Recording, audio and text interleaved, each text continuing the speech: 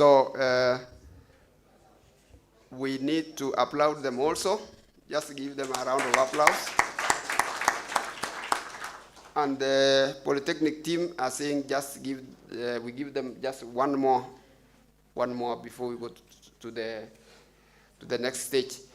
So welcome for a short one. That will be the last one today.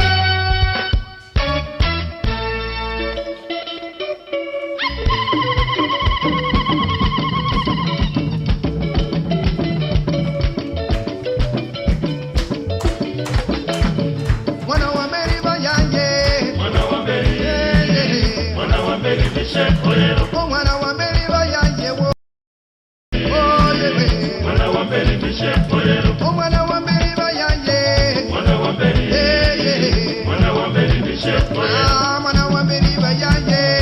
wa mberi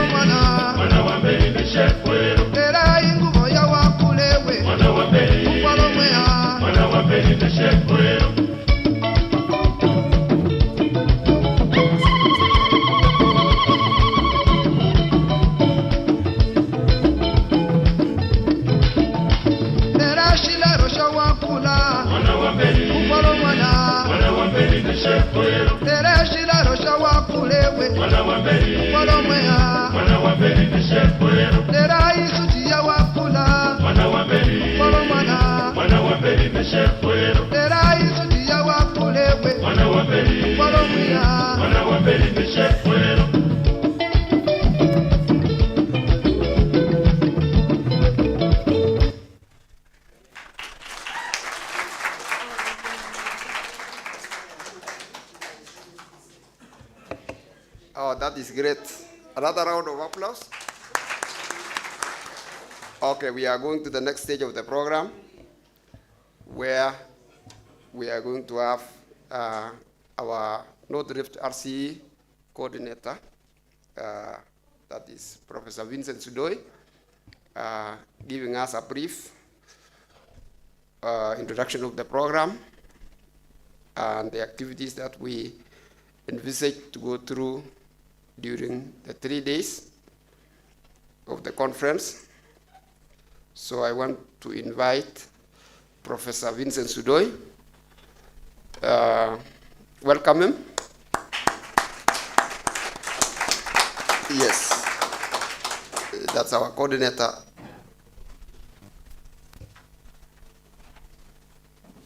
I want to say good morning, everybody. Welcome to University of Eldoret. Welcome to RCE North Rift. Welcome to Eldoret National Polytechnic. Because there is a representative here who is representing the Eldoret National Polytechnic. We will be there on the 3rd day. I have the pleasure of introducing a few members, our few visitors from Africa region. We have Dr. Akbesi from Nigeria. Do you like to say something? Yeah. Thank you. I'm so happy to be here, and I'm grateful to God that RCE Africa is going stronger and stronger. Thank you so much. Thank you very much. We have Dr. Professor, Botsi, can you say something? Greet the meeting. Thank you for you. I hope we will. Thank you for your invitation. I am a coordinator of International University Network on Cultural and Biological Diversity. Eldoret University is our member. I hope we will strengthen relationships. All the best to RCE members, participants. This one is a wonderful opportunity for UNESCO, UNU, Eldoret University, RCE, and all of you. Thank you.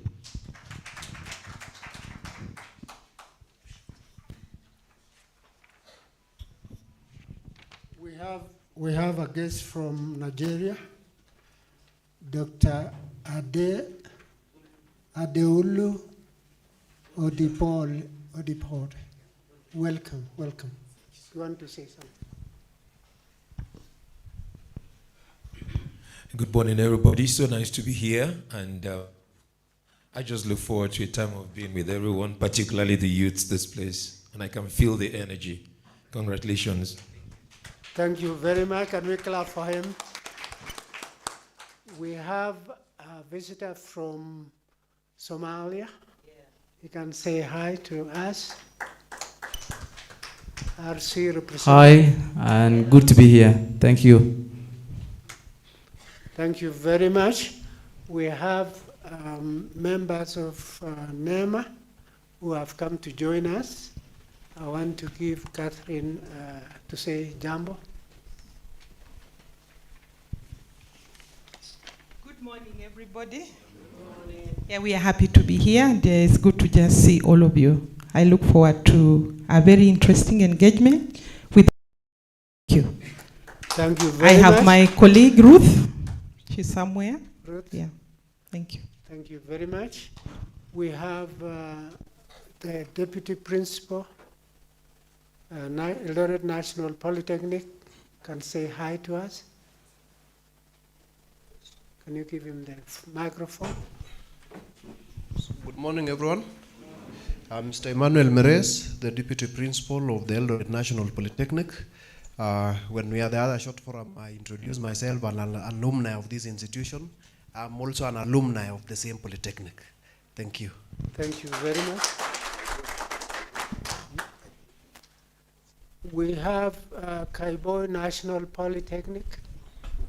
Welcome. Thank you very much. Good morning, everyone. I am Barmasai Isaac, representing Kaiboy National Polytechnic. I'm the registrar. I am pleased to be part of this. I am also an alumni from Eldoret, that is University of Eldoret. Yeah, then it was Moi University, it was a branch of Moi University. Thank you very much. I want to mention here that we have received support from Kaiboi Technical National Polytechnic. They have given us support for this conference. Thank you very much. Then we have UNESCO. Yes, please say hi to the crowd. Hi. Hi once more. Yes, my name is Dr. James Njogu, and I don't mean I of this. I think I have a colleague I'm not seeing. Kangede, where are you? Maybe she's still on the way, so she'll be joining later. Thank you. We have community of RCE from this region, and I want to ask one of the representatives to greet us. RCE North Rift. Hi. Good morning. I'm Mr. Kimboin from Nandi region, coordinating Nandi. Thank you. I'm happy to see young generation coming up with the environmental impact to our Africa and the whole nation. All are welcome. Wakeni karibuni. Yes, sir. Asante sana. Mr. Welinga, a very long cooperator of the RC. Can you say hi to? Hi. Martin, you want to know a lot about me, since you are the Gen generation, just Google Welinga Martin. Otherwise, I'm formerly an activity trainer at the Eldoret National Polytechnic, and I'm also an African Green Champion. I think I will interact more.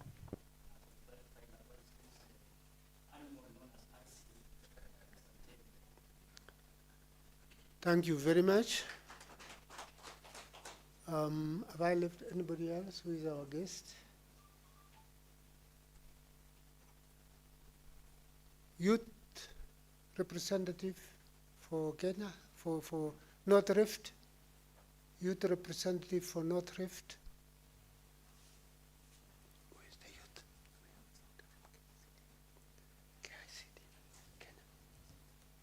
KICD. KICD.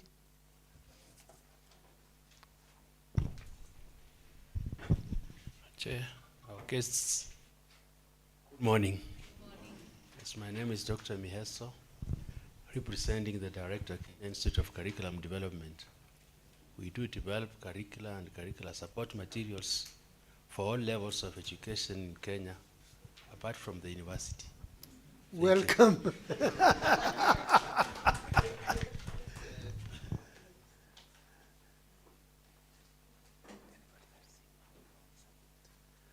RC Mao Summit.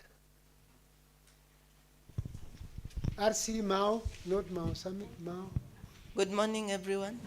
I'm Professor Wilkista Moturi, the Dean Faculty of Environment and Resources Development, Egerton University. We host the RCE Mao Ecosystem Complex. I'm happy to be here today. Thank you. Thank you very much. Any other representative from other RCs in Kenya? We have 9. Anybody from any other RC? I don't see anybody, any hand? Let's hope they will join us in the process. If we have gone through our main visitors, is there anybody representing a group? Yes?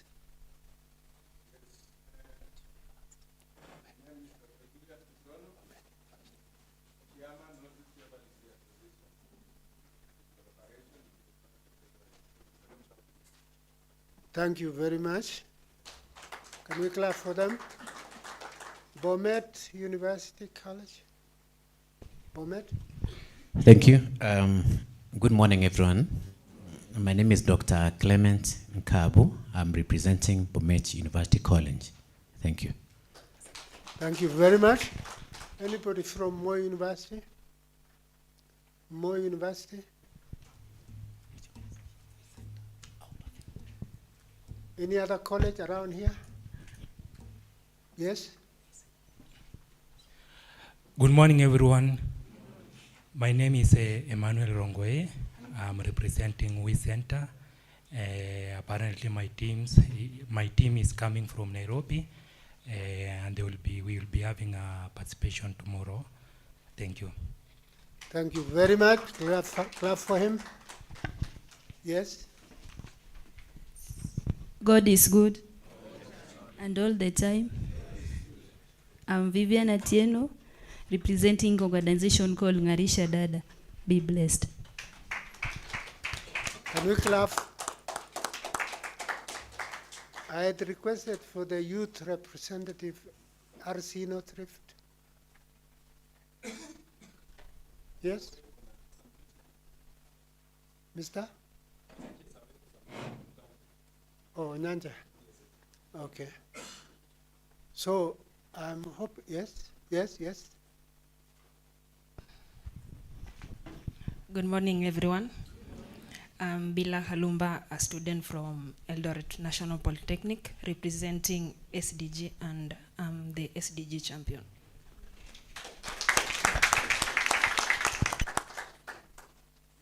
John Angeno, are you there? Yes?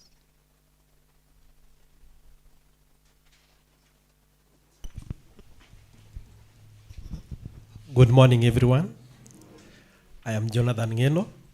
I work at the Eldoret National Polytechnic, where I serve as the environment officer, and I also do quality assurance. Thank you. Thank you very much. Any other person who would like to be introduced? Good morning, everyone. So my name is Keplagat Kivicta, the school president, Eldoret Polytechnic, and an environment conserve. Thank you very much. Now, at this juncture, I want to, there's one. Yes, quick. Where are you? Given the microphone. Good morning, everyone. Okay, my name is Musa Igesa, an alumni of University of Eldoret, class of 2016, the director of Change Creators Consultants, and I'm a member of Tunaweza, which deals with social accountability, joint responsive budgeting, and climate action. I'm happy to be here, back to my school. Thank you. Thank you very much. Clap for him. I think we have gone through the representative of various institutions, and now wish to request our DVC Pre, the acting, to say hi to us.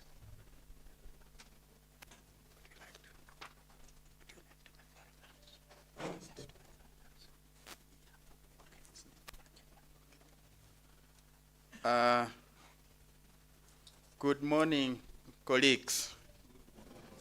My name is Gelas Simiyu Muse. I'm here on behalf of Deputy Vice Chancellor, Planning, Research and Extension, Professor Philip Rapuru.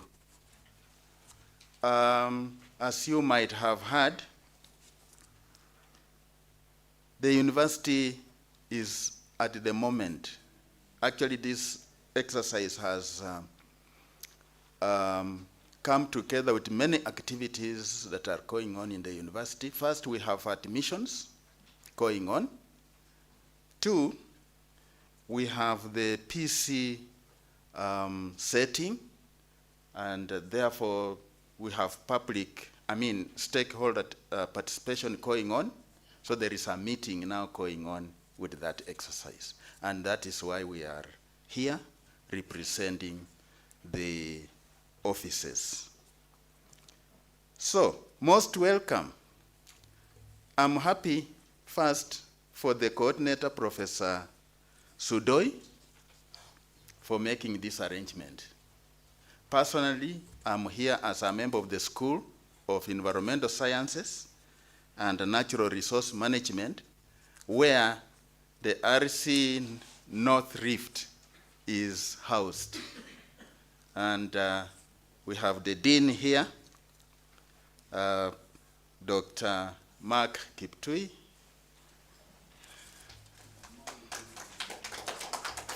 Thank you, Mark, for housing us. And before I say my remarks, I'm so delighted to meet Professor Wilkista Muturi. Prof. Greet us again. You know, that lady was supervised by one Professor Tolle, and we only used to see publications. And later now we started meeting because Professor Tolle was our supervisor with that lady there. And she has not said that she's an alumni of this university because she believes in Moi. Welcome, Prof. We are gratified for you coming, accepting our invitation, and we are happy that RCE is here. We are addressing sustainable development and more so education. I'm happy through introduction, most of you are dealing with communities, various organizations that interact with the communities. So you are looking at things to do with the community development and also community health, I believe, and also things to do with addressing sustainability where economic development comes in, but resource management also comes in. That is very important. And closely related to that, because I can see the representative of UN is here, UNESCO, the culture and the biodiversity. Under sustainability, we need to conserve biodiversity, but at the same time, we conserve our culture. So there are policies to do with culture. Professor Bossi, welcome. We are very happy for the role you have played in introducing culture and biodiversity issues in Africa, and more so in our University of Eldoret. We really desire to work with you. And for your information, we integrated carefully the biodiversity and the culture in our curriculum. It became a section of our curriculum, I think in first year or second year of our environmental program, through your influence. Thank you so much. So again, I would like to appreciate the institutions that have supported us. The NEMA, Kaiboi Technical Institute. We have also National Polytechnic Eldoret. You have really supported us and we are very proud to collaborate with you. Let us continue associating. And without saying much, I would like to take this opportunity to invite my colleague, the acting Deputy Vice Chancellor, Administration and Finance, Professor Makau, to say his remarks. Welcome, Prof.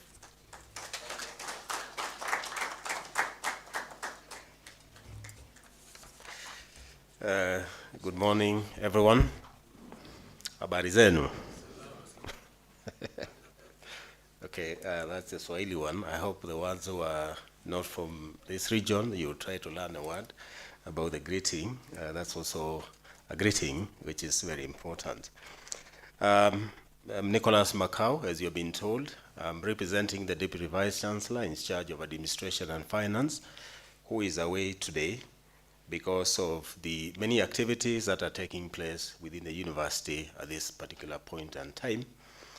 We also have the admission of our students that is ongoing, as you've been informed, and a few other activities within the university. But we do appreciate that you are here today. You have found time to be with us today. And I would like to extend a warm welcome to all of you to the University of Eldoret. It is called the University of Eldoret, If you call it the other way around, university, Eldoret University, that is picked differently. So it's supposed to be University of Eldoret. That's the correct name of the university. I would like to appreciate the organizers of this particular conference for organizing a very extensive conference. I've looked at the program, and indeed the program is quite interactive. I've looked at the topics. They are quite relevant at this point in time. And what you are discussing today is very, very important. And it is my prayer and wish that the discussions that we are going to have today will find their way to the international stage. And the reason why this is very critical is because climate is about livelihoods. It is not something that we just talk and leave it hanging. It is something very critical. There are people who rely on this. And so as we discuss these issues, we need to translate them to action. And that is our desire, and that is our prayer. I know that we do have a significant participation from the African continent, and you realize that the Kenyan president has been very keen on the question of climate.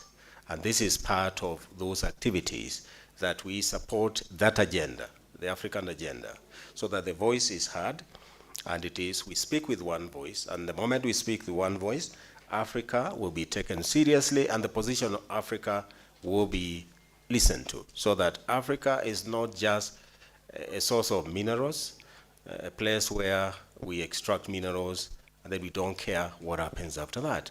There are people living in those regions where we are doing these activities, and so this particular workshop is very, very critical if I look at some of the things that you are talking about. I teach physics myself, and as we teach physics, it's a fairly broad subject. Things to do with energy are contained there. And some of the things that we do, of course, do impact on the climate, sometimes negatively, but if well managed, these do affect, impact positively. You may be aware or may not be aware, the Kenya government is discussing about starting nuclear, the utilization of nuclear energy to supplement the other forms of energy, because the government realizes that you need sufficient base load energy to support industrialization, because without industrialization, many African countries will still struggle. So whatever we do, we need to translate it to action, to products and services.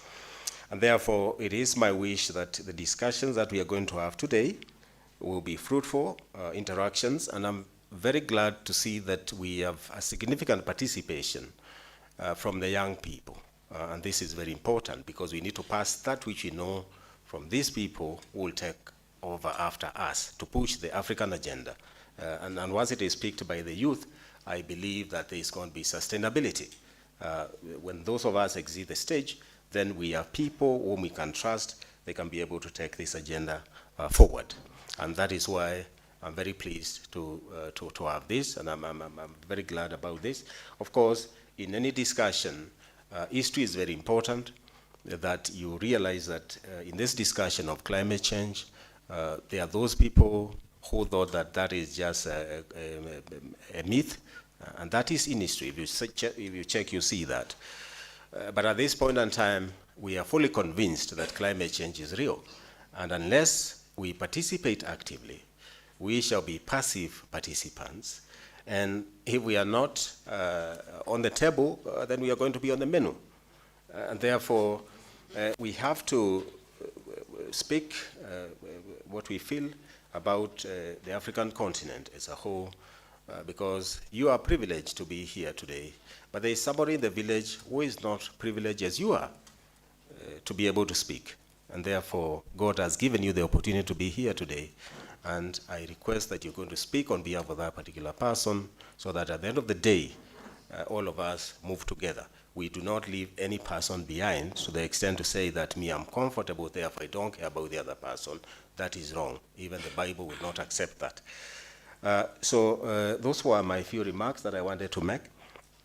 The Vice Chancellor is also away to other activities, and we have requested that we'll get his remarks later on, and once we get the remarks of the Vice Chancellor, we shall bring them to you so that you know the vision, what he feels about this particular activity that we are having today. So once we get those remarks, we shall come back to you and tell you the remarks of the Vice Chancellor. And so what we'll do is that we shall continue with the rest of the activities as per the program.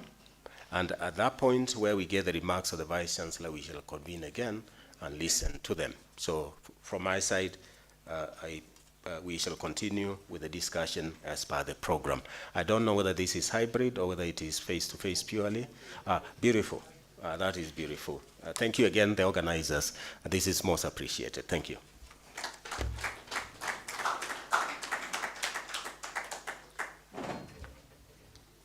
I would like to appreciate our two Deputy Vice Chancellors for their comments and support.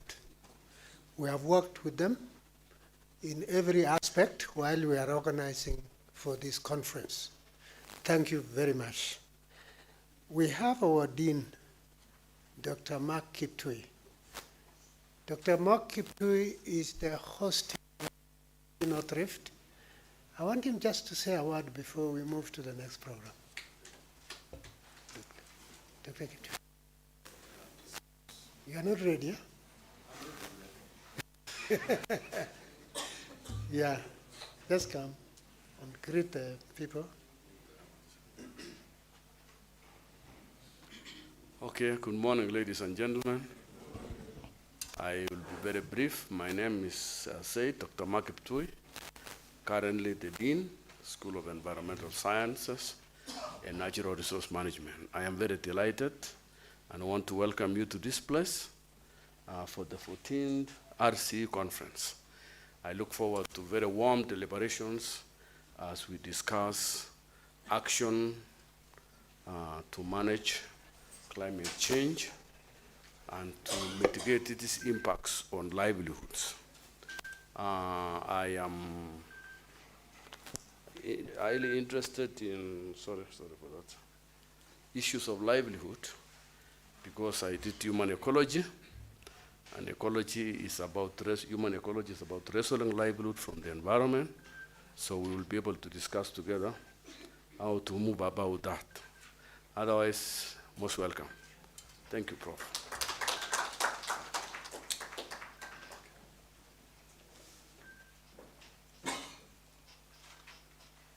Thank you very much. Dr. Mark Kiptui, the Dean, School of Environment and Natural Resource Management, who is the main host of this conference. We also have the Directorate of Research and Innovation. And we were expecting Dr. Lisi Mwamburi or the representative to give us some remarks. Goya, any remarks from the Directorate?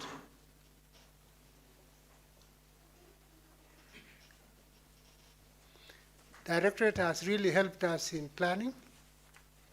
They are part of the Secretariat, and they have given us a lot of support.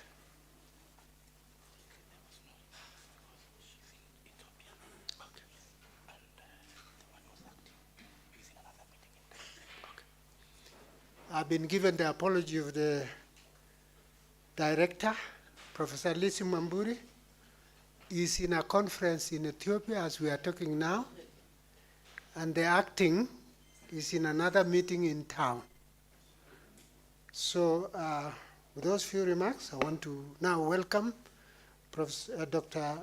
Catherine Baisi to take up the next part of the program and invite our guests.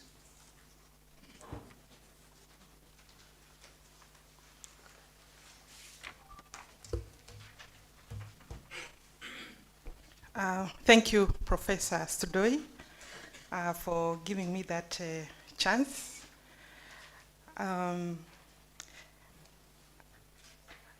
The university management represented here by Professor Simiyu and Professor Makau.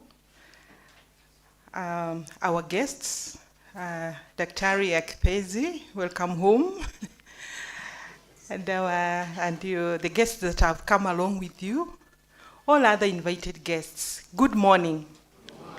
Yeah, we are so happy. I'm so happy to be here to have this conference. We have really been looking forward to this day, and finally it is here. And we are very happy. And I believe, like I said earlier, we are really going to have a great engagement, great discussions, and great learning, great exchange of knowledge, both from within here, from the region, and from the global, because we have guests coming from all those regions. I want to thank Professor Sudoi for coordinating this with the support from all the other members that have worked together to put this meeting together. Maybe just as we start, I would like to just give a little introduction of RCE, because we have mentioned that abbreviation so much. Maybe it's just good to unpack it a little bit so that we engage knowing why we're here and what brings us or binds us together. RCE is a network. It is the Regional Center of Expertise. This is an initiative of the United Nations University, who I believe are online, and they're going to speak to us through the online, and they'll be able to tell us the vision and give us direction of where they want to take us as RCEs. This RCEs aspires to achieve the goals of education for sustainable development by translating the global objectives into the context of the local communities in which they operate.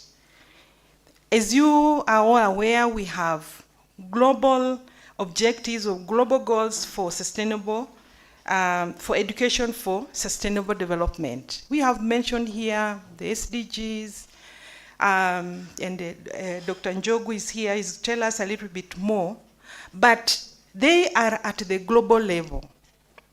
But we are here in the communities. We are here existing together, working together, the universities in these local communities. And that is why these RCEs are very important, to bring us together, all the people that exist in a community. These networks exist in formal and informal organizations.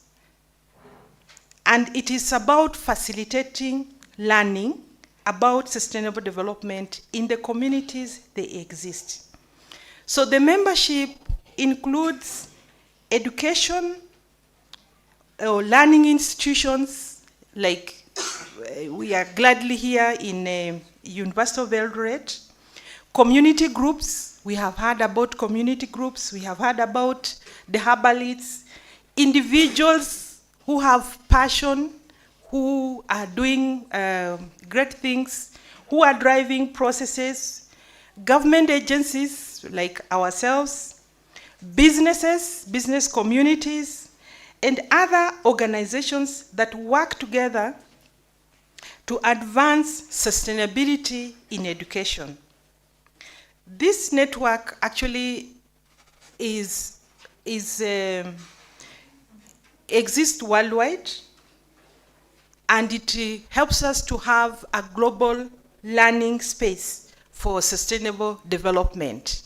For example, here we can say we are having a global learning space because we are here meeting together as global RCE centers here.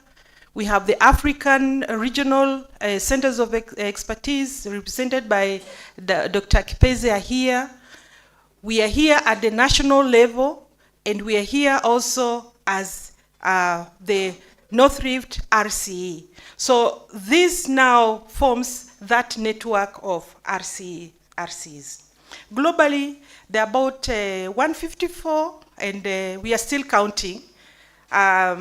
Maybe 190, but I will speak about the 154 because those are the ones I can easily talk about.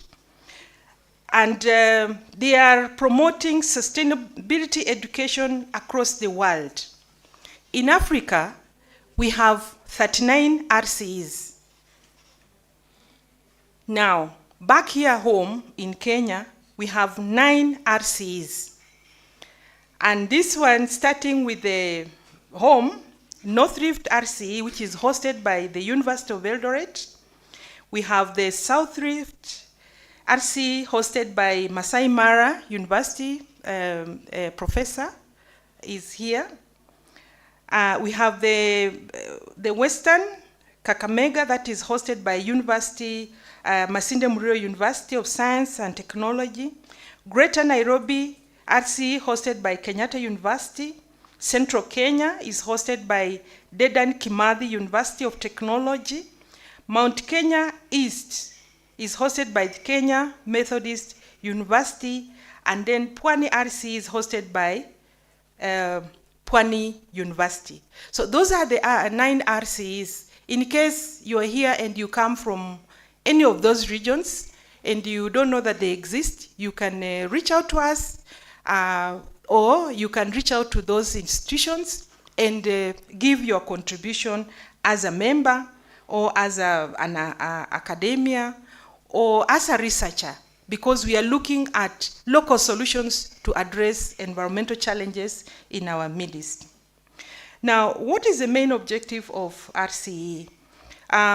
This is to create an education for sustainable development network of membership to sensitize communities and policymakers on the benefits of on the benefits of solving environmental issues together. And we have a myriad of environmental issues. One of them is issues of waste management. That's a big, big challenge that we have as a country. And I'll be speaking later in this conference about what we are doing about waste management. And also carrying out other environmental activities and promoting best practices. We are here to learn about best practices at the global level, at the national level, at the regional level, and again at the community level. That's why I'm saying that we are here to learn, to share, and also to inspire one another towards sustainability. The United Nations University, together with the regional centers of expertise, they organize such regional meetings held annually, and global conferences which are held every 2 years. The National Environment Management Authority, where I work, is a National Regional Center of Expertise coordinator with support from the global and regional offices. And therefore, the authority organizes or supports RCE coordinators to organize meetings to deliberate on environmental issues affecting their communities and helping them to share best practices. So that is why we are here, to be able again to share, to network, and to see how we can solve our issues. And in these regions, I think Professor has done a good job. We have issues on climate change, which they have been able to look at them. We have the triple threat challenges, issues of climate change, waste and pollution management, and biodiversity loss. Those are the 3 key issues that we would want to look at. But all these issues we cannot solve them without education, And that's why we are looking at education for sustainable development as, how do you call it? A driver, an enabler to solve the environmental issues in our midst. And that's why, friends, we are here to deliberate on that. I think maybe just for those of you who are hearing about RCEs for the first time, I would like to say that as a country, we have had an engagement with the RCEs. I think this is our 4th engagement. The first one was in 2013, where we had a global conference. We held the first global conference here. It was held in UN, Gigiri. And it was very interesting because that is when actually we got to really learn about this network and saw an opportunity for Kenya as a country to plug in and be able to network first with the global community, and again at the regional community, and again at the local community. And that is now when we started encouraging our different communities to register the RCEs. The second one, we were able to host the 6th African RCE conference that was in Kenyatta University in 2016. And again, if I remember, we were looking at developing capacities of African RCEs for implementation of the Global Action Program on ESD. And since then, the other one, I think, was the 12th African RCE, which was held in 2022. And we are again looking at the role of RCEs, the role of African RCE in climate action. And today we are here. I'm just saying that just 2022 we held the 12th African RCE. And in 2024, we are hosting the 14th African RCE meeting. Please clap for yourselves. So at this point, I sincerely want to thank the Global RCE for trusting us that much and giving us an opportunity to host this African RCE conference. We are sincerely humbled, and we take it as an opportunity for us to learn and to share the little we are doing, your little bit. So everybody who is here, I look forward to hearing or to sharing our experience, because for sure, you are here because you are doing something, you want to learn something, you want to get something to go and do back home in your community. And if we can all desire to take a little bit from here and just go and do that little bit wherever you come from, I think that would be a great, great opportunity. I think with those few remarks, I want to go straight to the program. And then first, I want to give the apologies of my DG, Director General, Mamo B. Mamo.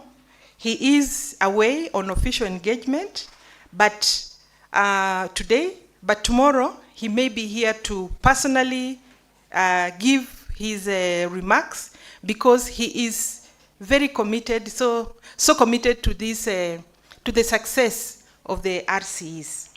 So please receive his apologies.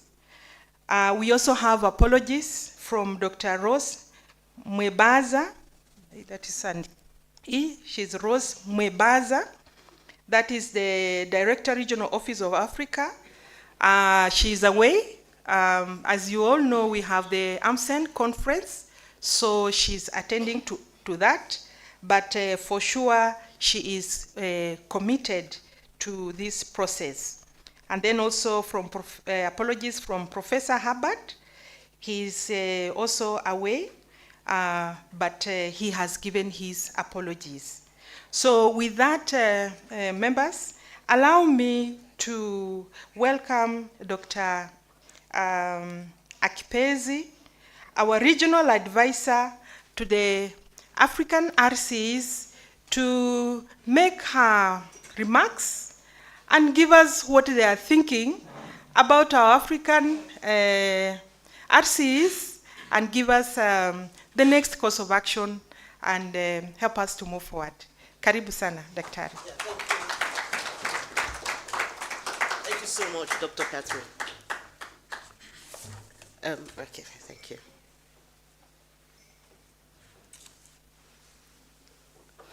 Yeah, okay, while that is being put off, I would like to just say thank you so much, Eldoret, no, not Eldoret University, University of Eldoret.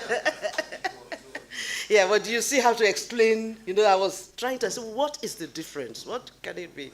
Thank you so much for hosting us.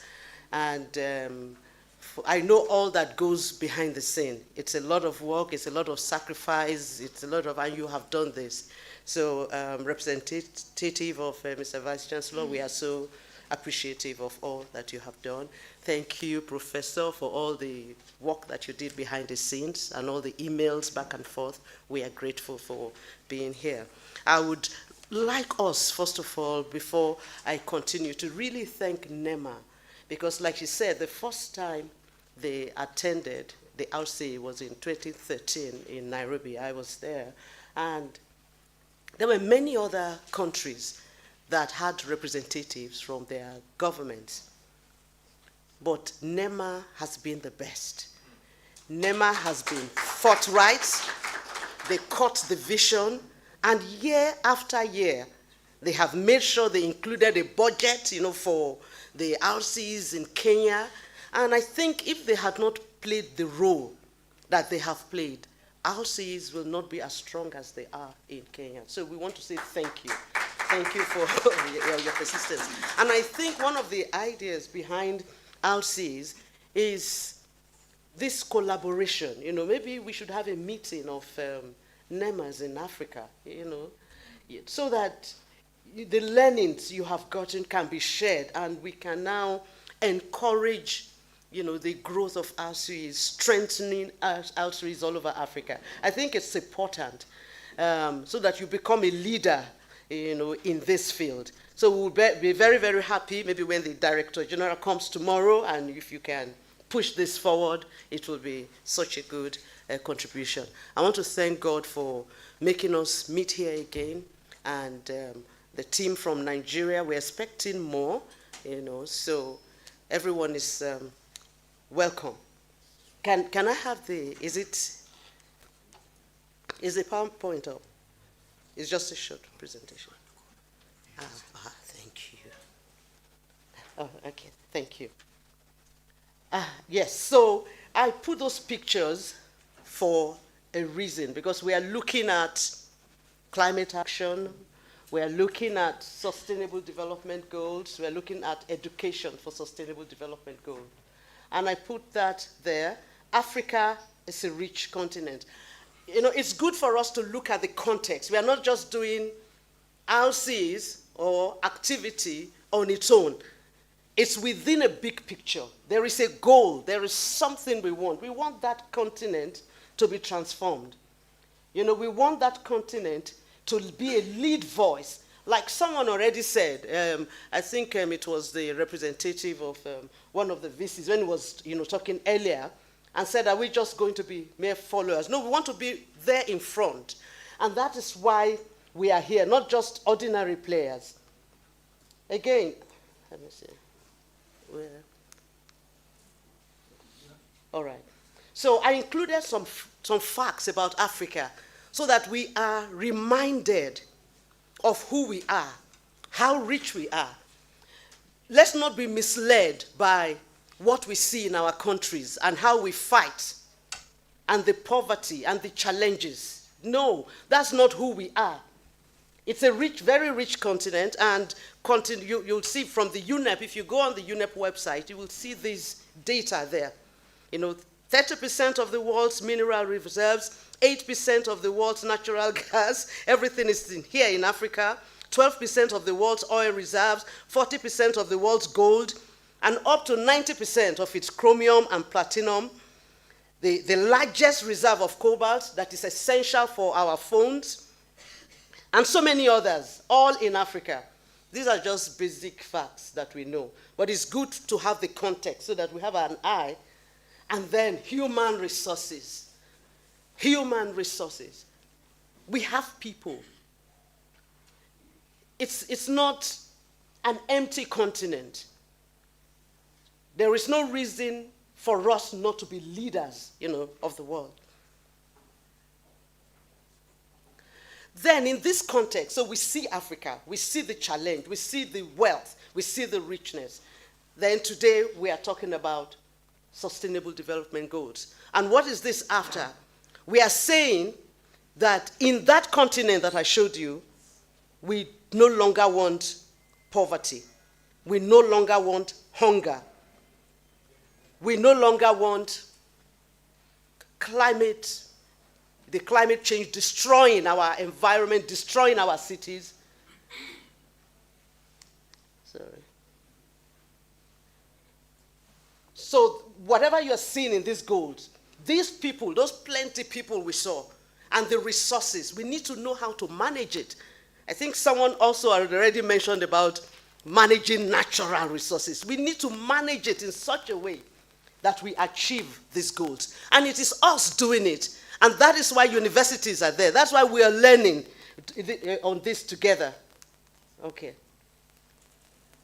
Then in this context too, because we need to look at the African policy itself, the African Union has also keyed into the Sustainable Development Goals. So we need to have an eye on what our African leaders are saying. They are saying that by, I think it is 2016, when they met in 2014, 63, there should be no poverty. We must have completely eradicated poverty. We need structural transformation.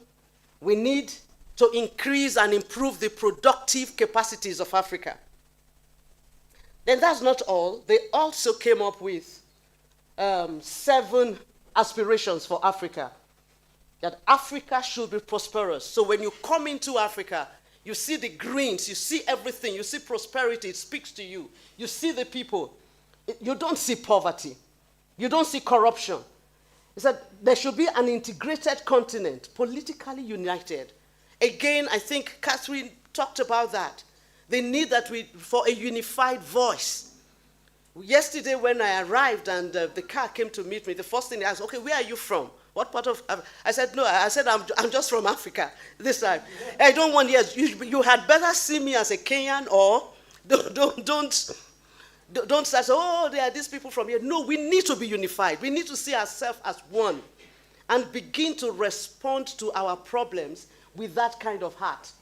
Then good governance, democracy, respect for human rights, justice and the rule of law, peace.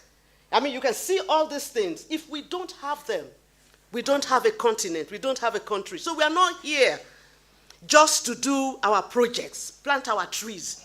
No, we have an eye to the big picture. We are here. So whatever we're going to do here, whatever we're going to discuss here, will contribute to this big picture. If it is not contributing, then we're just going around the bush. We're just going round and round. We've just wasted our time. So whatever we're going to do here has an important role. It has an important goal. Okay. Yes, and that is why this is the reason why we have the regional centers for expertise. How are they going to play a role? What can they do? Because what the regional centers of expertise encourage is that from where you are, you can begin to practicalize these goals. You can begin to collaborate with others. No one can do it by itself. Universities cannot do it by themselves. The communities cannot do it by themselves. The businesses cannot do it by themselves. So we come together as stakeholders that, see, we are stakeholders in Eldoret. Eldoret has been declared a city. What do we allow? What are the problems? How do we together? What happened? Okay. How do we together begin to solve the problems? What do we do? So, regional centers of expertise are hubs of action. They are hubs of learning. And they work with communication. So people have to learn to talk together. People have to learn to work together. Nobody is the superstar. The universities don't know it all. That's how they have to engage with the communities. Today, you know, when we came in, we were welcomed by these elders from the community. They were singing and dancing. But that's so important. That is telling us that you are welcome. And it's giving us warmth that this land receives you. You know, so it's all, thank you. It's all part of our learning experience. And it's all part of what makes us one. And that is what the RCE is about. If we can collaborate that way, we won't fight. There will be peace. When you go to a place, you reach out to and you receive welcome and you give welcome. Then we begin to work together, you know, for peace. It's all part of it. So RCEs are hubs of action drawing on communication, coordination, and collaboration among diverse partners. Businesses. The businesses come. They say, yes, this is our problem. We have the money. Yes, you have the knowledge. You have the policy. Yes, let's impact government. The government comes in. NEMA comes in. And NEMA has played that critical role here in Kenya. And they say, yes, we are the policymakers, but we are not on the ground. We want you to go to that river. Help us to do the analysis. Let's work together. And that's what RCEs are. That way, we are implementing the global goals, but we are implementing them locally, and we are also attending to our own problems, our own local problems, learning from it, and transferring it to improve the global approach. So that at the global level, we are not docile. They don't say, okay, like for climate change now, we're saying, okay, fossil fuels are the problem. No more oil. Okay, but you know that in a lot of countries in Africa, if you say no more oil production, no petrol, nothing, everything will shut down. No. But if you look at what we use, it's very, very minimal compared to the contribution of other countries to the climate change. So what do? You say, yes, we know we need to move away, but it has to be done in a just way, in a fair way, in such a way that our people will not suffer. So we come in because we have been working with the community. We understand their pain. We have learned. We know how to do these things. And our voice is also on the table.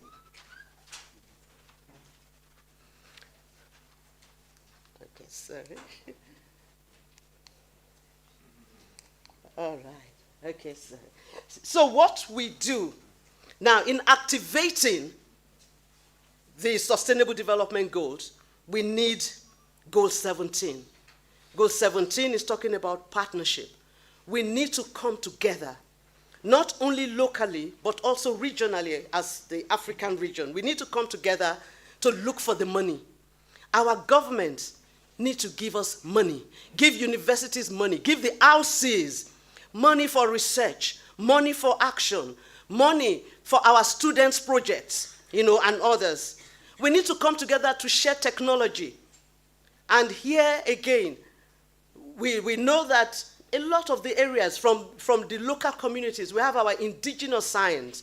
We need to come together. We need resources to really develop them and own them and contribute them to the global stage so that we are not told that there is only one science. No, it's continuous and it is continuum. That's what makes the world rich. Then capacity building, we need resources. We need partnerships. Trade, we need partnership. Addressing systemic issues such as policy and institutional issues, we need collaboration. We need partnership. Like in my country and other African countries, we need partnership with NEMA so that they learn from them how they have managed to grow strong RCEs, you know, all over Kenya. So now I'd like us to just take a breather, you know, as a round, or just a breather. Let's try to picture the Africa of our dreams in our current context. Here, University of Eldoret. Is this the Africa we really want? Is this how we want Africa to be? With problems, corruption, mismanagement of things. Is this what we want for our children? Is this what do you see? And what can we begin to contribute at this meeting towards leading our communities in climate action? That is why we're here. So in your presentations, you are asking yourself, what can we contribute? What can we do to lead our communities, to lead these universities? It's not enough just giving out degrees and we still end up in a situation that is not creating a future for our children. What can we do in this meeting? How can we work together as stakeholders to contribute to this Africa that I had showed you earlier on, that we want? Africa where there is no poverty, where there is no hunger, where our children are not hungry anymore, where we don't fight each other, where our leaders don't come and just disappear with the resources. We can have that Africa because it's in our hearts. And we can make it happen, and we can start that journey, you know, today. So in walking the talk, I want to just share with you, yes, I want to share with you some brief thoughts. Now, I'll start from Eleanor Roosevelt. She said, you must do the things you cannot do. We have to do the things we think we cannot do. We cannot work with Nigerians. You know, those Nigerians, they are too fast. And before you know what is happening, they would have carried, you know. No, you have to work with Nigerians, sorry. Or you say, we cannot work with the Somalians. We have to work together. We must work together. Those things we think we cannot do, let's begin to do them. So, for the sake of our children, and so that we don't waste those resources. You saw the beauty of the continent I showed you earlier. So that we are not here for nothing. Then secondly, the next thing in walking the talk, Wangari Maathai, of course. You know, we can't have a session like this without calling the name of that woman.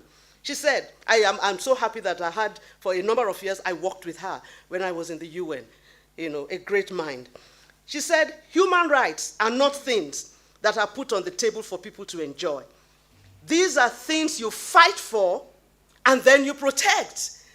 You know, we want this. We say we want this. We want good governance. We want this. We want this.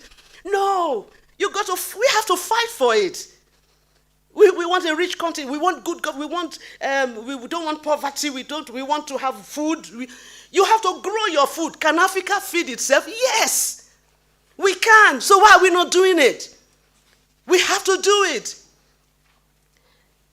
And when we go to meetings, we can fight for our values. We can fight for the protection of our culture. We can fight for the protection of what we stand for. And say, okay, no, we are not going to do this. This is what we're going to do. This is our own timeline. We know what is good for our people and what is good for our future. We have a voice. We can. So it won't come to us. You want money? Let's work for it. It's not going to come automatically. We're waiting for grants. And if we keep taking grants, then we'll keep following them. We'll just be following. Today they will say, oh, this is what is important to us. You too, you will drop it. I'm so glad that NEMA has continued to stay with environmental education. Because environmental education is, how do you protect climate if you don't know how to preserve water in your house? If you don't know how to clean your environment, that's where to start. It has to be in school. All of us must have those essential environmental culture and habits. And that's what builds up to not polluting the environment, to not contributing, damaging carbon footsteps. That's where it starts. Then there is the African proverb that says, when you want to solve a problem, you solve it from the roots and not the fruits. You go to the roots. Let's start teaching basic environmental education from the school. And that is education for sustainable, and then they grow in the secondary school, in the universities, education for sustainable development. Let's go everywhere. Then you have a person can do nothing better than to find satisfaction in their own toil. We must work with our hands. We must work with our hands and be satisfied in what we do. Then another one says, our choices determine our destinies. Where we are today, I'm sorry, it's the decisions we have made. It's nobody's fault. It's not the fault of America, it's not the fault of Europe, it's not the fault of anybody. It's we that made the decisions. We have allowed the things we have allowed. We can begin to make different choices today. So, in walking the talk, the RCEs gives us the opportunity. Nobody has an excuse in Eldoret anymore not to walk the talk. If you don't know, come and join those who know and learn and contribute the little you know. The regional centers of expertise are opportunities for us to take charge of Africa Renaissance and to contribute globally to the future we want. We want to be critical players and not just onlookers. So the question is this: will Africa RCEs be critical players or mere followers? What do we want to do? Where do we want to be? We can be critical. We can be critical in Eldoret, we can be critical in our nations, in our countries, and that is what we want to be, and not just followers. So be reminded of this. Leaders can reproduce only what they have become themselves. If from this conference we still continue business as usual, it's because we are not the kind of leaders that Africa needs yet. Let's prove it here in this conference, that we are leaders for transformation. Let me end with this story. There was this old wise man that met with this professor, and this was a very brilliant professor, moves all over the world. Today he's at this meeting, next day he's at this RC meeting, and so on. So the professor, this old man said, okay, Prof, what are you doing? The prof started. He said, I have been developing implementation plans. I've been doing this research and that. I've been going here. Even right now in Eldoret, I'm here. I'm going to organize plenary sessions, plenary this, that. And the old man just said, see, Professor, you're not just organizing plenary sessions and meetings. You are building memories. Good memories. Memories that can transform. Please, Professor, see beyond that and see that whatever paper you present, whatever you are doing, they are memories for change. They are living memories that can transform. So we are here, not just to attend meetings, listen to speeches, no, but to share memories, to build memories that will transform our continent, that will make the future better for these children. And yes, so we are here to empower African regional centers of expertise, to build self-confident, self-reliant regional centers of Africa who would look for money within, who would not always be, if you don't give them, they can't do anything. And that's why I really commend the RCE North Rift. It's so difficult. It's not easy to host a global meeting. But they said that we will do it. We will do it. And you've done it. You've done it. If you did say, if they had looked at their pockets, they wouldn't have done it. They would say, no, we don't have the money. Who is going to give us money? But they didn't do it. They saw that it was good to do. We must do it for ourselves. And they have done it. Thank you so much. So self-reliant LCs in Africa and working together to make this happen is our gift. This is the gift we can give to the future. We have come here to give a gift to the future of Africa. And before I leave, I must say thank you to our partners, United Nations University in Japan, for their commitment. I've worked in the UN for many years. And what happens is that you rarely see a program that will go on from year to year. They will come and a new leader will come and say, no, we don't want this again. Now it is green economy. Another one will come, no, we don't want this, this is it. but the United Nations University have stayed with this vision, of promoting regional centers of expertise all over the world. And I'm happy that in Africa, we are going to lead in this. Thank you so much for coming, and thank you for listening. Thank you.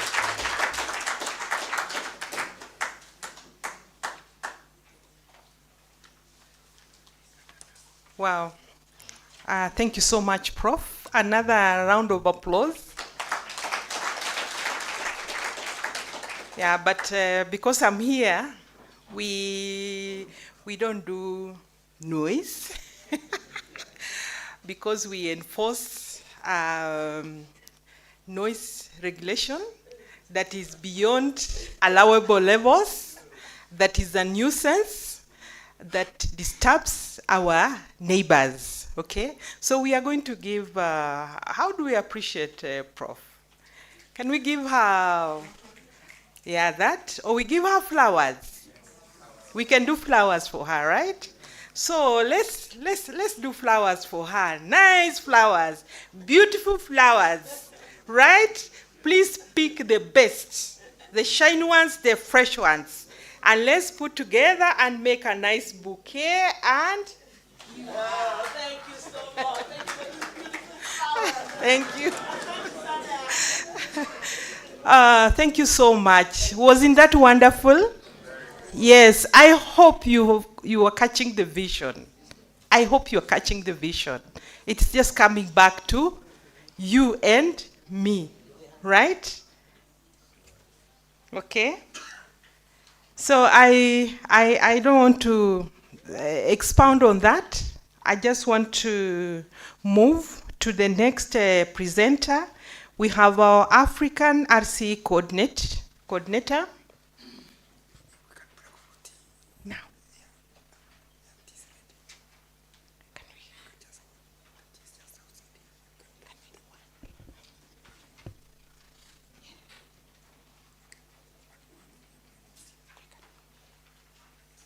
Okay. I'm guided. I'm informed we have tea ready. I don't know, our African coordinator is online.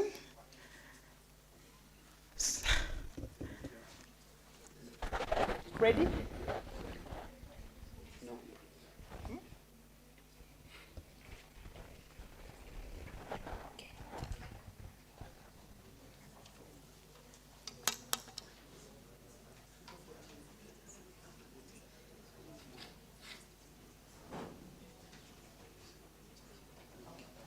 Fine.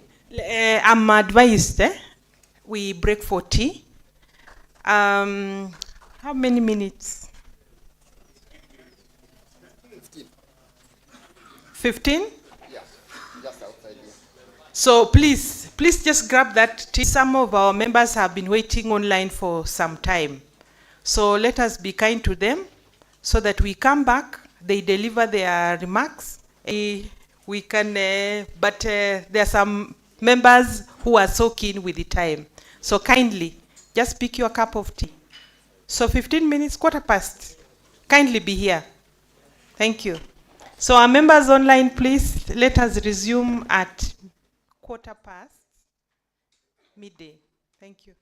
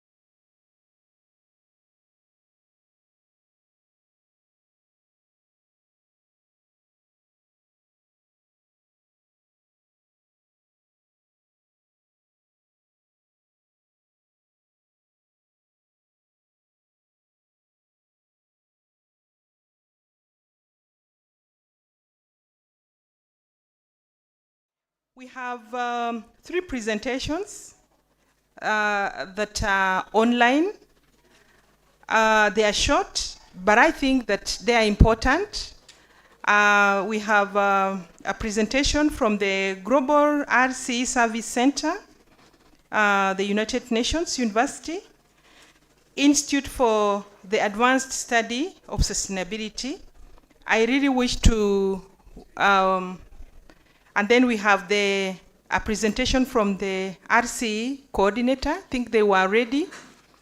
If the video is ready, we can have it now. If it's not ready, we can take another presentation. I'm told it's ready, so please let's take that from our chief, Masango Sone. That is RCE Buea, Cameroon.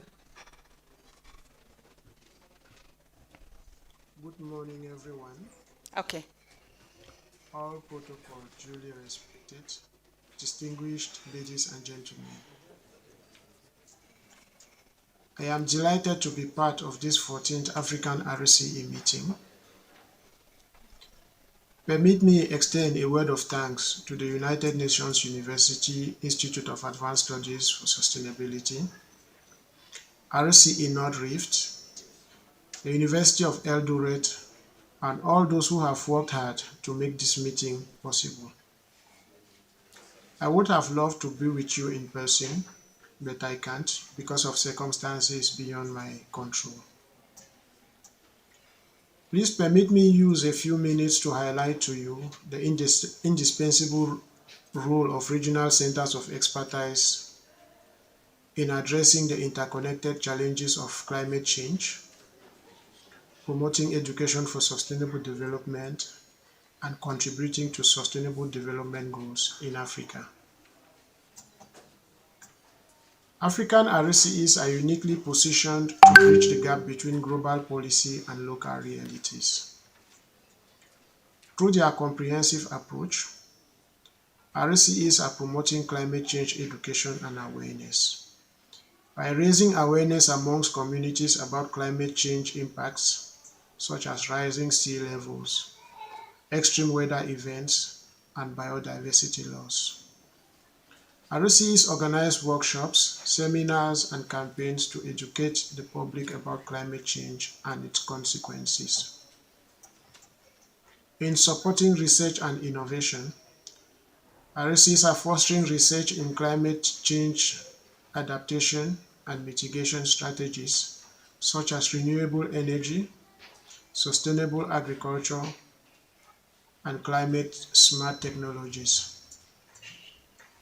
RCEs collaborate with academic institutions, researchers, and local communities to develop innovative solutions.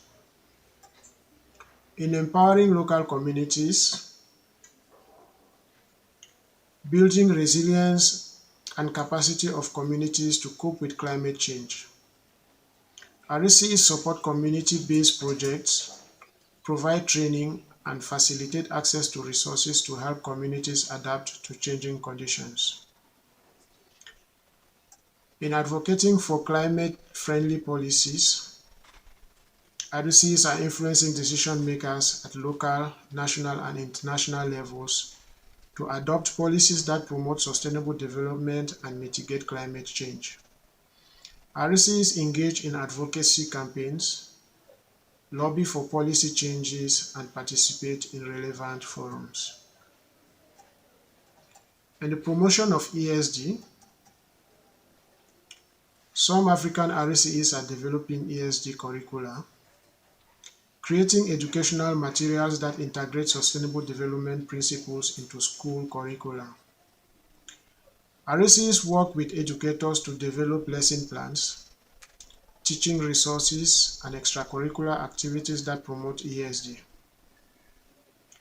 Training of teachers. Some RCEs are equipping teachers with skills and knowledge to effectively teach ESG. RCEs organize teacher training programs to enhance their capacity to deliver ESG education in the classroom. Coming to engaging students, some RCEs are organizing activities and projects that engage students in sustainable development initiatives. RCEs can facilitate student-led projects, field trips, and competitions to foster a sense of environmental stewardship. In relation to the SDGs, some RCEs are supporting SDG implementation by providing technical assistance and capacity building to local governments and communities to achieve the SDGs. RCEs are helping identify and address local challenges related to poverty, hunger, health, education, and other sustainable development goals. In facilitating partnerships, RCEs are fostering collaboration among diverse stakeholders, including government agencies, NGOs, businesses, and academic institutions to achieve shared goals. RCEs serve as a platform for dialogue, knowledge sharing, and partnership development. Monitoring and evaluating progress. Some RCEs are working on tracking progress towards the Sustainable Development Goals and identifying areas for improvement. Some RCEs also use data and monitoring tools to assess the impact of their initiatives and make necessary adjustments. Permit me also cite some of the challenges that African RCEs face as they try to maintain their relevance in our communities today. Here I'm talking about limited resources, institutional constraints, lack of awareness or visibility, cultural barriers, political instability, and data scarcity. I strongly believe that by working together, African RCEs can play a more significant role in fighting climate change, ensuring that Africa achieves the Sustainable Development Goals and builds a sustainable and equitable future for all. I thank all of you so much, and I'm wishing all of us very fruitful deliberations during this meeting. Thank you very much. Let's give him a round of applause. Well, him we can go. Let's give him 1, 2, 3. Let's give him. Thank you. We can have the next. That is from the Global RCE Service Center.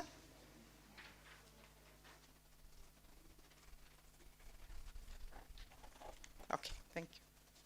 Good morning, good afternoon, and good evening, everyone. My name is Jong-hee Park, the head of Innovation and Education Program at United Nations University Institute for the Advanced Study of Sustainability, or UNUIS. On behalf of UNUIS and the Global RC Service Center, I extend my warmest welcome to all the participants from across Africa and beyond to this 14th African Regional Meeting. We greatly appreciate the leadership and initiative of RCE North Rift and University of Eldoret in hosting this year's regional meeting. We also extend our gratitude to the RCE's partner institutions, namely National Environment Management Authority of Kenya and the Eldoret National Polytechnic, for their cooperation in making this important event possible. We stand just 6 years away from the end of the 2030 agenda, but SDGs are alarmingly off track. According to the Sustainable Development Goal Report 2024, only 17% of SDGs targets are on track, with nearly half of them are showing minimal or moderate progress, and more seriously, 35% of the targets have stalled or even regressed. Climate chaos is evident worldwide, with extreme weather events becoming more frequent and severe. We all know Africa suffered from the extreme heat wave in April and May that even killed hundreds of people. And the heat wave is now with Asia, breaking records every day in July and throughout August.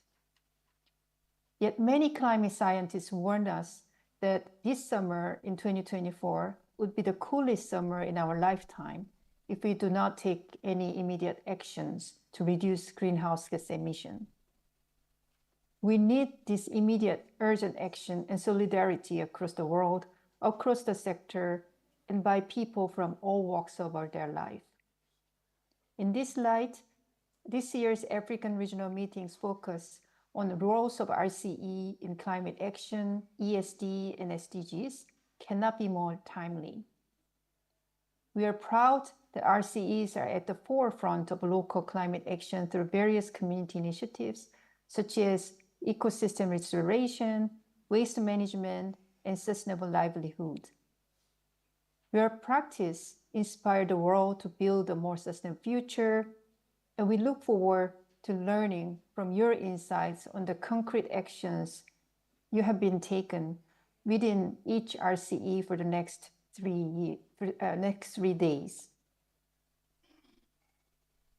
As for the Global RCE Service Center, we would like to share some reminders and updates relevant to all the RCE members. So let me show you a slide. Okay.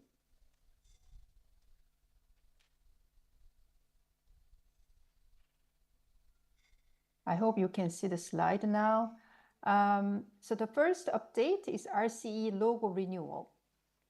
The RCE logo and its usage have been renewed to align with the new UNU visual identity, which is effective from 23rd of August this year, 2024. Please be advised that the old logo is no longer valid, and please do not use the old logo for any new materials that you're making. Please kindly ensure that all the new materials that you are currently making or will be published comply with the new logo and the usage guidelines that are available on the website. Second update is call for RCE Award 2024. As we all know, the annual RCE Awards celebrate our outstanding RCE projects from worldwide. Currently, the applications are open online until 20th of September. This year, a special award category dedicated to youth-led projects is launched. So we look forward to your submissions from African RCE members and youth alike. The third update is about the regional RCE youth coordinators. So regional youth coordinators are appointed for a 2-year term to strengthen youth involvement and facilitate youth-led initiatives among and beyond the RCEs. For example, it was a brilliant event led by our current RCE youth, regional youth coordinator last Friday, celebrating the International Youth Day.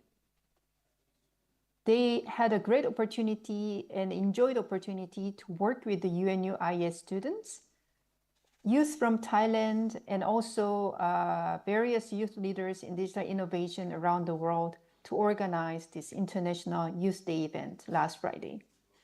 As such, youth engagement will continue to be a priority for RCEs. The call for application is currently open until 15th of October. Mr. Evans, the current African Regional Youth Coordinator, will share his experience as a youth coordinator and also provide more details about the application process during this regional meeting. We look forward to hearing from him, also from other youth from the region of Africa. Finally, the fourth update is call for hosting the 14th Global RCE Conference in 2024. Next year's Global RCE Conference will celebrate 20th anniversary of RCEs, and we will discuss future goals toward 2030 and beyond. The call for hosting this memorable and also important conference is currently open online until 15th of November 2024. Furthermore, UNUIS plans to publish a case study on action-oriented pedagogies for ESD, featuring 10 outstanding projects in November. To my memory, I think we have two concrete cases from African region featured in this case study of action-oriented pedagogies. And also we will develop and launch a dedicated digital repository that features and shares all these innovative action-oriented pedagogies for ESD and promising RCE practices. All these details on these initiatives are available on our website, so please use the QR code on the screen and visit our RCE website. In closing, I extend my heartfelt thanks to RCE North Rift, its partner institutions, and all the participants who are joining today. Special appreciation goes to the Ministry of Environment of Japan for their continued support for the global RCE network. I believe RCEs will continue to play the vital role in addressing challenges through multi-stakeholder community engagement. And I hope this regional meeting will foster dialogue and collaboration and ignite a collective determination and solidarity to accelerate climate action. Together, we can achieve a just transition and shape a more resilient, inclusive, and sustainable future for both people and our planet. Thank you very much for your attention and enjoy the conference.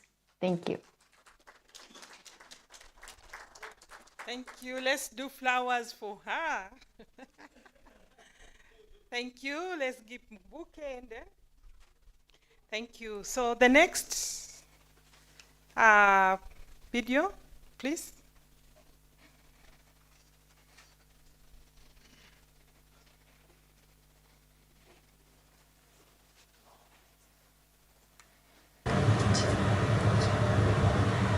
Hello everyone, warm welcome to all of you to this African RCE regional meeting. I am Tokie Izaki, the Deputy Director of Environmental Education at the Ministry of Environment, MOEJ, will deliver the opening remark on behalf of Mr. Kazutaka Kurobe, Director of Office of Environmental Education, MOEJ. It is my great honor to give a message for the African RCE regional meeting today. As you all know, the RCE is a flagship program on ESD which conducted by UNUIAS. The government of Japan is a main donor of this program. On behalf of the funding supporter, I would like to take this opportunity to touch upon three things. First and foremost, I would like to thank all the African RCE members for your continuous efforts to make RCE successful to promote ESD under the theme, the role of RCE in climate action, education for sustainable development, ESD, and sustainable development goals, SDGs. This regional meeting will impact various stakeholders by addressing and developing the strategic alignment of African RCE network toward education for sustainable development.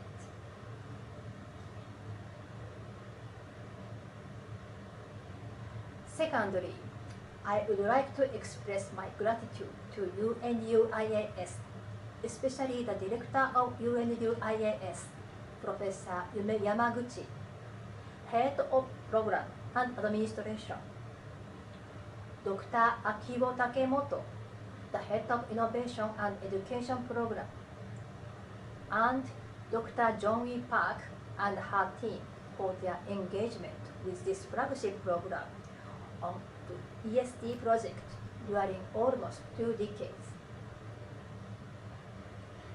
Since 2002, UNUIAS and MOEJ have been working together on several ESD projects, including this flagship program, and the number of organizations and regions certified as RCE has reached 190 and is still expanding year by year. Climate change is an issue that has a major impact on various economic, social, and environmental fields. Countries have gradually increased their nationally determined contribution, NDCs, and implemented measures. However, there is still a significant ambition gap toward achieving the 1.5-degree target. Thus, substantial, rapid, and sustained emission reduction are needed worldwide. To achieve this goal, holistic approach EST can serve its fundamental. The discussion on EST holds immense importance in addressing the numerous environmental challenges we face today, including climate change. EST aims to provide individuals and communities with the knowledge, skills, and values necessary to build a sustainable future. Achieving sustainable development requires a holistic approach that considers not only environmental issues, but also social and economic aspects. EST serves as a crucial pillar of this holistic approach.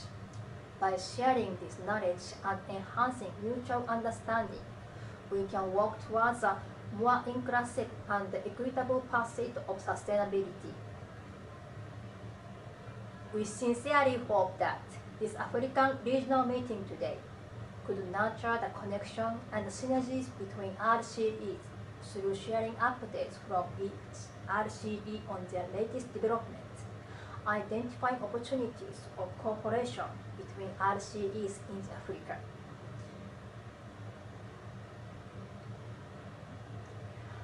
I expect the success of this meeting and thank you all for your strong support and participation in this meeting.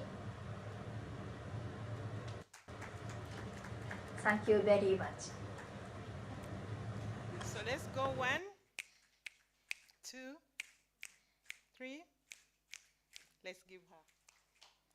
So I hope she receives on our behalf. So I want to really appreciate their comments and their remarks because they really help us to tap or to connect with their global thinking and to align our thoughts and also align our activities even as we move from here. So with that, I want to move to the next presenter. I hope if you have any questions, if you have any comments, kindly keep them. I think there will be a time when we'll have, we shall pick them. So please pick them, note them. We shall have a time, and even if we don't, if you have any question, during break time, you can get hold of any of the presenters and make your inquiry. So allow me to welcome Dr. Josephat Miheso from the Kenya Institute of Curriculum Development to also tell us what the Institute is thinking with regard to this important theme. Karibu Daktari.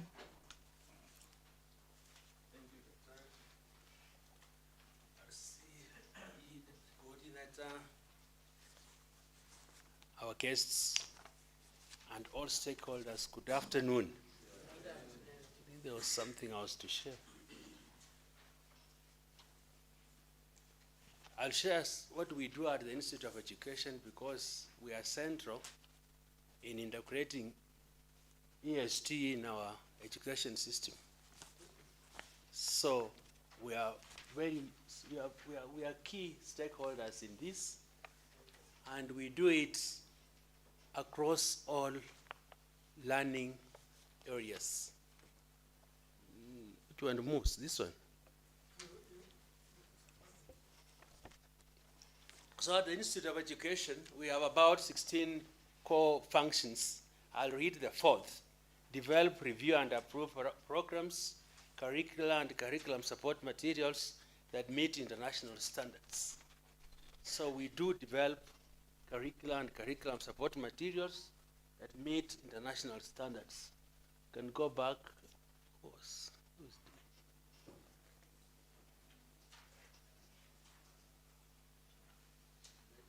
Okay, next. So I'll look at a glimpse of what CPC is. Then I look at how we integrate aspects of EST in competence-based education. The curriculum is CPC, but the system of education is CPE. And we can look at the critical reflections. Thank you. Oh, it's moving. Thank you. So, national curriculum is an interactive process that systematically organizes what is taught, who is being taught, and how it will be taught. What is taught is the content. It must reflect who are the characteristics of the learners, all the way from PP1 to senior school. So we look at who is being taught before we engage in how it will be taught. Which methods are we going to use at early years level, junior school, and senior school? So this creates a coherence of providing or harmony so the teachers are able to carry out their expertise. It is supposed to be uniform. So we prescribe what is supposed to be taught in schools and colleges. But the ultimate call of a curriculum is to equip learners with knowledge, skills, values to develop holistically and participate in the globalized 21st century. We are changing our curriculum from 844 to CPE, CPC. So we are in the process of reforming our education system. And I'll talk about where we are going to, not where we are coming from. So this is the curriculum development cycle. I'll not take a lot of time on it because we carry out needs assessment which inform what we engage in, then policy formulation from the assessment, then we design the curriculum, and then development of curriculum support material, then the implementers, pilot, and then we roll any curricula. So this is the cycle in preparing our curricula. So CPC, where we are going, is an education program that is based on learners demonstrating the ability to apply knowledge, skills, attitudes, values that are expected to acquire as they progress through school. It is about skills and attitudes. Can they be made in what they do? It mirrors the practical approach to learning. We emphasize learning through active participation. Learner-centeredness are given opportunity in their own learning instead of the teacher being the sole knowledge provider. So the learners themselves it's about process of skills development. We've developed skills in ESD. We want them to practice the skill. We want to break the theory practice up by allowing learners to go outside there, practice ESD aspects, come back to class so that they can internalize, have a long life learning. They enjoy learning, solving problems, and then their concentration span is short, but their achievement is measured by how they interpret the content that are given and not mere recall. We are moving away from knowing to doing what they know. It's not about content or units of how much they have covered, but the knowledge that they have been given. So emphasis is moving away from what to do to doing it, active practice. So the teacher becomes a facilitator of learning. These are the milestones we've gone through. We did the minister assessment 16, then we had a conference, national one, then we rolled out our pilot, and then second year of piloting rollout. So right now we have learners in grade 8. grade 8, they'll get to university in 2029. And 2028, 24, they'll be in grade 28, they'll be in school grade 12. So right now we are at grade 8. The vision for CPC is an engaged, empowered, and ethical citizen. Engaged, empowered, and ethical. We've been missing out on value. So we've insisted on value-based education to add on what they know, so that we develop learner. And then the mission, we want, where do you want to take these learners to? Mission is next. Nurturing every learner's potential. There's no learner who cannot do anything. We don't want any learner to be left behind. We identify their potential, nurture their potential, and all learners are successful. And this one takes place especially in junior school.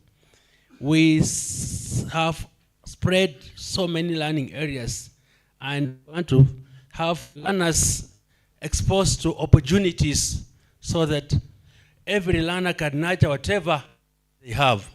The core competencies identified for CPC as digital literacy, learning to learn, collaboration, critical thinking and problem solving, imagination and creativity, citizenship and self. These core competencies are also streamed to all learning areas. Learning area, like if it's in science, it's on language, we put developers in cohorts so that they come out with what they think they'll expose their learners to in different learning areas. The core pillars of CPC are 3.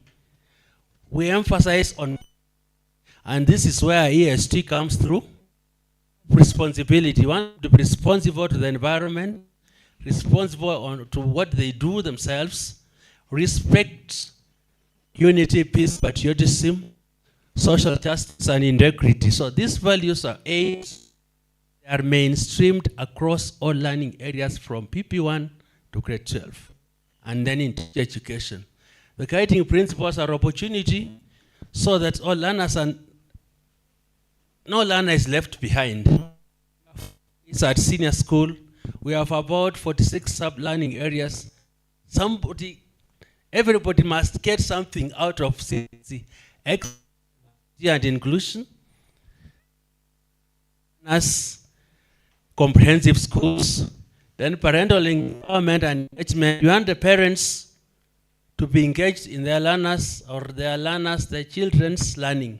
They just should not be sending kids to school without knowing what they do. Community service learning, I'll come back to this, is very key here. We want to learn, transfer what they have learned in the classroom into the community. What I have learned in the classroom on EST, if it is soil, erosion, and how to protect from erosion, we want it, and then in the community. Can the community learn from what is in the classroom, or can the learners benefit from what is in the community? It is a whole subject area at senior school, but from early years, there are projects and milestones. Early years, middle school, that is school, upper primary, junior, in groups, normally assessed. So they'll do a project of their own. If it EST, we want to see them come up with a project on sustainable environment. The most common thing, you saw some of them collecting rubbish on market, the only one. We have expanded the areas. And then we have differentiated curriculum and learning. And then we have the theoretical theories, learning theories that underpin CPC. Instructional design theory, constructivism theory. We are moving away from behavioral pedagogy to social constructivism. So we're moving away into theory.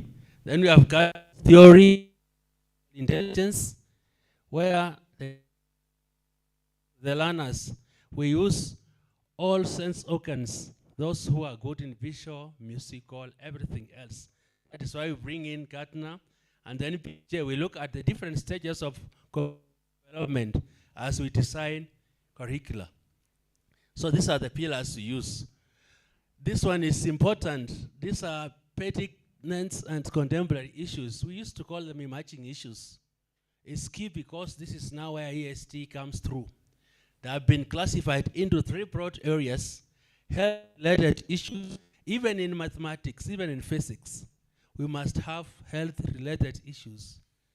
There is no subject that cannot accommodate anything. So here we infuse aspects of health-related issues in all subject areas. Life skills, and human sexuality, and then we have socio-economic and environmental issues.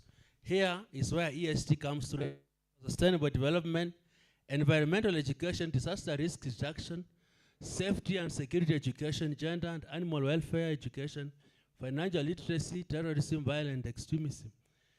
PCIs, we develop a matrix, and then we give all subject secretaries for subject areas. If you are at learning years 1, 2, 3, we develop a matrix to mainstream aspects of EST.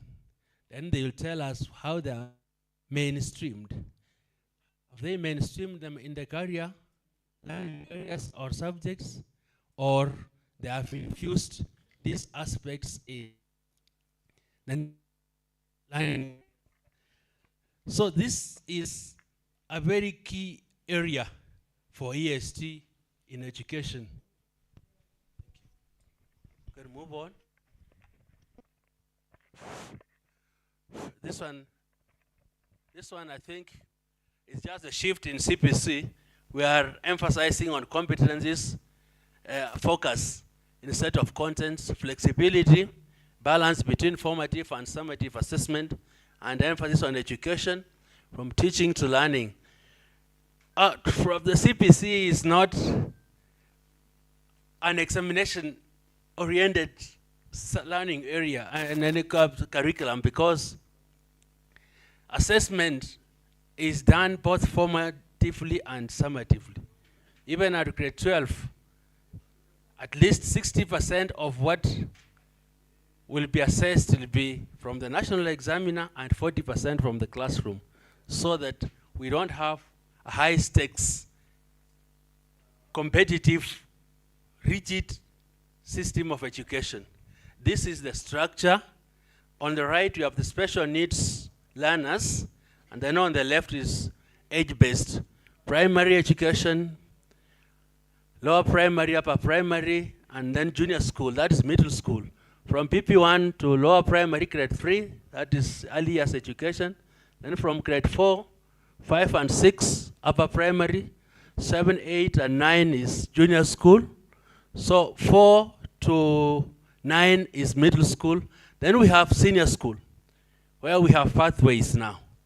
Learners can select the pathway they can do better. So there's a lot of work that should be done in junior school to identify what learners can do at that level. And we have the equivalent on the right for those stage-based learners who might be having 1 or 2 issues, so that it is an inclusive kind of system of education. Can move on. It is the same thing here. PP1, 1, 2, 3, 4 to 9, that's middle school, and senior school, focusing on pre-career skills and specialization, so that when they get to university, they know where they're going to. We can move on. Early years education, learners, social, emotional, organized, and physical needs, well-being. They actually focus on literacy, numeracy, and social skills. Middle school, that is 4 to 9. Application of literacy, numeracy, and logical thinking. Ethical behavior and good citizenship explore. Utilization of resources, psychosocial competencies. Identify individual talents and interests and potential. If they miss it here, they will not get it, because at senior school, they have already selected a pathway. So teachers in junior school do a lot of work, or should do a lot of work, to nurture, identify, and nurture these areas. I've brought in this because it's important to know which subjects are taught where. They have changed, they have shifted. We used to have about 7 here, there are now 5. We used to have about 11 and now 7. So early years, there's a subject there called environmental activities in early years, which houses ESD at PP1 and 2. Grade 1 to 3, we still have the same learning area, environmental activities, which is a career subject where integration takes place. It is natural because it has aspects of ESD, but these others, we have to infuse aspects of ESD, like in languages, but readers must emphasize on some ESD. So we make sure all these subject areas are careers, so that ESD is not only left to career subjects, but all subjects must talk about education for sustainable development. Then at move on, that is 1 to 3. At upper primary, we have science and technology and social studies that are career subjects. All the others are non-career subjects where infusion takes place. So science and technology, we shall see an ensemble. Social studies is a learning area that integrates citizenship, geography, and history. So it is an integrated area, learning area, same to science and technology. It has a few aspects of some biology, some little physics, and some little chemistry. That is general science. That is at upper primary. Then at junior school, we call integrated science, where we have some chemistry, physics, biology, and health education. So it is an integrated area. Social studies also, here we include life skills. I've bolded them because that is where aspects of ESD are integrated. Then we have agriculture and nutrition, which is the 9. I think there's another one. It's called creative arts and sports. I think there's a 9th one. Yeah, that one. Creative arts and sports. Agriculture and nutrition. We have integrated agriculture and home science into one learning area because we want to look at how we do agriculture from the farm to the kitchen. So those are the areas we're looking at. At senior school, we are looking at 3 years of senior school. Education for learners between 15 to 18. And here lays the foundation of further education and training at tertiary level. Learners exceeding this level are expected to be engaged, empowered, and ethical citizens, ready to participate in socio-economic development. We have subjects like pre-technical studies that house very many subject areas at junior school. Woodwork, metalwork, building and construction, aviation, business studies, computer studies, they're all in one. So teachers at that level do a lot of work to identify who can take what at senior school. Let's move on. I want to move. So in this country, after the Presidential Working Party on education reforms, it was decided that 15% of the learners will take up the arts and sports science pathway. There are 3 pathways at senior school. Then 25% social sciences pathway. Then 60% the STEM pathway. We hope it will happen because we are now going there. So preparation for the pathways will include identifying and aligning learning areas such as creative arts, integrated science, pre-technical studies, and languages from junior school to senior school. Senior school has so many subject areas. These are the pathways. There are 3, 1, 2, 3. The others are tracks. This one, the last one, is not there. We have 3 pure sciences, applied sciences, and technical. Then we have social sciences, we have languages and humanities, and then arts and sports, we have sports, performing arts, and visual arts. A learner will take any of those pathways, but they can cut across. They only take 2 subject areas, can move on from the pathway they select and any other. For example, this is arts and sports pathway. There are 2 tracks. Those who are good in arts and sports can take either music and dance, theater and film, and then sports and recreation, and then they can take any other subject like even CRE or metalwork. If they fail, they like it. Next, we have the other pathway called social studies. Here we have languages. The languages, English, literature, etc., etc. Then the foreign languages. Then we have humanities and business studies. History, geography, business studies. Then the religious studies. So a learner taking two of these can take only two and then go back a bit. This is STEM. Pure sciences are 3 tracks: chemistry, pure sciences, applied, and technical studies. You can take biology, chemistry, and physics, and you are done. Because we envisage that at senior school they take 7 subjects. 4 are compulsory. So they are only picking 3 from this. The 4 compulsory are English, functional, Kiswahili, community service learning, and PE. PE is not examinable. And then they take any of this. Can we move on? I have 2 minutes. All these subjects are taught at senior school. There are 46, not even 44. So they have a lot of, we have opportunity, and we are developing. We have developed curricula for grade 10. We are now moving to grade 11 next month. So everything is in. There is flexibility. They can take what they want. You can move on now. Let me talk about integration.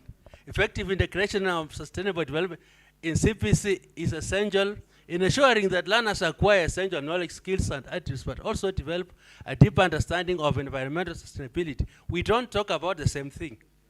A subject talking about something on ESD, another one is talking about something else. So that the integration entails preparing a matrix that provides guidance on the logical sequencing and scope of concepts. From early years, they are doing ESD up to grade 12. So we measure the scope of concept development to see how they can accommodate these concepts. So mainstreaming is done formally, informally, and non-formally, a whole school approach. Formally is in the classroom where we do the integration and infusion. Here, next. We look for a suitable substance or sub-theme. These are subtopics. We used to call them subtopics. In a learning area, identify a PCI. You saw the PCIs. One of them was ASD. And then we incorporate or taught alongside the subject. Subjects like science and technology in grade 4 has management of solid waste as a substrand or subtopic. Subjects like weather and climate is in grade 8, I think. Management and conservation of the environment is in grade 9 as a subtopic. So these are career subjects, and everything is taught there. So we keep this, and we also infuse in other subject areas like mathematics, if they are doing statistics, like in English, like in CRE, when they are looking at values, responsibility, and they bring in these aspects of ESD. Non-formal, they look at clubs, societies. When they go out, I'm happy young people are here. We instill acquisition of knowledge, values, and skills in ESD when they go out in these non-formal programs. Then informally, the behavior acquired by learners from the social interaction with members of the school community and the wider community they interact with.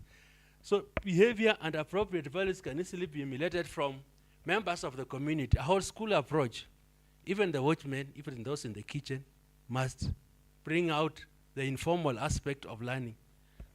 So that, for an example, let's move on. My minutes are over.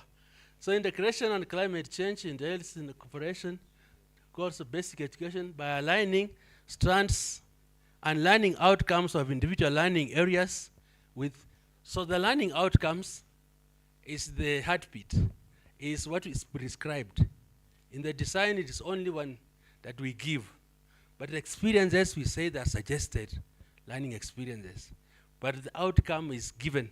So we make sure that outcomes bring out ESD. Then aspects have been mainstreamed in all levels from pre-primary to senior school, in career subjects and the non-career subjects. We can move on. I think I talked about that one. So both integration and infusion ensures that sustainability education is made a core part of the entire curriculum for all learning areas. They cannot avoid because of the adverse problems we have with weather conditions or the climatic change. So the experiences that we suggest and the values, the 8 values I mentioned, are normally mainstreamed in all learning areas, not one. Even peace and love is mainstreamed in chemistry. Yes. We make sure that the experiences we expose these learners to brings this in. They work in groups, they respect each other's suggestions, so they work cohesively and peacefully. So exposes learners to age-appropriate activities that facilitate acquisition of ESG competencies. Educational programs like community service learning and school projects have proven to be key in mainstreaming these aspects. What will they be doing in the projects of community service learning outside there? They must bring in ESG, and it's the easiest for them, and that's what they like most. At primary school, we are now moving into end of junior school next year and then senior school. Next. This is community service learning. It's an experiential learning strategy that creates opportunities for learners to apply the knowledge, skills, and values acquired from formal termination into their communities. So they have to share what they have learned in the classroom, in the community. If it relates to ESD, they should go and then we follow up the milestones all through from year up to the year. So we are following, even if it is in agriculture, if they are doing a project, it's not just about if they have harvested, no. All the steps, milestones, and it's assessment that is going on. And it is in groups. It's not individual. So it promotes such relevance and making education relevance. And because indigenous knowledge arises directly out of the community's real-life experiences, its incorporation into the school curriculum can motivate and raise the intellectual fortunes and interests of learners. We have introduced this as a subject at senior school, but all through it is an area of learning which has been domiciled in social studies. The teacher of social studies teaches this, how to do a project and how they can tap into what they have from other subject areas. But at senior school is a subject area, which will help us instill ESG aspects in our curriculum. Indigenous knowledge, we have even indigenous languages, all the way from pre-primary up to senior school. It's now open. We have indigenous language being taught. It depends on the people who are bringing through. I've seen quite a number. Ekikusi. I've seen so many. Meru. I've seen so many love subjects come through because we can only tap into indigenous knowledge using indigenous languages. So it is part of the curriculum. We can move on. This one I've talked about. Early years education, you have experimental activities. Learners work collaboratively with each other to address sustainability challenges. Let's move on. I want to look at excerpts of what a design looks like. An example of, like if you go to grade 7, there is conserving agricultural environment as the main thematic area or topic. The substrand is soil pollution and control. How do they bring in ESG? Control soil pollution. The control soil pollution in the environment, provide safe farming practices to prevent soil pollution. So that is what we have prescribed. Learning experiences, we want learners to engage in safe soil pollution control practices, safe disposal of used chemicals and plastics, create awareness messages against dumping of soil pollutants, safe disposal of used chemical containers, plastic wastes, and use of correct types of amounts of farm. This is soil pollution. We have air pollution in science and technology. We have water pollution. So all this is bringing through EST aspects in the curriculum. And we are looking at EST first before we go for air pollution, soil pollution, solid waste management, so that this is one of the excerpts. Another one, a quick one, so that I finish. I'm being told that my time is over. Next. This one is agriculture, also agroforestry, conservation of the environment, characteristics of agroforestry, which crops to grow, fast growing, multiple uses, explore the environment, use agroforestry trees that can provide planting materials for establishing agroforestry. I brought in this one because we've identified a project that they can do. So they can pick this project and move with it into CSL, community service learning. But this is safe because when they learn about agroforestry, they're learning about ESD. Next, that is agriculture. Water pollution, this one is in matter in grade 5, science and technology. They also look at this, effects of water pollution, methods of reducing water pollution, methods of water treatment, and advocacy for safe water sources. So they discuss methods of how to reduce, recycle, and reuse all this, carry out activities to demonstrate methods of water treatment. Assessors look at the outcome and the experience. And then we assess the learners if they can demonstrate what we're talking about. Next, I think I'm just looking at a few of them. This is another substrand, management and conservation of the environment. This is social studies grade 9. Under the main strand is natural and historic built environments. So they'll explore factors that lead to degradation of the environment in the community. This is a career subject. It is talking to the EST itself. Methods of environmental degradation, measures to manage conservation of the environment for sustainability, then acknowledging the importance. That is the effective part of it. They value what they are doing, not just learning for the sake of examinations. Next. So these are a few excerpts I selected from the designs to show that we are actually mainstreaming these aspects in our designs or curriculum. Next. So the methods, the creation of teaching strategies. When we are training teachers, the methods we're looking at are the transformative pedagogies, experiential learning, critical thinking and problem solving, real-world fieldworks, visit to local environmental organizations and businesses, CSL, interdisciplinary approach, where all subjects, we look at all subjects as one. That's why we have integrated subjects. After all, they're all supposed to lead to the same thing. These are some of the methods. I'm not going to read through. Next. Project-based learning is very key. So they design projects, and that one is a must for all of them. They will not escape it, and they enjoy it. Use of TPAC is this technological, pedagogical, and content knowledge model, where they don't teach content, and then pedagogy, and then technology.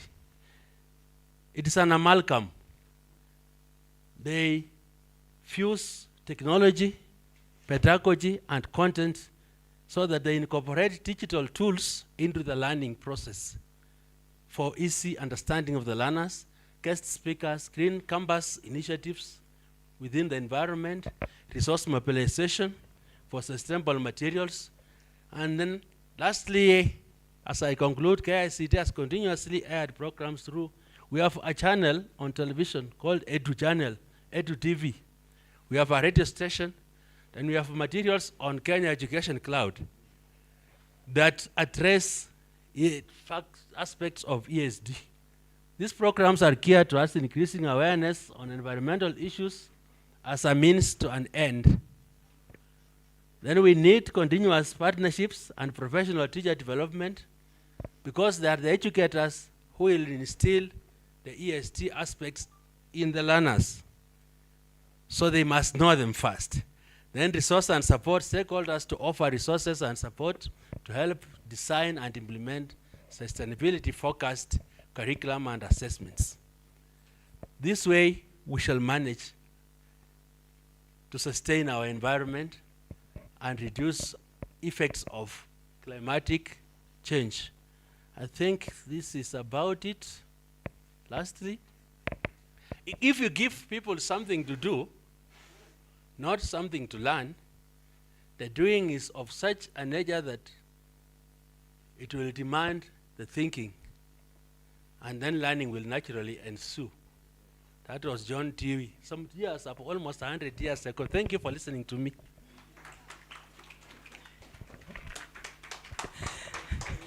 Thank you. Thank you, Daktari. Thank you, Daktari. I know that has taken quite some time. But for me, I actually got lost into it because this is something that I think with my colleague there, Ruth, is something that when it started, we talked about it and mainstreaming in our curriculum. So I am so happy to hear that it's actually being done. So thank you, KICD. We really appreciate. I can see people want to clap. I don't know what we do. We give him flowers. We give him kanu. Kanu, eh? Kanu. Kanu, soft kanu. Okay. Yeah, kilo. We used to say yeah, kilo. Yes, please stand and receive. So the nyayo clap, but soft, eh? So let's go one. No. We said we don't make noise, eh? So 5 factorial. Let's give him 5 factorial. So let's go yakanwe. 1, 2, 4. I've spoiled. Okay, let's go 5 factorial. Okay, let's go 1. Oh no, 5. 4, 3, 2, 1. So thank you so much for that presentation. For sure it was long, but I think it answered a lot of our questions. And we are happy that it is happening. I think I can see people already raising hands to ask questions, but please hold on because of our time. Before we call Daktari, I want to recognize our online participants. We have quite a number. We have 34 participants online. All the way from UNU, our colleagues, from KU, I can see Bansi, I can see our colleague Masinde, Charity, Baraza, Moussa Sabadogo, Dr. Kitur. We recognize you and we appreciate that you are participating. Please, if you have a question, kindly put it on the chat. We shall pick it up and respond to it appropriately. So thank you very much. So lastly, I want to welcome Dr. Njogu to just sum up, especially after Dr. Miheso's presentation, to tell us what NATCOM is saying about ESD, and I can also recognize Madam Mary. Karibu.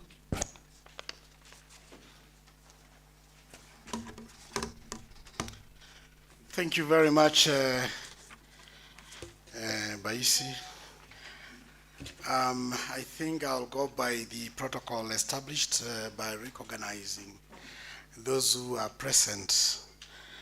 You have already been recognized, those present virtually, and those present physically.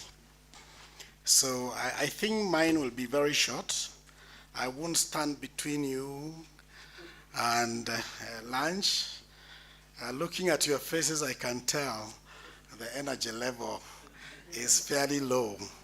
apart from the Gen Zs, you have a lot of energy. For you, you don't need a lunch, but I can see colleagues. I shouldn't go there. Yes, I'm reminded. Now, because you are distinguished delegates, I think this is very important, and first of all is actually to appreciate the invitation. This 4th African Regional Center for Expertise is very key to us. I have listened to the presenters and looking at the presentations that will come after this. It's quite rich. Issues of environment, I would actually say they're in our DNA. And only what we need to do is to trigger.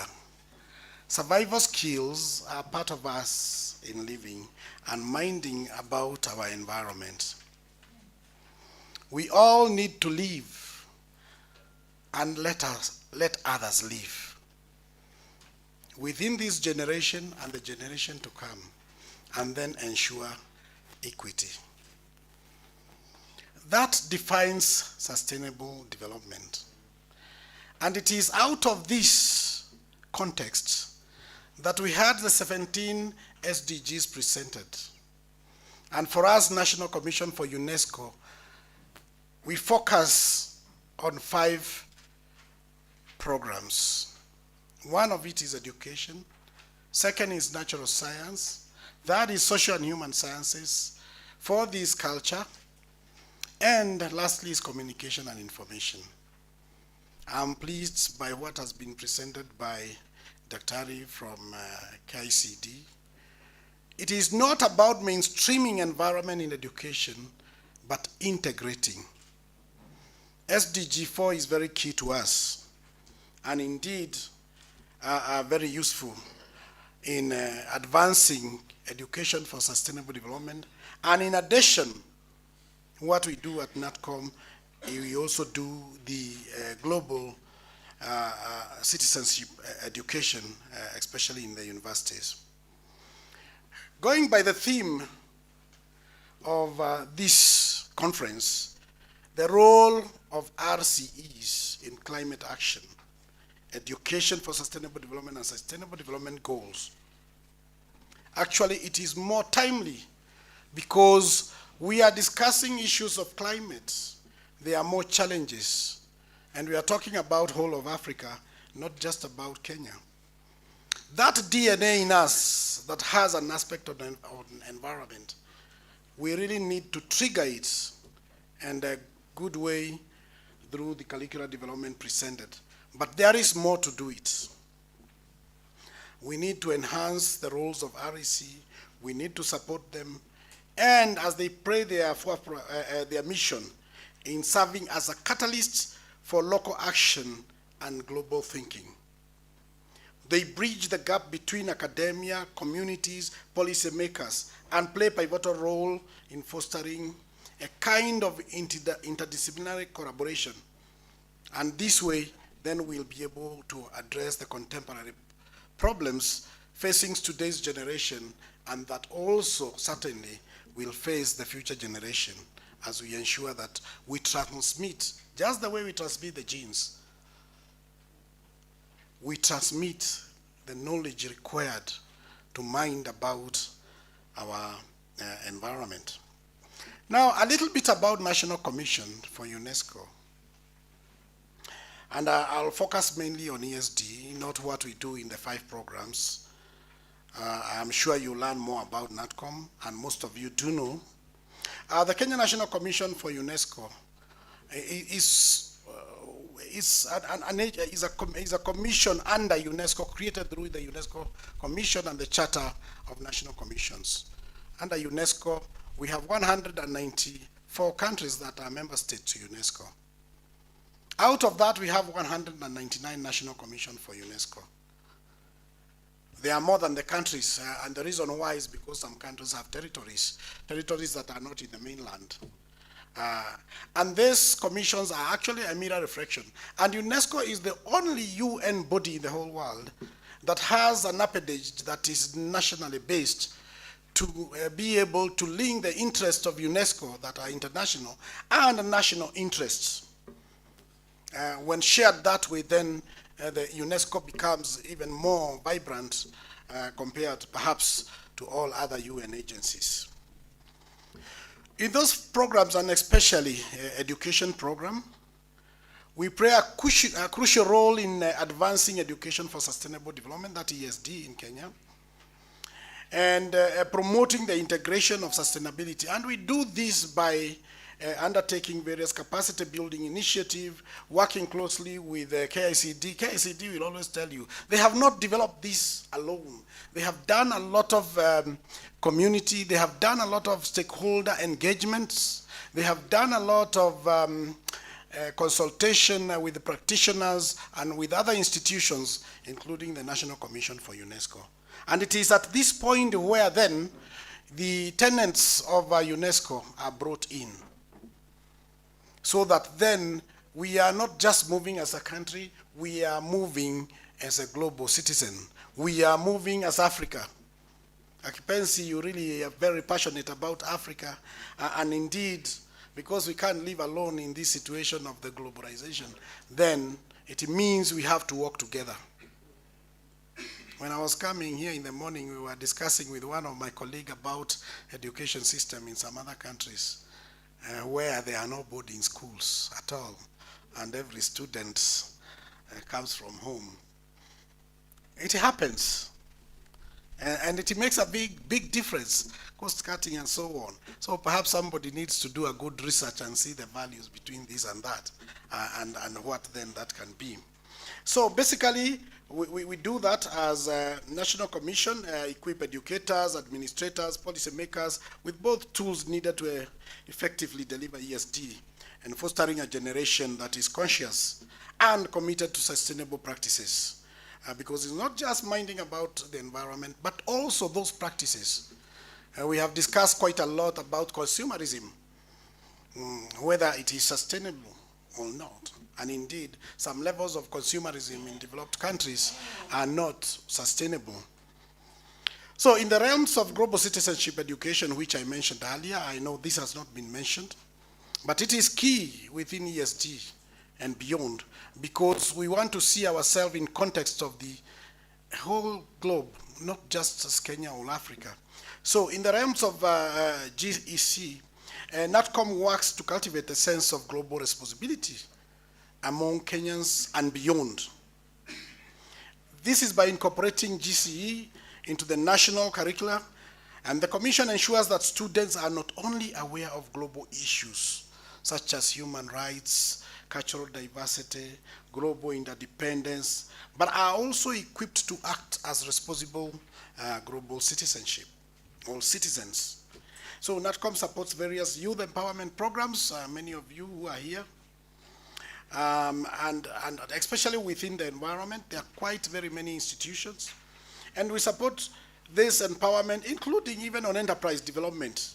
And we encourage active participation of communities. So the very many CBOs, NGOs, and so on, we really do encourage you very much to participate and to develop the values and competencies that are needed to contribute to a more peaceful and sustainable world. So additionally, the Kenya National Commission for UNESCO also supports what we call UniTwin, and I purposely wanted to speak about this because we have a number of universities, 12 of them. They have chairs in different areas, and this university is not one of them. And we would want this university, Prof. to join. One is that I'm very passionate about this university, and I'm an alumni. Most of these gentlemen, some of them taught me, others we were classmates, the professor there, Professor Osano here, we were together doing PhD in the University of Amsterdam. I see quite very many. So to me, I would really wish that you can take up something, perhaps related to environment, or whichever sector, because it depends on the other university, what they have taken, and you champion it. And my recommendation is that you venture into this area of RCEs. So the Unit Twin Shares program, it fosters international cooperation and research in areas related to ESD, GCE, by facilitating establishment of UNESCO chairs in Kenyan University. So NATCOM creates a hub of excellence that drives these innovations and collaboration on the various global issues. And through these chairs and the broader Unit Twin network, Kenya institutions engage in knowledge exchange, joint research with international partners like the International University here. We have Professor Botsi, and thank you very much for introducing biodiversity and culture. For us as UNESCO, this is very, very key because we venture so much into culture with a number of international conventions. Right now, 4 of them. The World Heritage Convention in 1972, the 2001 Convention on Intangible and Tangible Cultural Heritage, integrate them with biodiversity. And what we are talking about in curricula, indigenous language. Link this indigenous language and practices into the culture and then the biodiversity. So this is really critical. That means every stakeholder, every partner has something to bring in. And within the RCEs, then, when you bring these aspects, then you are likely to have a very strong network of RCEs with tangible, and tangible I mean results, by engaging in knowledge exchange, research. And I know, Professor Osano, you are very much interested. You have already indicated that very soon you are coming to our offices, and I had got that information even earlier before we met today. So you are very much welcome, and those that are also welcome. So as we gather here today, let us remember that our discussion and outcome have the potential to shape the future. Let's not undermine the RECs, but fight on. The quote by Wangari Maathai, if we may refer to the hummingbird story, that little effort, that little gene in you, and you know genes are not visible with our naked eyes. Sometimes we hear them as stories. That which dictates who we are, that can dictate what we do on environmental matters, may it dictate so that then that the REC becomes a bonding, a network that really is even stronger to assist in these SDGs. The achievement of them. So REC, you play a very critical role in SDG 4, especially on education and all the others, of course. But as NATCOM, we do report on SDG 4 because that is where we venture, and on behalf of the Ministry of Education. So our task is quite clear: to ensure that education serves as the foundation for sustainable development, climate action, and global citizenship. And this requires not just innovation in our teaching and our learning practices as presented by KICD, but also a commitment to networking and collaboration across broader areas and disciplines. And today, the key word has become networking. Ask these Gen Zs. Although sometimes jobs are not available, even if we do networking, you do networking to achieve. And I think one key role of RCEs is about networking. This is why we have people coming all the way from Nigeria and from different parts of the world, and those participating online, because things have been made easy. I think Corona made a transformation, and more transformation are coming, but not through pandemics. They may come in a different way, especially through technology, which is a disruptor, and we call it a major disruptor. I'm almost finalizing. So in these periods of partnership, I personally wish to encourage each of you to engage fully in this session. We discuss, let's listen to this presentation, let's ask questions, let's make a decision on the way forward so that then we keep on strengthening. I know it's costly to bring people together. It's not cheap. And the reason why I should very much congratulate the University of Eldoret for taking time to organize this, to host this, and to assure that we are safe and we learn as much that we can learn. And with that, I want to wish all of us a prosperous 2 days, actually 3 days for the youth at the technical, the national technical, Eldoret technical. So really, it's my wish and all the best. Thank you very much.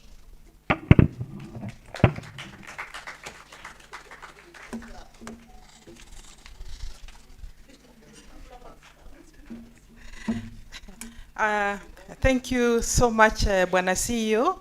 We really appreciate your remarks and what you are really doing at NATCOM.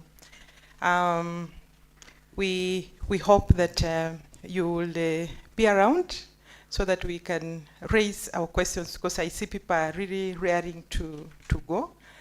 But I will be guided because our time is gone.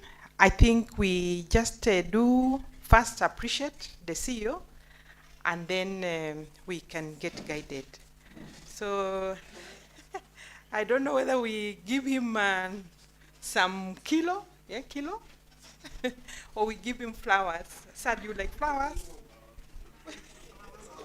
Can we give him flowers?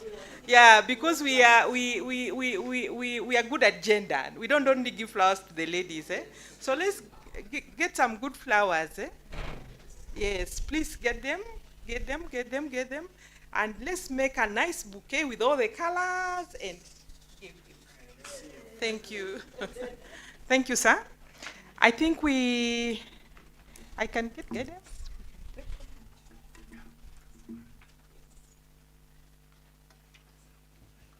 So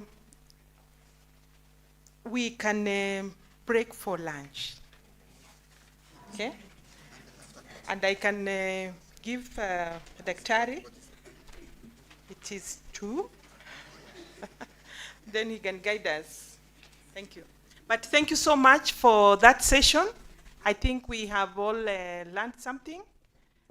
We will get some guidance from Daktari as to where the lunch is, and then we meet after lunch immediately.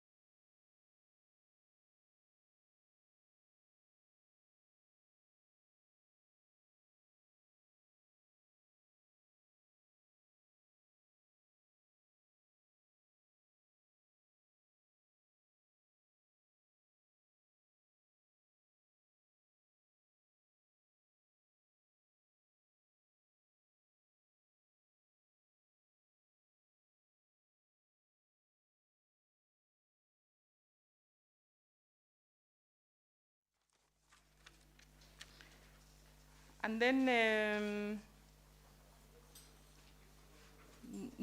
Mr. Nokunga. Okay. Dr. Kirubi, I think, is online. And then Madam Bete, I think she's online. I think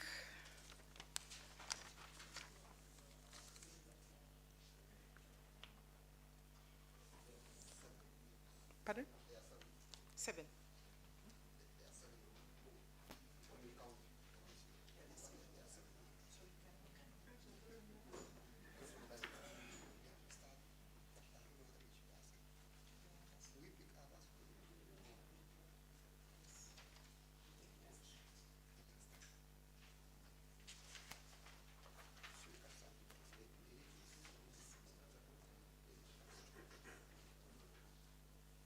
So if we are ready, I think we can start. We are trying to see whether we can have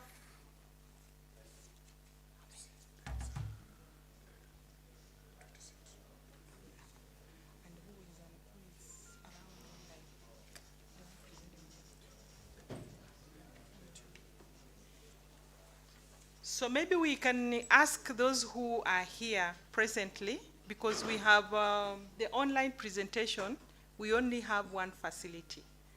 If we could kindly ask those who are present to use the next room, then here we remain with those who are doing online. That's what we are trying, why we are trying to confirm who is around. But again, if you accept, we can still do it together here. How many online presenters? I think about 3. Those are many. Yeah, so that we don't keep you. Yes. Yes, yeah. So, Madam Ruth, please, you'll join the next room.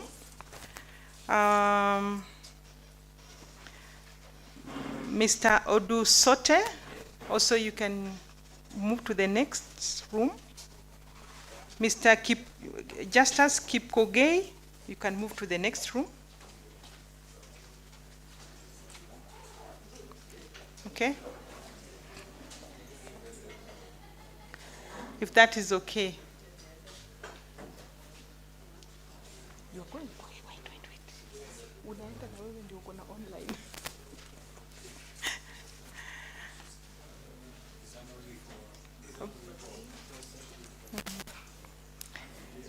I think we are going to mix, so maybe you can, I wanted to know how many so that you all don't have to go. You can just, I say how many are. So then the next, we want to see how many people are online, then we just start. They're confirming, please.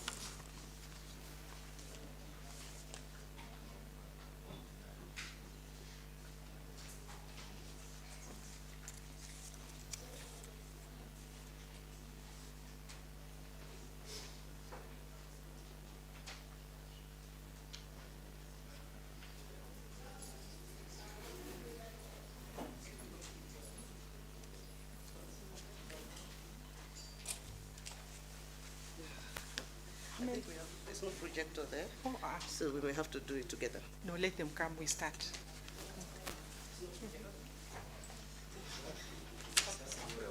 And so we'll come and do it here. It will just take a long time. Okay, fine. Okay, I think if that is the case, then let's have our first presentation. Sir, you are ready? Yes. Okay. So that we don't... Take one here, we take one there. Yes. Yeah. Please proceed.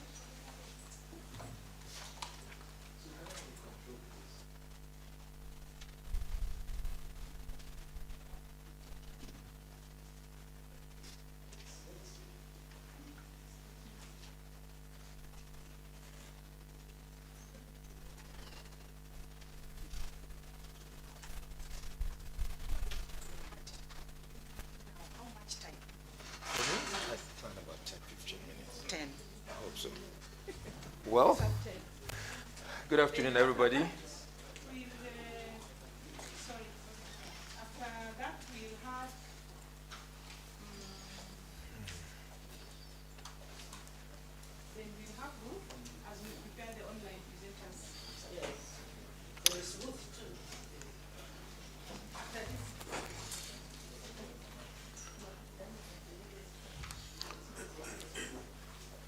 So, are we ready there?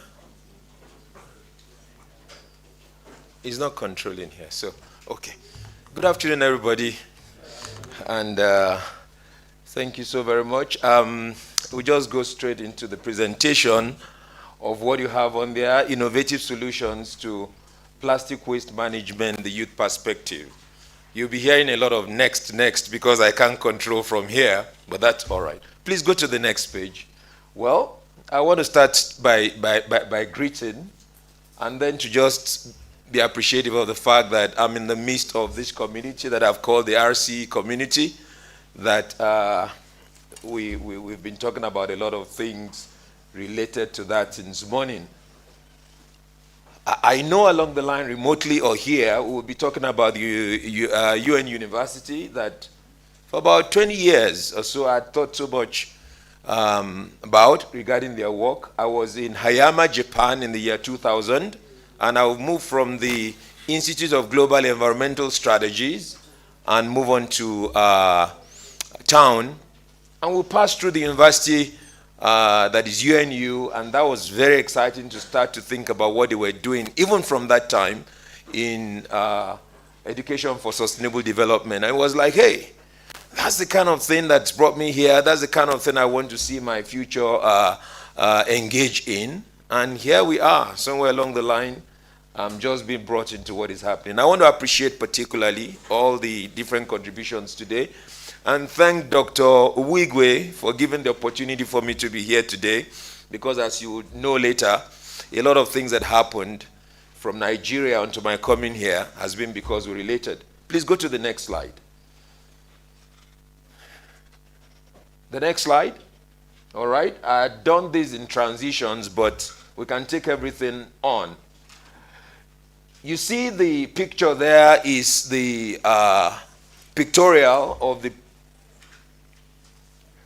report that we made of this project that we're going to be talking about. It's a project that took place in our organization, DPI. You'll hear a bit more about that in a moment.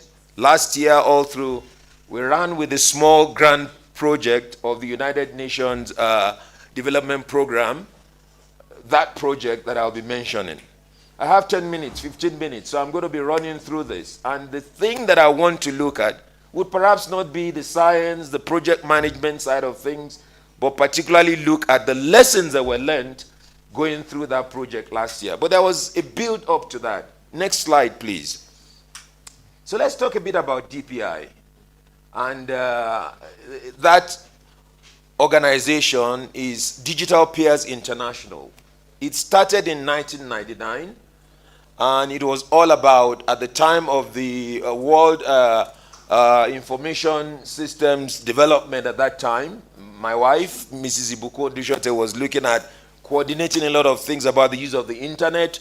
She registered the top-level domain and then started to look at how it would be interesting to bring the vulnerable, young people, children, women into the activities of Digitest. So please go on.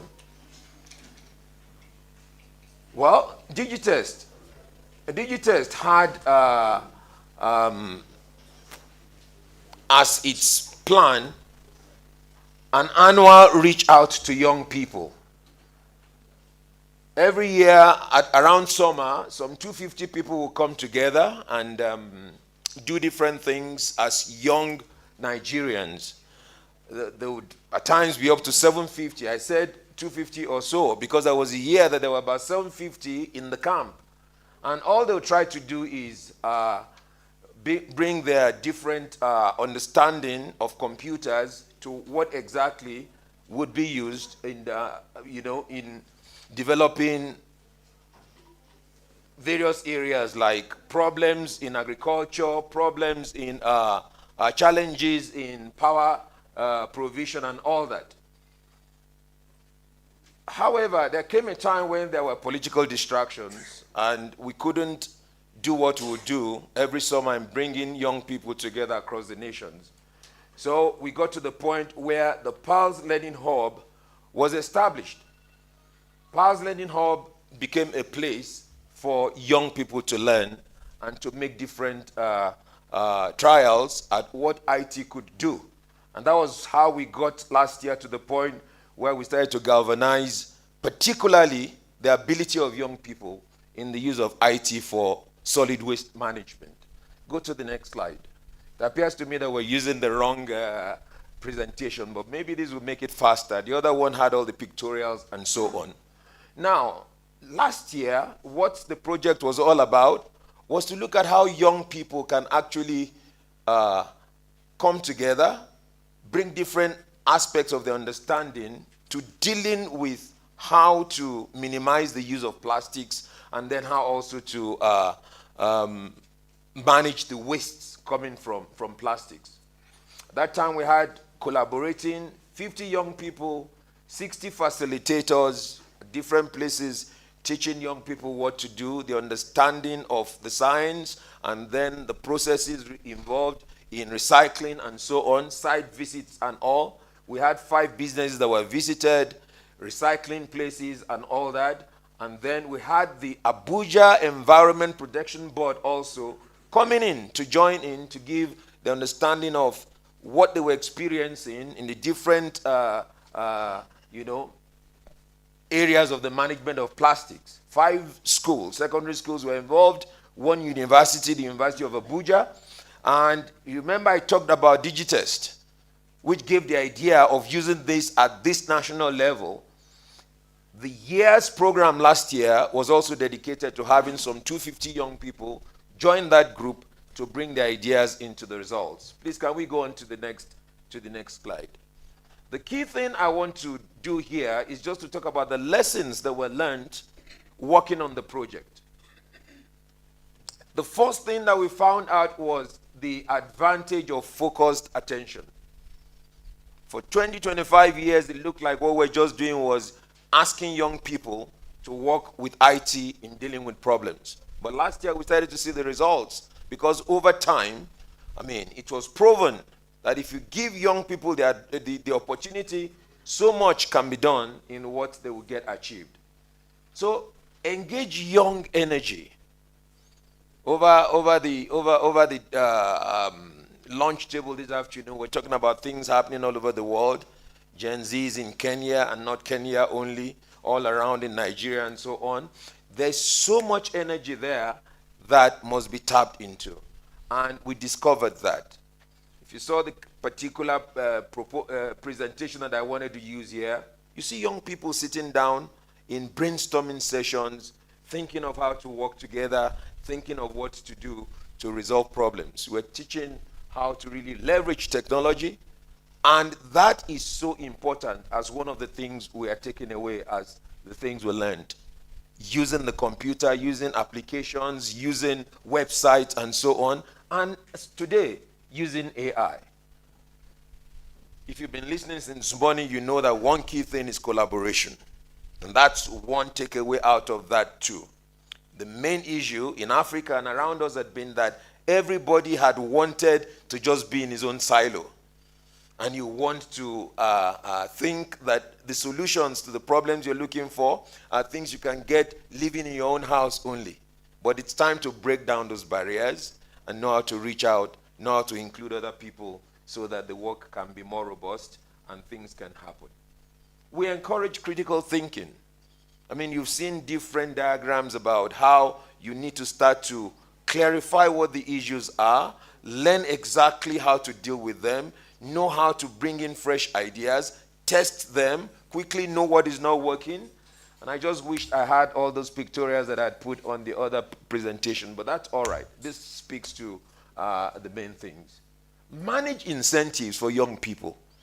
We discovered that, young people have a kind of a sense of wanting to be gratified immediately.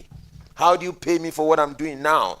We set up a kind of a challenge that made people compare the results that were coming out of all the things they did. And, they were going to be winning some amounts for how well they did, the first prize, second prize, and so on. Through the process, there was an opportunity to educate, an opportunity to learn, and then there was also the opportunity to bring in different other ideas that would really make them aware. But the key thing is, in this process, you have to put in place the proper incentives that will make people participate properly. And then seize opportunities for further IT development and deployment.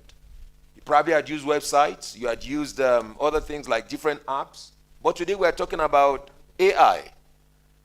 And you're going to look at how AI can help in smart sorting, smart recycling, and all the other things about really doing the business. We have started to look at some other projects that will bring in the full use of AI, and that is the next stage that we are at this point. Please go to the next slide. So there will be different ways to look at this. But at the end of the day, you know that there are advantages that are down the road for you. We discovered that there was 40% increase in the engagement of youths when we started to introduce this program that we had to them. 25% reduction in introducing new plastics, even among the young people, as they came to understand the messages that were coming from there. 20% increase in recycling. So they were now able to get things out of what would have been waste earlier, and they were able to make things like roofing sheets, blocks, tiles, and so on, from the way they were encouraged to get this work done. And we're glad to see also that there were a 90% increase in the awareness and motivation for behavioral change through this. And that's a lot, just for that number that we're talking about, because they were now going back to their communities, going back to the city. We're talking about really dealing with the issues in the Federal Capital Territory, and they were dealing with this and multiplying the effect of what they learned. So in conclusion here, we cannot run away from the fact that there's a nexus that has these three things: youth, IT, and climate action. And these are the things that all the attempts in running the RCEs are trying to get at. For youth, you'll talk about their energy, like I said earlier, ability to communicate, or at times communicate wrongly, but at the same time get corrected and get aligned by the way they will be using technology. Please get that last screen back, because I'll be rounding up on that. Can I have the last screen? No? The one before this, just to finish that. So to communicate, and then what's happening? And then to use IT versatility. So you're talking about the use of the apps and the use of artificial intelligence. Climate change is such a challenge to humanity right now, but there can be a positive response to it. So we can talk about collaborating correctly, collaborating with intention, give opportunities for the exchange of ideas, and really support one another. Like I said earlier, I'm here because the support of Dr. Akweze Obuigwe made it possible for me to know what the RCs are doing, and a lot more of that has to happen for the kind of results that we desire. And there's so much opportunity for this to happen in Africa, and I believe the RCs can contribute to this. Thank you for the opportunity to share this, and that's my presentation.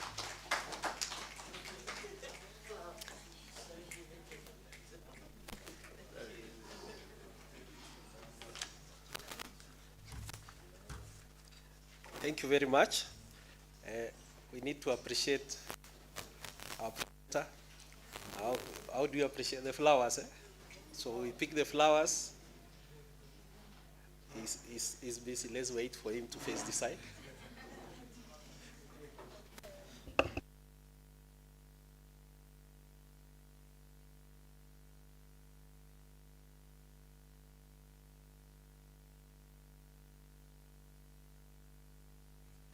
I would wish to welcome a few responses.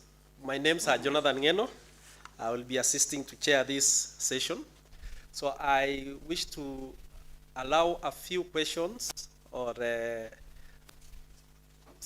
any remarks that he can respond to. We shall do, say, 3 because of the time. Then he will give us the response. Then we go to the next presenter. Welcome, Dennis.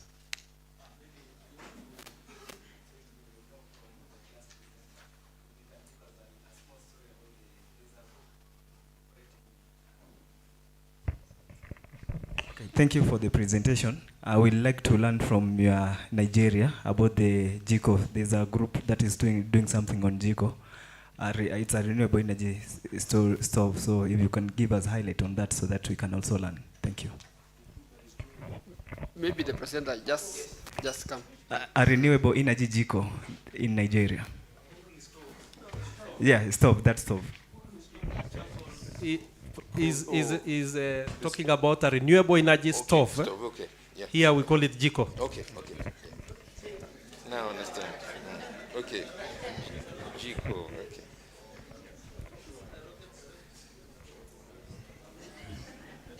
So take the questions together, right? Yeah.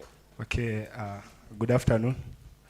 My name is Brian Francis Okoth, and I'm from the Eldoret National Polytechnic Environmental Club. My question is, being that we have artificial intelligence, that is AI, coming in place, and it was somehow making us more tensed because in the near future, we are seeing that AI is coming up to do everything, including Mjengo and the sorts of work that we think we could do. Now, how are we going to make sure that we fit in the system whereby we have AI that is going to do everything, and us as the youths that we thought we are going to have some magnanimous and quenched missions with those plastics? Thank you. Final response. Anybody else? I think we shall take those ones. Okay, there is one here. Yes, thank you again, Engineer, for the excellent presentation. My question is, what tools did you use to monitor, to evaluate the program? Because you gave us, so how did you get the results? Thank you. Back to you. You can answer those ones and give your final remarks. Thank you so very much. Perhaps I should first start with the AI one, because it's the interesting one, actually. And you want to look at AI and wonder, would we get to the point where humans will be put aside? Let's just remember that there is nothing AI would do that is not the input of humans that is making it to work properly. For those who are following AI, you know that number one, you need what is called the data set. That will be the reservoir of information with which AI will think and make its decision and make its further suggestions. So where you have it so full, you likely would get things that are more in line with your expectations and even be able to project further. Where humans have been so shallow and they're not able to contribute to this, you will really not be able to get anything serious. So what does that mean? The more AI gets to look like it's getting smarter, the more it's saying that humans are getting involved to make it work that way.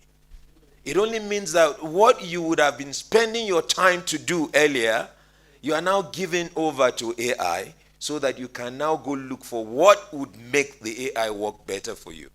So you start to see changes and displacements. Whereas secretaries were typing and typing and typing before now, you would not need to do that anymore. And you are seeing so many secretaries getting off their job because you can, on your own, use other methods to work properly. So every time we're thinking of AI, let's just think of what we would ask it to do while we get better in what we're doing also. We may not be doing what we're doing before, but moving in some other things that would make life better, make life easier. And that's how to go on. We have not seen the end of AI yet. We're just seeing the beginning of things. We were wondering this afternoon over the lunch table, when you get to the point where AI is behaving like, I don't need you to make me think. I want to think for myself. Then you start to wonder. But that actually cannot really happen. It can only get you to better ways of refining things. And I hope you understand that. So be ready for the many changes that will be happening around. It's coming. To answer Dr. Buigwe, we were looking at the existing practices around, and that was why we needed to operate in such a way that we had different stakeholders involved. I think the authority that was most interested in this was the Abuja Environmental Protection Board, really. And they became the ones that were looking at what were we doing before, and now that you guys are coming in and bringing in these ideas and what you're doing, How is it changing what we're seeing? So they became the point from which we're bouncing different ideas, and we're now looking at, the improvements that the system was bringing. And just for 1 year is so very short when you think of all that has happened over the many years to get the state of the handling of plastic waste and so on to what it was. But they started to see the change immediately. We're so excited that the more we get these young people involved, and the more we make sure that we continue to insist on these things that we're seeing are working, greater answers are coming down the line. So this was the way in which this happened. I had left the stove, the coal stove thing to the last, and I think that's a very, very interesting one. The issues about making sure that we're not cutting down trees, and whatever we're using of things that come from trees like coal and all the others, we're getting maximum results from. So ideas started to come, and there were different areas in which the support came. I know the International Energy Agency had different projects. There was a project in the University of Ife, or what you call the Obafemi Awolowo University now, and some others in the north, where there was great concern for desertification and all that. People were coming to look at the design of stoves in such a way that maximum heat can be generated in the chamber to make sure that you don't have to cut so many trees. I think it's something still in progress, except that at times, you do this thing to a point and then people forget it. They replaced the traditional coal pots, they improved coal stoves, and they made it possible for, the aspiration for energy conservation to take place. It's possible to look at the benefits that they gave. They were affordable, and they were able also to bring results where they are wanted. But there are challenges, like any other thing, the health risks involved. People were wrongly using these things at times, and carbon dioxide coming out of it was not properly channeled, and that was causing respiratory problems and so on. And at times when 1 or 2 cases like that had happened, people get discouraged about it. But there are ways in which you could really help this: exhaust fans or ventilated places to get this to work. The environmental impact also could be cumbersome at times, and then there are safety concerns. But it doesn't stop that, different checks and different further what I would call research will continue in these areas to give the kind of results that we want. There could be alternatives, there could be other initiatives, but so far, these are some of the things that are coming from Nigeria, and I think the experiences are still going on. I don't know whether you had a particular knowledge of a case or something that made you ask that, but maybe after this session, we might still be able to talk about it further. Thank you very much.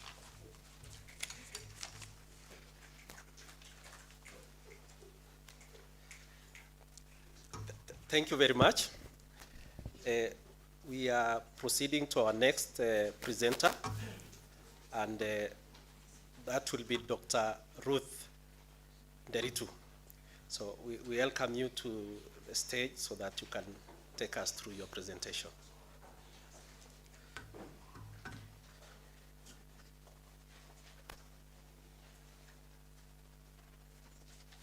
Yes, good afternoon.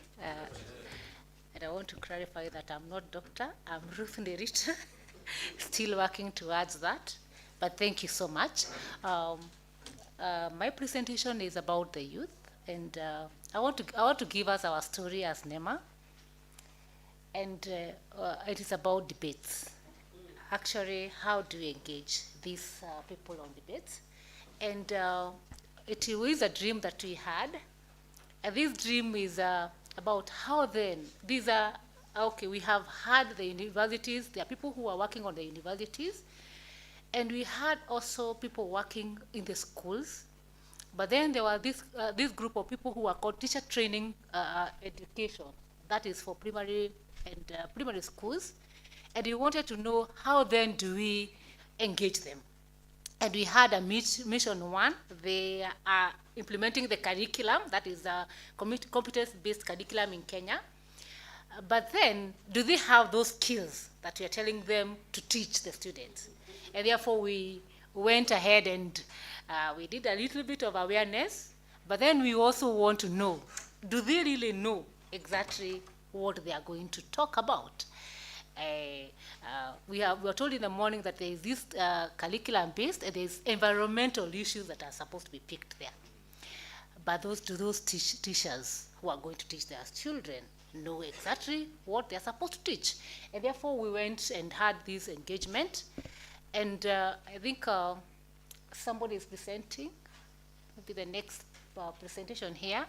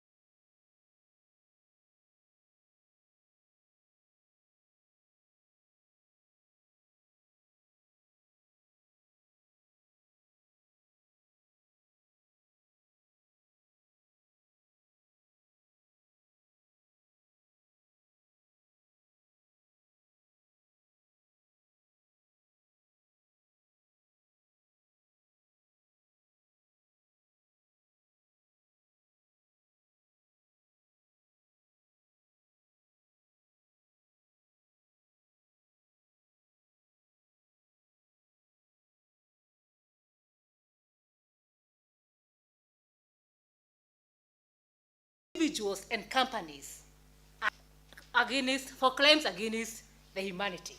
And therefore, at that level, they were able to really debate on that. Are we going to destroy the environment? Are we going to engage them and take them to prosecute them? And how? And therefore, we had an engagement. We caught up. A lot of information came out of the students. They were able to tell us why they should be able to really do that. I've gone to number 4. Maybe you can go. The next one.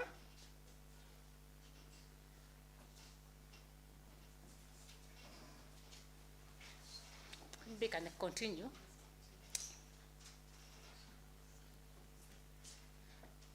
Okay, so we also had now, we brought those people now at a regional level. And these groups were in 7 regions. And these 7 regions, they were able to, excuse me. Okay, so there's a problem with that.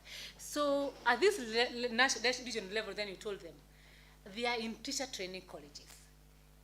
Should we include these issues of blood restoration activities a part of the community service? Would they be going out there to the community and actually working with the community to actually put in the issues of what the blood restoration issues? And a lot of issues came out. They were saying they have been doing it. I know it is there in the, where they're able to do 1, 2, 3 things. And they were able to really do that. And then at the national level, then we came and said, changing behavior of an individual organization influences initiative for drought resilience. And therefore, we were able to really now look at that.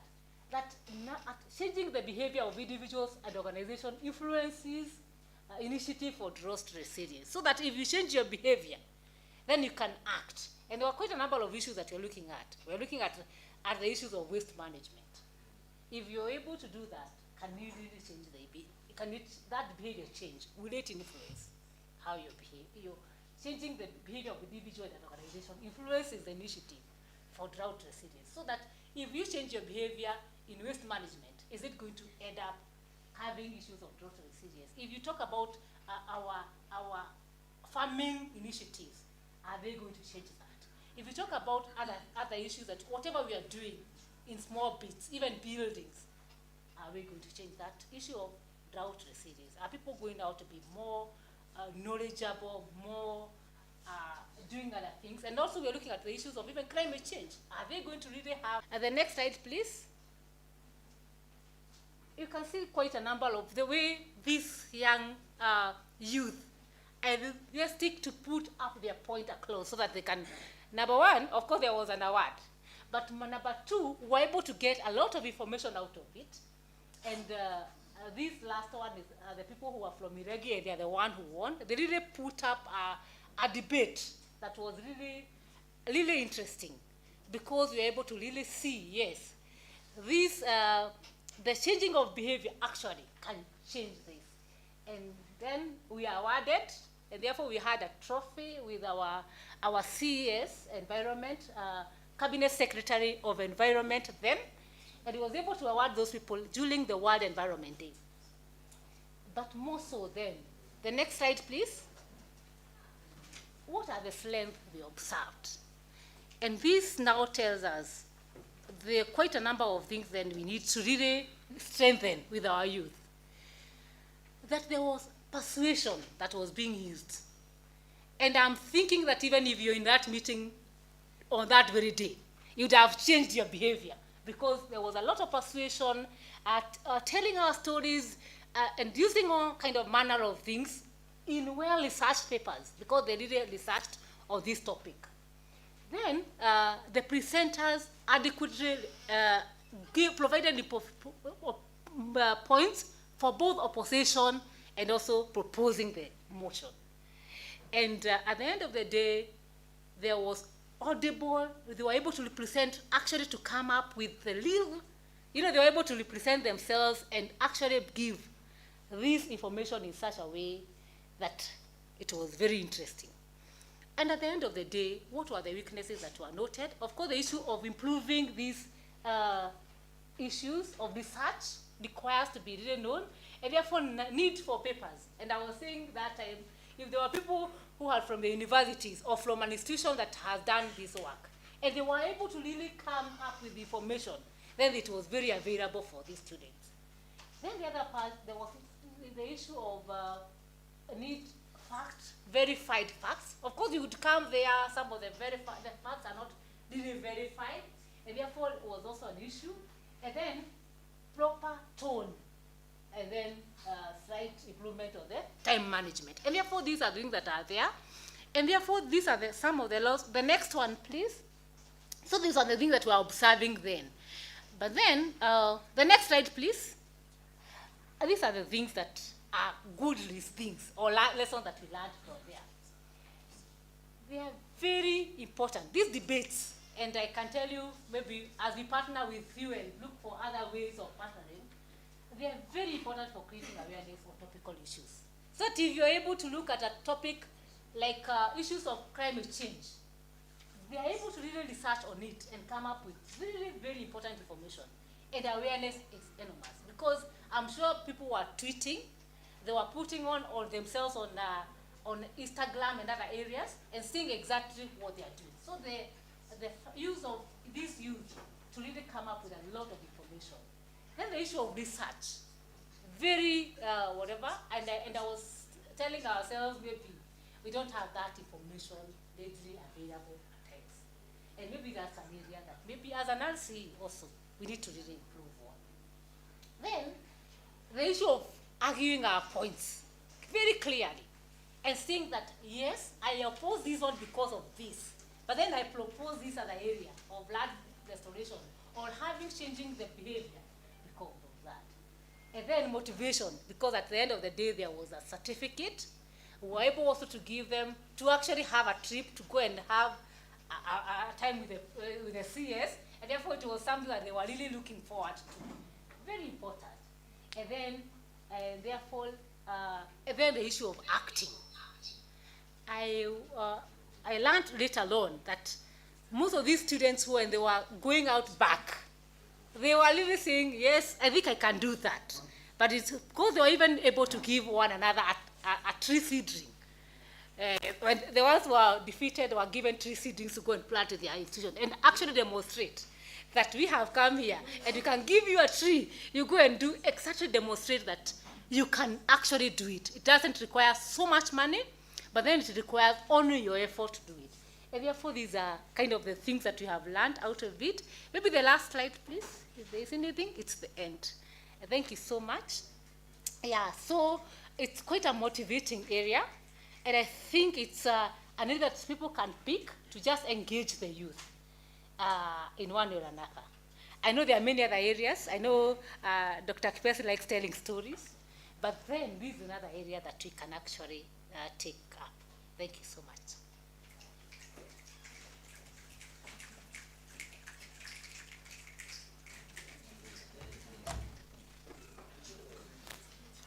You can see first the... Okay, let's appreciate her. So we use the environmental clubs, and then we direct her. So we do 3 of them. Thank you. Thank you. Thank you very much for your work on teacher training colleges. This is work on our educators, because the educators will pass the environmental skills to the learners. For now on, we shall, the questions you have for Nderitu, for Ruth Nderitu, we could have them, you could write them down. Then we have a few more presenters. Then we shall handle the questions at the end.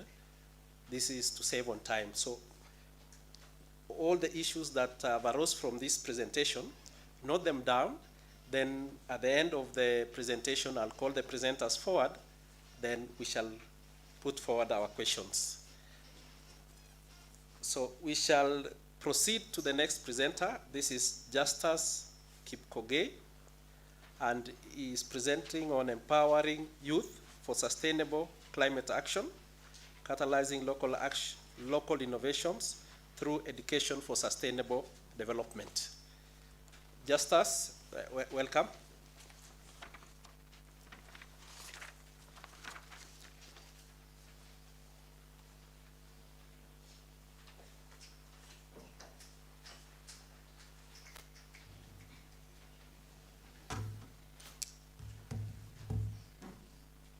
Okay. Good afternoon. Thank you so much for this opportunity. My name is Kipkoge Justus.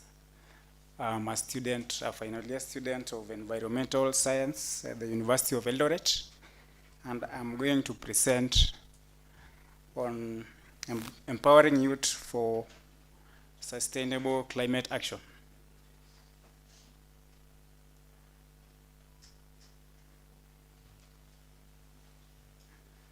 The sub-team is going to be catalyzing local innovations through education for sustainable development.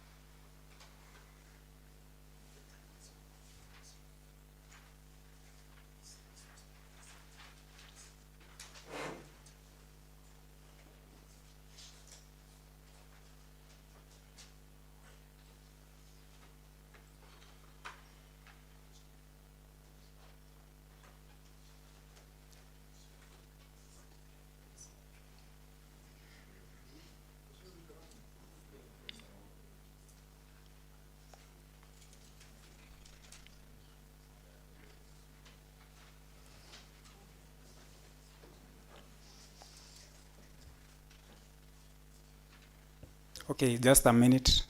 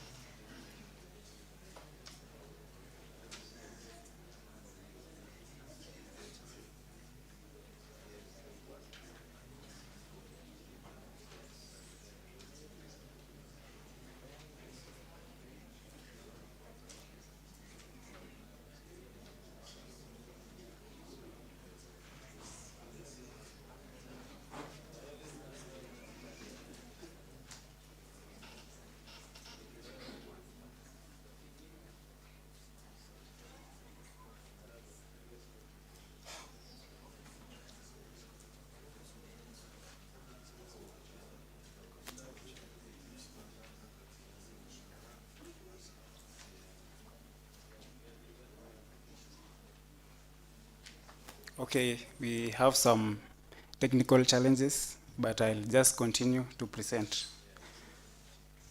So the table of contents, what I am going to present is about 3 subtopics. The number 1 is why youth engagement matters. Number 2 is the youth in climate strategies. And then examples of youth-led initiatives, role of RCEs, policy and education reforms. So this section provides an overview of the critical role that the youth play in addressing climate change. It highlights the urgency of climate action, the unique perspectives and energy that young people bring to the table, and the importance of integrating youth into the climate strategies. So I'm going straight to the next. The reason as to why youth engagement matters. Number 1 is the demographic power. You find that youth are almost 75%, and this makes a significant portion of the global population. And engaging them in the climate action is crucial because they will be the ones living with the long-term impacts of today's decisions, because we are all aiming at sustainable development, looking at what the future will hold. So the youth, when they'll be engaged in these matters, they'll be able to prepare a way for the coming generation. The next point is the innovative mindset that the youth possess. The youth are young people who even think outside the box. They even think without the box. And that's why they are adopting new technologies and approaches. So this innovation is vital for developing creative solutions to the complex environmental challenges. So also the advocacy and awareness. So youth have the strong ability to influence their peers and the broader community. They can raise awareness on climate issues, advocate for policy changes, and hold their leaders accountable. We have also the intergenerational equity. So engaging youth ensure the future generation have a voice in decision making. So the other subtopic is about the youth in climate strategies. So youth in climate strategies refers to the active involvement of young people in developing and advocating for strategies that address climate change. So the youth are involved in policy and advocacy, education and awareness, innovation and technology, community engagement, international collaboration. Like the RCE, we find that it is not just a local thing, it is a global impact. So straight the youth-led initiatives, examples of the initiative that the youth has already. I'll take a case study of the University of Eldoret Environmental Students Association, which is a student association focused on promoting environmental awareness and sustainability practices within the University of Eldoret and surrounding communities. So the key success of the UESA, that is Environmental Club, is they have organized numerous tree planting drives, contributing to the reforestation of local areas and promoting biodiversity. Community outreach, so we have also engaged local communities in especially the primary schools around, where we do some motivation and telling them about the environmental issues and how they can solve them. Another issue is a club known as the Planetary Health Society, because it is a student youth-led group. So this is a student-driven initiative at the University of Eldoret, affiliated with the Planetary Health of Eastern African Hub. It is global, and it is aimed at addressing the connection between the human life and the nature. So the key success, number 1 is about the Sophia project involvement. So this active participation in the Sophia project is a project whereby we come up with ideas and strategies to solve environmental challenges. And an example is where we visited the Lake Baringo community called, I don't remember the name of the community, where we managed to hold a discussion on sustainable cooking practices, where we received we told them about the clean cooking practices, and we were receiving the feedback of the challenges they are facing, so that we can set up projects to finalize or to rather combat the pollution. So another last example is Singishu Youth for Kenya, YK27, University of Eldoret being in Uasin County. We have also partnered with other universities and youth-led organizations, whereby we were involved in the cleanup of the Eldoret city before it was given the charter the other day. Okay, those are just but example. We have several activities we have done as youth in the case study of the University of Eldoret. The role of RCEs in climate action and sustainable development, number one, is offering local solutions. They develop and implement climate action strategies, education and training, community engagement, monitoring and evaluation. So that was my presentation about the empowering youth for sustainable climate action, and we are all urged to come and take part in empowering the youth to take part, because they have the power and the will to do the SDG 13 and all the other SDGs. Thank you very much for your attention.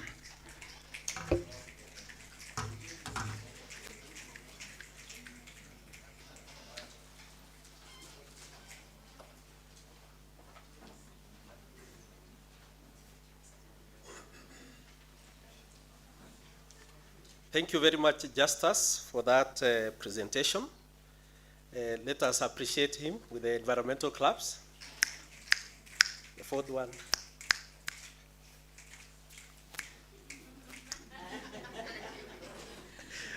Okay. I'm still learning the environmental club. So the next presentation will be an online presentation by Dr. Gathu Kirubi. The presentation will be Youth Entrepreneurship for Sustainability. So I welcome Dr. Gathu Kirubi to share his screen and do the presentation. Welcome.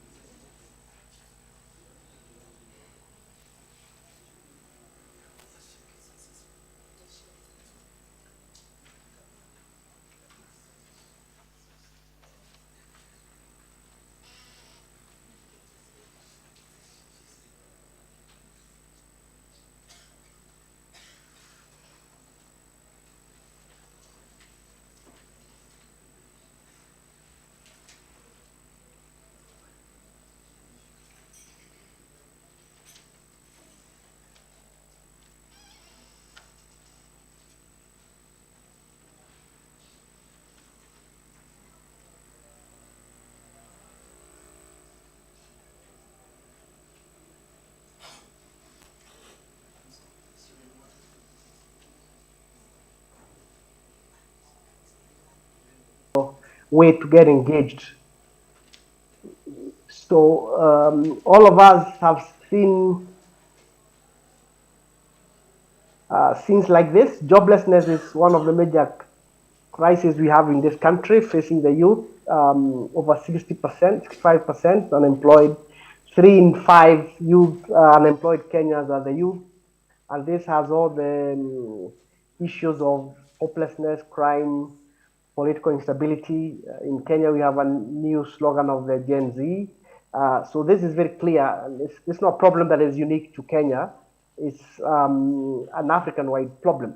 So how can we convert youth from just being job seekers to job creators? And this is what this project is about. So I went too far. And then combined with that challenge of unemployment, it's another challenge of informality. This figure just shows the trajectory of formal, informal trade in employment. Up to the early 90s, we had the formal economy. Between the 70s and 90s, the formal sector was much bigger. The economy was growing robustly. And the formal economy was able to absorb and provide youth with jobs. By that time, people used to get, well, you are a university graduate, by the time you're graduating, you already have a posting for a job. Then come in the 90s, there came the so-called structural adjustment programs that highly restructured our formal economies, led to a lot of retrenchment, led to the reduction of government employment opportunities. A lot of layoffs were done. And since that time, the African economies, Kenyan included, has really never recovered from those shocks of the 90s. And if you look at where we are in 2024, so you can see this transition, this is dropping down while the informal economy is growing up. So this is what we're calling the transition. And the 2024 figures are that 80% of all business registered in Kenya are small and micro enterprises, and 7 in 10 new jobs are created by small and micro enterprises, which as of this year is contributing about 3% of the GDP. So what's the bottom line? The takeaway lesson here is that for the youth in Kenya, and I bet in the rest of Africa, is the future of work is going to be through entrepreneurship. The future of work is going to be through entrepreneurship. But to unlock this potential, we need to do more. We need to, it's not going to happen on its own. We need to create what I call a support ecosystem dedicated to upskilling, resourcing, mentoring, and supporting the young entrepreneurs along this journey. And how would that look like? For those people who study innovations, just before I go there, there's a statement for all of us who are educators. This is should be food for thought. This was a statement that was made by Jacqueline Mogo. She is the CEO of Kenya Federation of Employers, and this is what she had to say, that Kenya is a certificate country, not a skills country. We must recognize and reward certificates and not skills or productivity, and we need to change this. So for those of us in the universities and as educators, this was really food for thought. It's really a wake-up call that we are being characterized as a certificate country, that we are just majoring in issuing certificates and not impacting more skills, hard-on skills. And this is where RCE comes in, because RCE is more about practice, getting ideas into action, getting ideas into implementation, getting people to get engaged at the grassroots level, and tackling the problem. So with that in mind, we in this mentorship program that I was involved in last year and part of early this year, We invoke this popular theory.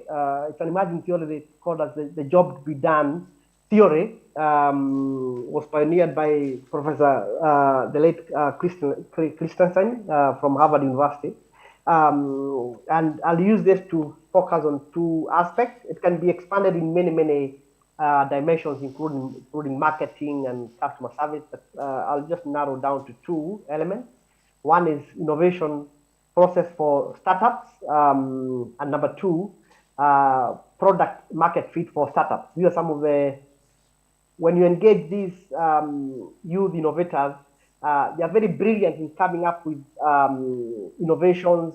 But the weakest link that we found is transitioning those innovations into product in the market, that where they can actually gain traction as entrepreneurs and as businesses who are making money. So how do we apply this? Very briefly, if you approach innovation process in the conventional approach, people start with ideas and then they're looking for needs.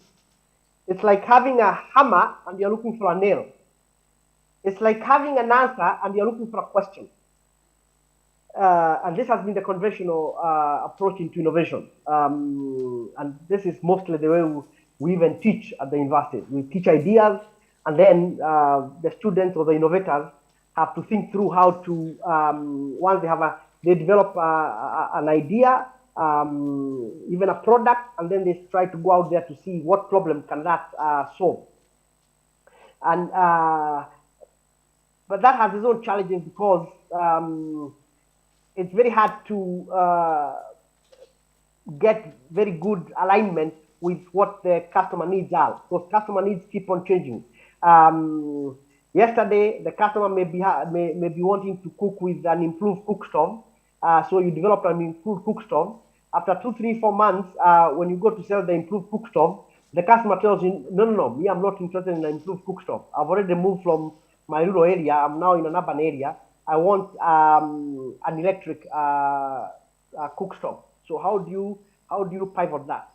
So using the job to be done framework, it turns this on its head now from needs to ideas. And what does this mean? It means that you spend a lot of time as an innovator understanding your target market, understanding your customer needs, and thinking through with the customer. In fact, the customer becomes more of a co-creator, a co-innovator. It's not just as opposed to the conventional approach where, as an innovator, you just stay in the lab, you think through the problem, you think you understand the problem, you develop the solution, and then you just take to the customer to just consume what you have developed. In this job to be done approach is to first understand what are the needs. And at the very simple level of this job to be done, is simply saying that every time a customer is buying a product, they are buying it to do a job. They are hungry for a job. And the job here in quote, it can be that they need a clean cooking environment. So that's the job. So when they are buying a cook stove, it's not necessarily for preparing the meal. There's another important job that cook stove is doing. It's eliminating indoor air pollution in that customer's house. So if you are an innovator and you're only focusing on making your stove more efficient, and you're not paying sufficient attention to how eradicate the indoor air pollution, or even how it can be easier to move around, then there will be some misalignment when you take your product to the field. That's why moving from needs to ideas, it's a new way of thinking in the innovation process. So why is this important? There's this famous quote by Theodore Levitt, one of the early pioneers in innovation. He said, people don't want to buy a quarter-inch drill. They want a quarter-inch hole. And this is where the job to be done is. The customer is not interested in a drill.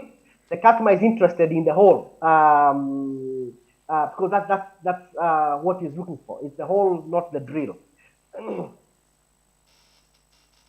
So moving on, this job to be done challenges us to focus on the real need, the whole. This is the whole that the customer is interested in, as opposed to just looking at the, instead of just perfecting the drill, yet that's not what the customer is buying. The customer is buying the whole. You may have a perfect drill that you have engineered in your lab as an innovator, but when you eventually go to drill that hole, there may be some element that drill may not do. Maybe it's a good drill, but maybe the handle is not comfortable enough. Maybe the final finish is not good enough. Such that, but if you started with the hole, and this, of course, we are just using the hole and the drill as an illustrative example. Customer needs cut across many different shapes and dimensions. But if you focus on understanding the hole that the customer is want to drill, the depth, the shape, the size, then it becomes much easier to now go back and engineer your drill. It's almost like a reverse engineering as opposed to the conventional approach we have been using. This is another good example. If you look at all these devices here, from the CD player to MP3, streaming the market, all these are devices to do with listening to the music. But what we are saying here is that over time, these devices, the first one here, this track doesn't exist anymore. You can't even buy it in the market because it's extinct.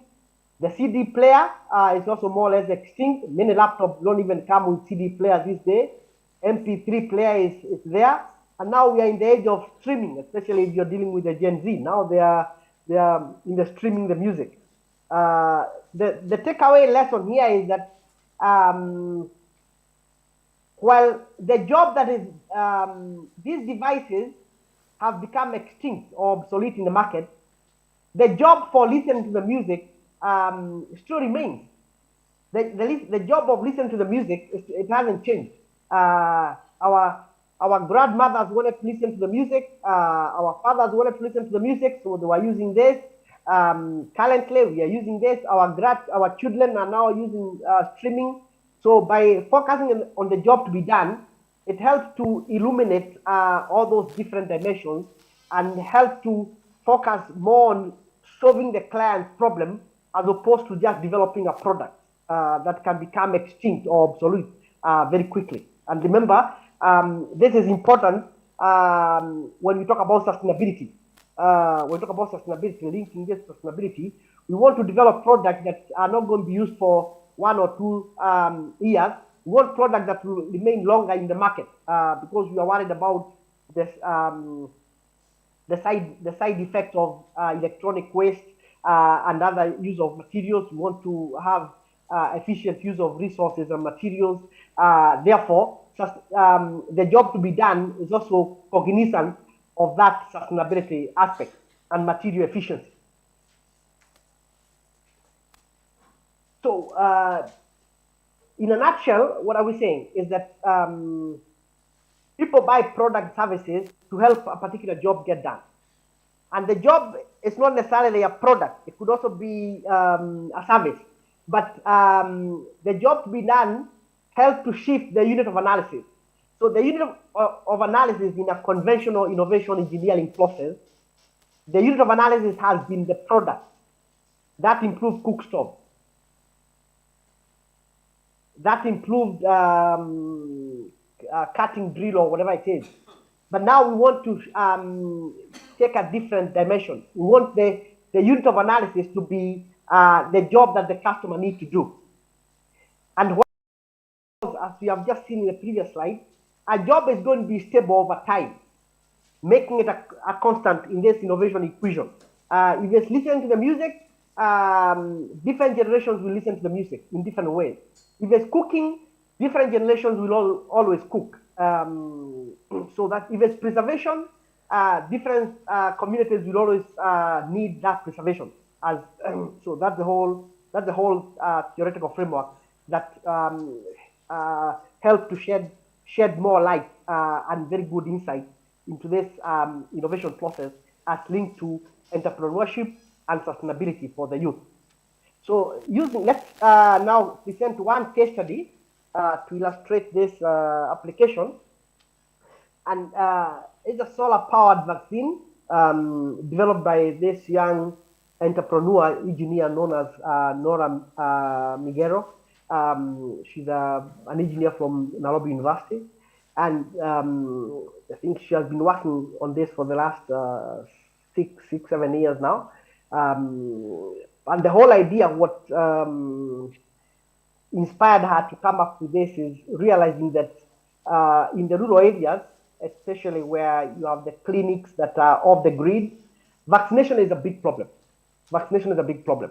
And it's a problem in two ways. One is we have health facilities in this country that are completely off the grid. They don't have electricity connection. And they normally use gas-powered refrigeration. And gas-powered refrigeration is very erratic, is very problematic, is very high costly. So that poses a serious problem of supply of refrigerated vaccines. The second problem is even those health clinics that are connected to the grid supply is very unreliable. If you've been to some of these rural clinics and some parts of rural Kenya, it's not unusual to find power supply interruption of 1 or 2 or 3 hours in a day. Like I've been to some clinics in some very parts of Homa Bay, Sierra part, where you have the grid is not there for almost 1 full day. And what happens is that the day that it was scheduled for vaccination. So it's a serious health problem. And we know access to quality health is one of the SDGs that RCE should be focusing on. So what have they done?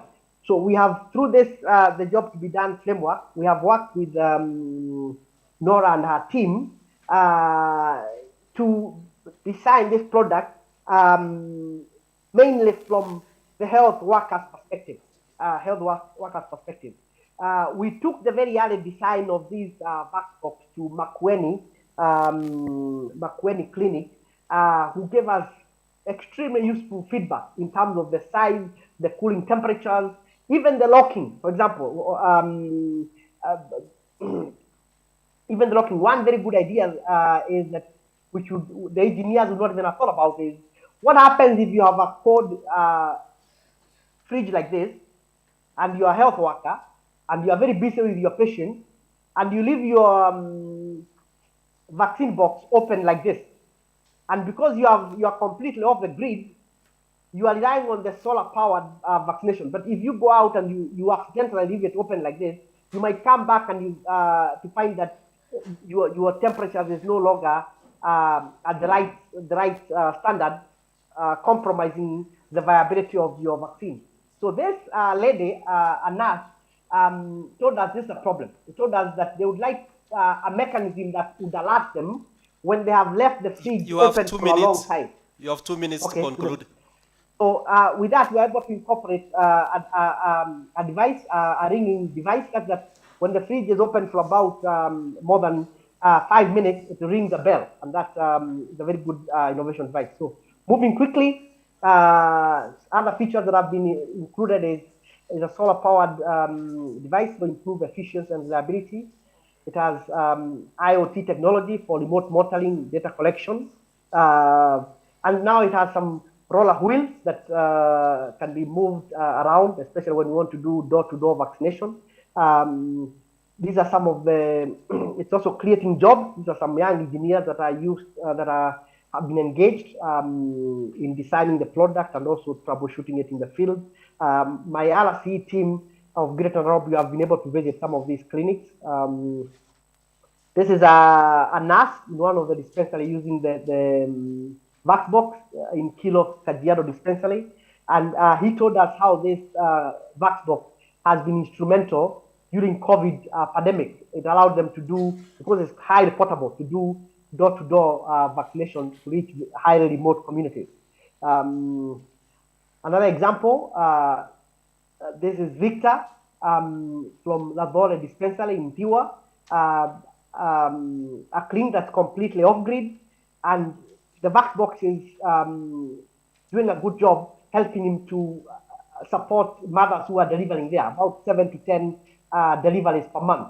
And without this kind of a Vaxbox, solar-powered Vaxbox, he will not be able to provide that kind of service. You can see how critical it is in delivering improved healthcare in some of those very remote places. Another example, this is Amos in Isinya. This is a good example because Isinya is in Kajiado, is in a more or less urban area, so they are connected to the grid. But they go without power for about 2-3 days per week. The grid supply there is very unreliable. And because for some strange reasons, babies don't give signal when they are going to arrive. They just choose when to arrive. So if you go to every clinic that is having maternal services, delivery services, it's always the first room of choice where they position these fax boxes, so that if there is any delivery at any time, they have the right vaccination and medicine to support that delivery. Very, very critical healthcare support.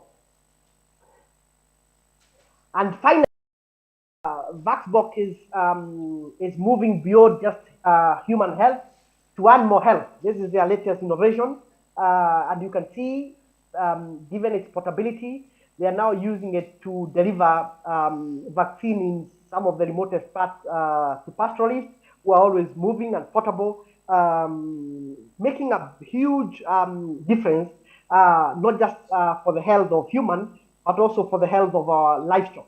And that is what sustainability is. We are helping the youth to think through the innovation and think through it in a way that these solutions will not just remain in the shelves and in the library of the universities, that they will be able to be taken out in the field and commercialized and deployed to scale, so that they can start making a difference, both for economic development and also for environmental sustainability and climate action.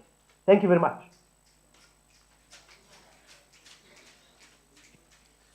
Thank you very much. We still have a few more presentations. So we are going to do one more online presentation, and then by Mwanasiti Mbete.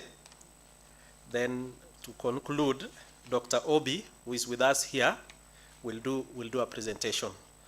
So we welcome Mwanasiti Mbete with a presentation on influence of BOM budgeting, competencies on governance of public primary schools in Mombasa County, Kenya. So welcome, please share your screen and proceed. Thank you so much. My screen will be shared from your end. Okay, noted, it is being shared right away. Thank you so much.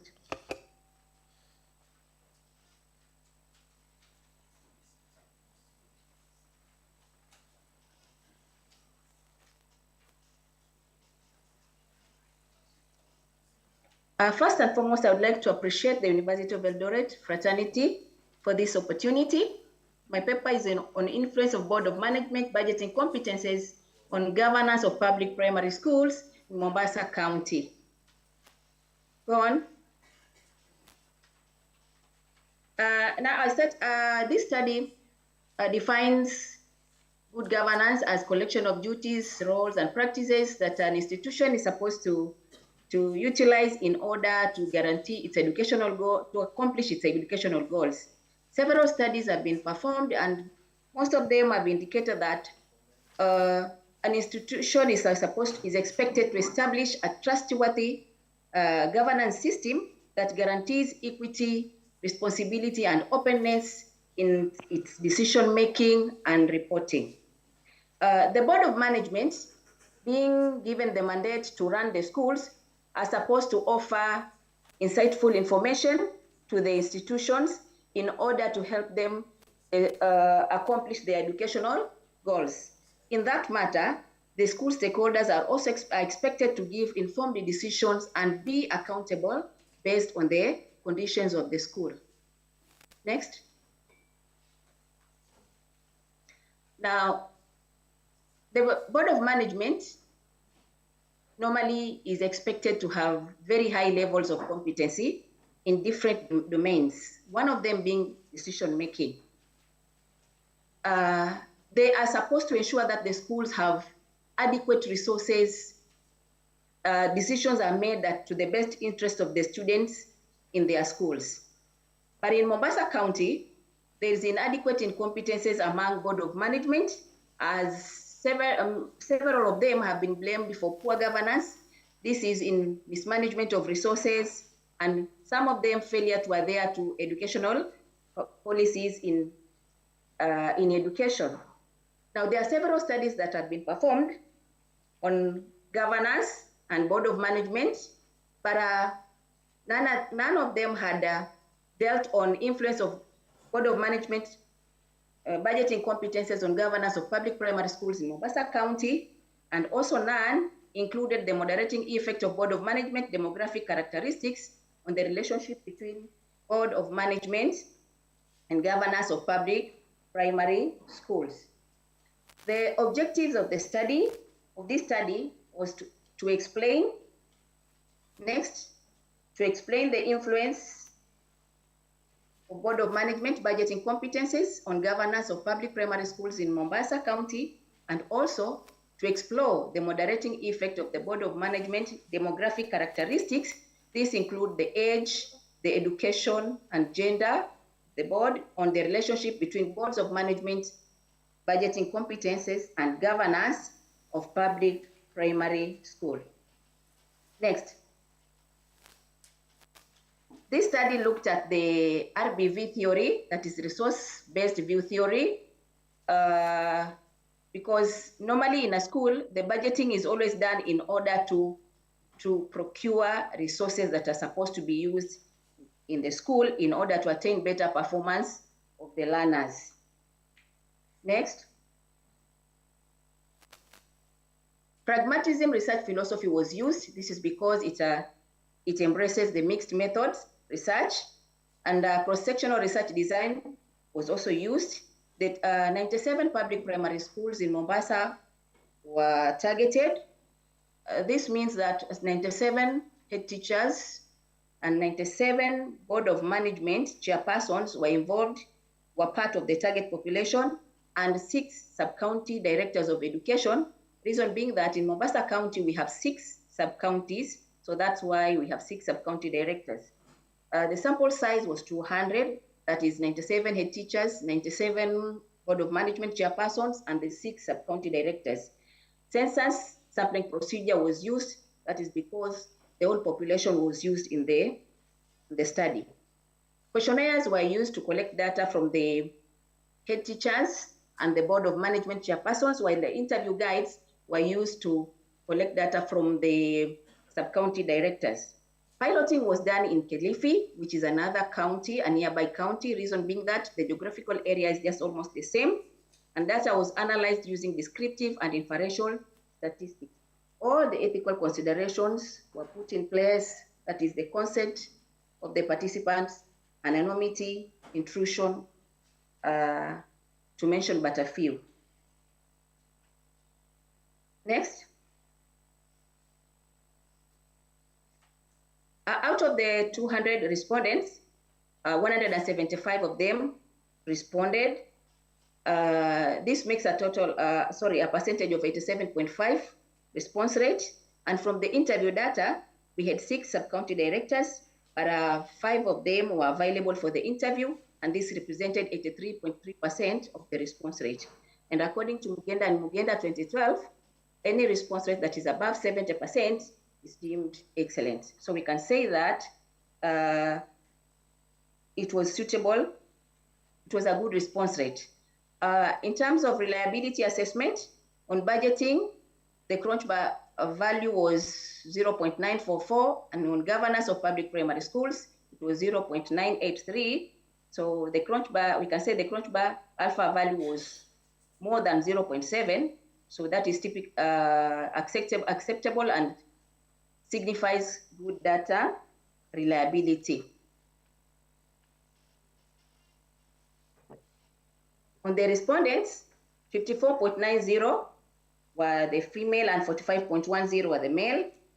So we can say that that is a slight difference. So we can say there was good gender balance. And though the female respondents were a bit high, but it was a bit fair, so it's a good gender balance. And this one was consistent with the studies that were done by Akinyi 2013 and Nyongesa 2017, which established a similar status among principals in public primary schools in Siaya and Kisumu counties. For the head teachers and the Board of Management chairpersons, we had 42.90 who had bachelor's degree, and then we had 15.40 who had master's degree. PhD holders, we had 1.10, and then we had others. The others, it means they could be having certificates, diplomas, and so on. So that we can say that from the data that the respondents had a good education level, so we can also say that they were aware of what was happening in their schools. Next. On the quantitative responses on budget competences, the results highlighted that the budgeting was a crucial factor in governance, and we can see that the high mean score for the overall effect of budgeting on governance was 4.3371, and timely budgeting in our school, which was 4.314. This indicates that they are very high values, and we can say that they suggest that there's effective and punctual budgeting in the Mombasa public primary schools. Next. On the qualitative responses, among the sub-county directors, Sub-County Director 5 had indicated that proper budgeting ensures that resources are utilized optimally, avoiding waste and directing funds towards priority areas. He went further and said that the ability to create long-term financial plans is crucial for the school's sustainability and growth, is to ensure that there is strong budgeting skills. Then we also have Sub-County Director 3 who said that through effective budgeting practices, the Board of Management can enhance the school's operational performance, maintain financial stability, and support the successful implementation of the policies and strategic goals. So we can say that they all knew that budgeting is crucial in fostering better governance. Next. On governance, the public primary schools would say that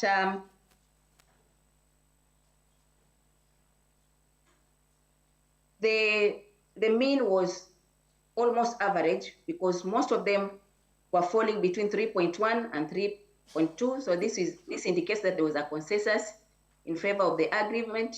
So we can say that it was fair. And in other words, I can also say it was good in terms of oversight, monitoring, quality assurance, supervision, and accountability. Next. The bivariate correlation analysis result, which was trying to answer the question was, how do boards of management budgeting skills affect the governance of public primary schools in Mombasa County, indicated a strong positive correlation coefficient of 0.730. So we can say that the result suggests that there is better budgeting practices that are closely linked to better governance. Next. In conclusion, the study concluded that budgeting competences significantly influence the governance of public primary schools in Mombasa County, and indicating that there was timely budgeting, which highlighting critical roles in effective school management. And they can also say that competent budgeting fosters informed decision making in the schools. Recommendations. The study recommends that the Ministry of Education, in collaboration with the Board of Management, of public primary schools in Mombasa County should prioritize training programs targeting the board of management and the head teachers. And the program should focus on effective budgeting practices such as incremental, activity-based, and zero-based budgeting, and also ensure that there is also training on financial accountability, compliance, and financial planning. Next. Thank you.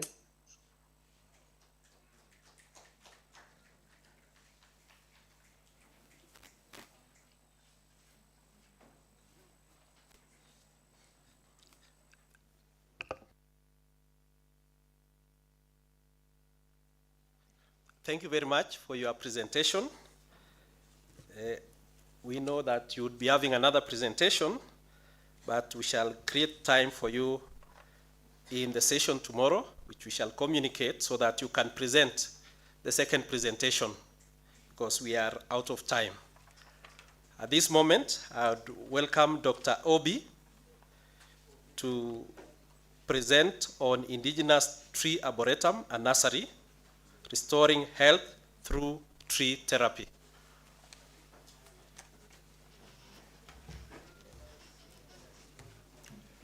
Thank you very much, and gratitude to the organizers of this meeting.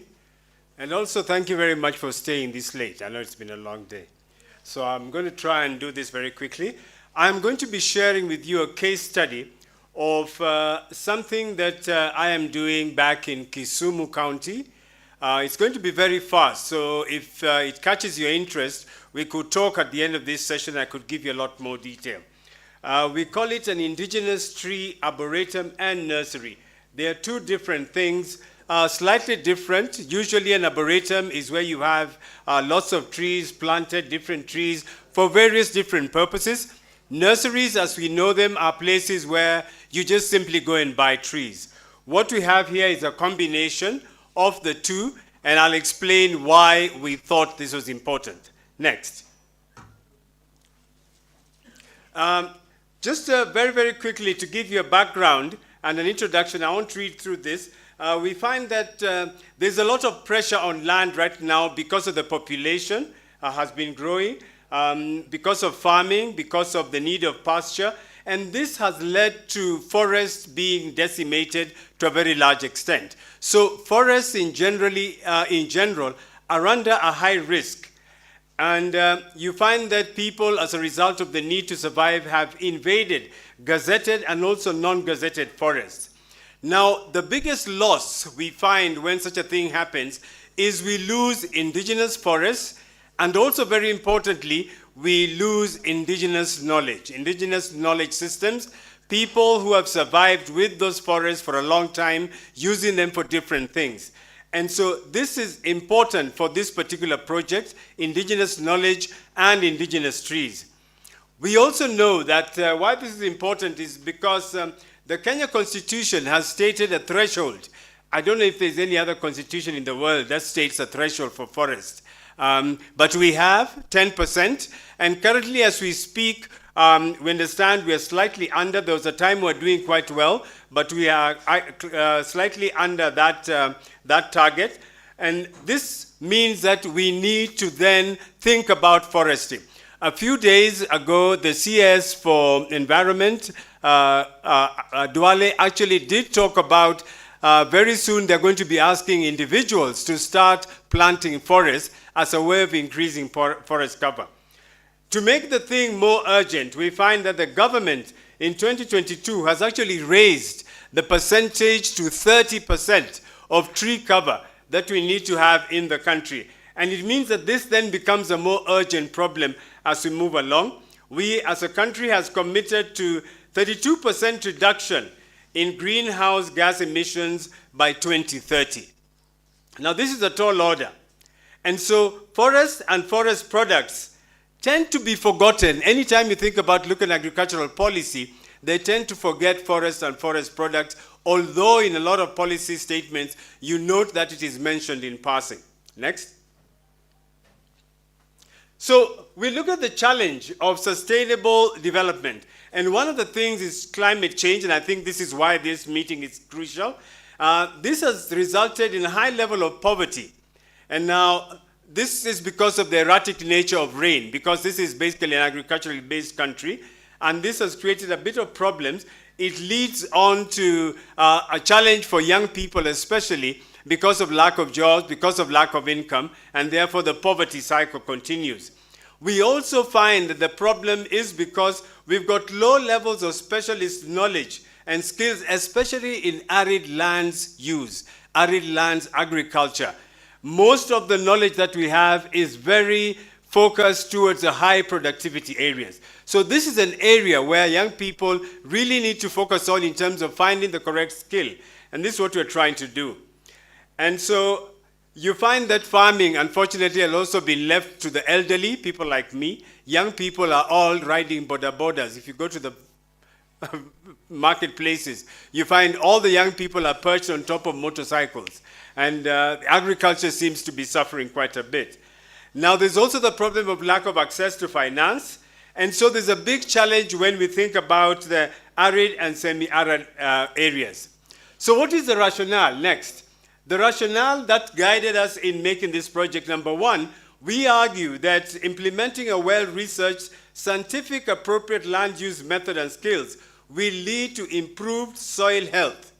So part of the challenge of improving soil health, we believe, will be driven by a more scientific approach towards afforestation. Now, forest conservation will also lead to a diversified, sustainable economic activities, offering economic options, especially for young people.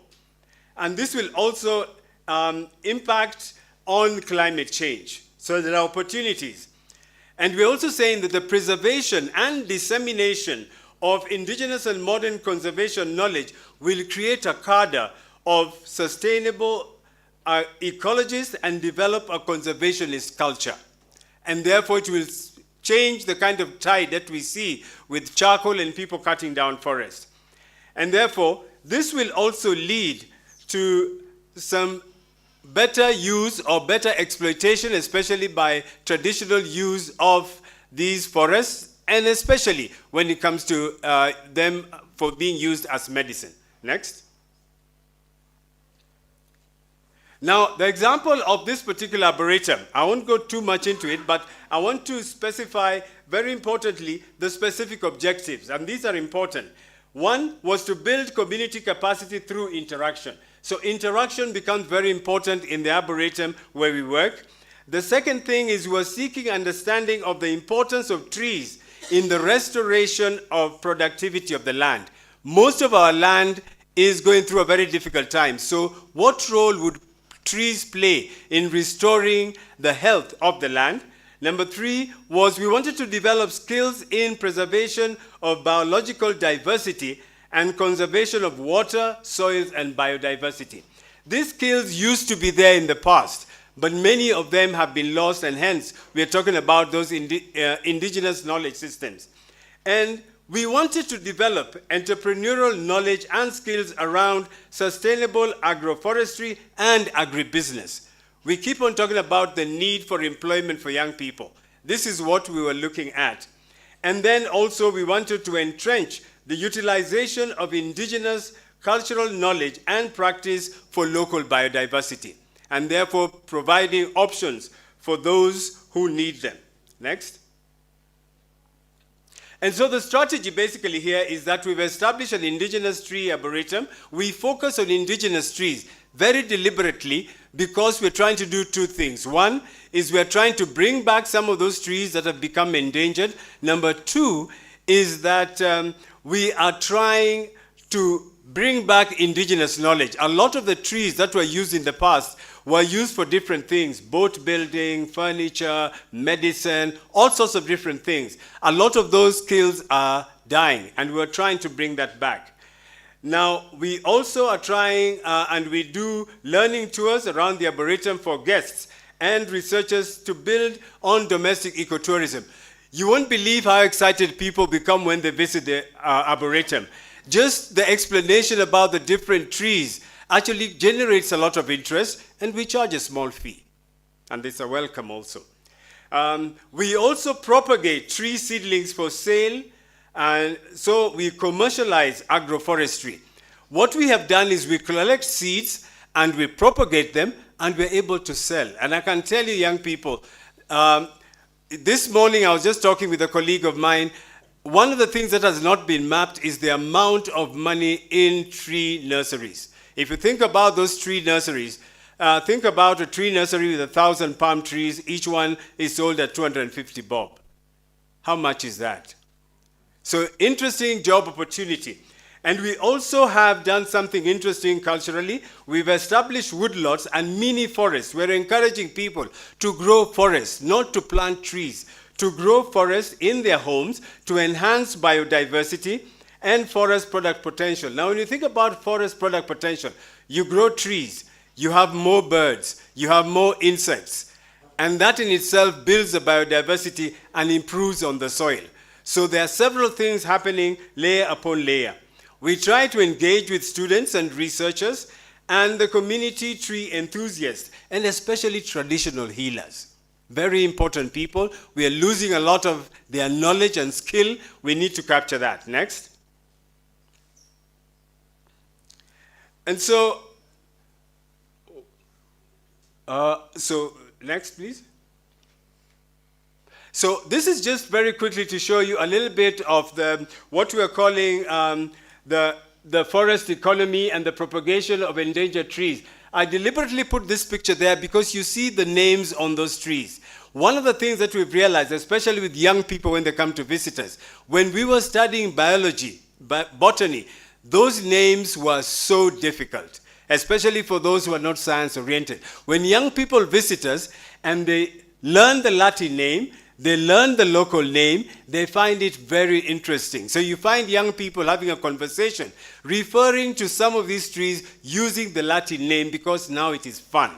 And therefore, we are demystifying something that might have been difficult and growing a lot of interest and attention, not only in botany. And so we are inviting people who are interested in trees, come and help us to name some of our trees, because in some of them we've grown, we do not even know what the names are. And it's an exciting exercise. Next. Now, this slide is a very important slide. And here we are talking about something else which we are doing at our place, which we're calling forest therapy. Now, forest therapy is derived from an idea which was popularized in Japan, which is Shirin Yoku. I don't know if I'm pronouncing it correctly. But it has been scientifically found that when people spend time in the forest where there are trees, it is a boost to their health. It reduces stress. Trees are able to provide some vibes, which then are able to bring down some of the stressors and bring up some of those chemicals in your body that have a better feeling. It creates a much, much better feeling. And so what we do, we encourage people, and when they come into the arboretum, a lot of times, even when it's warm outside, people come and they say, wow, this is different. And we've got places where people can sit. They just come and sit down and sometimes enjoy a cold glass of juice, and they feel rejuvenated. And so this is something that has been researched. It is well studied. There's a lot of literature on it. It works.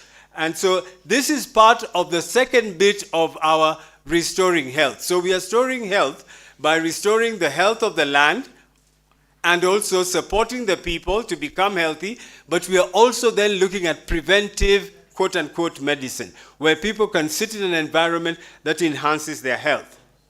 Next. Now the results. We've been able to actually encourage a lot of young people to set up tree nurseries. Remember, I talked about the economic potential. They've set up tree nurseries. They are selling woodlots. They're selling tree seedlings. And apart from that, some of them that grow very fast, some people are already at the second level where they're selling fruits and nuts.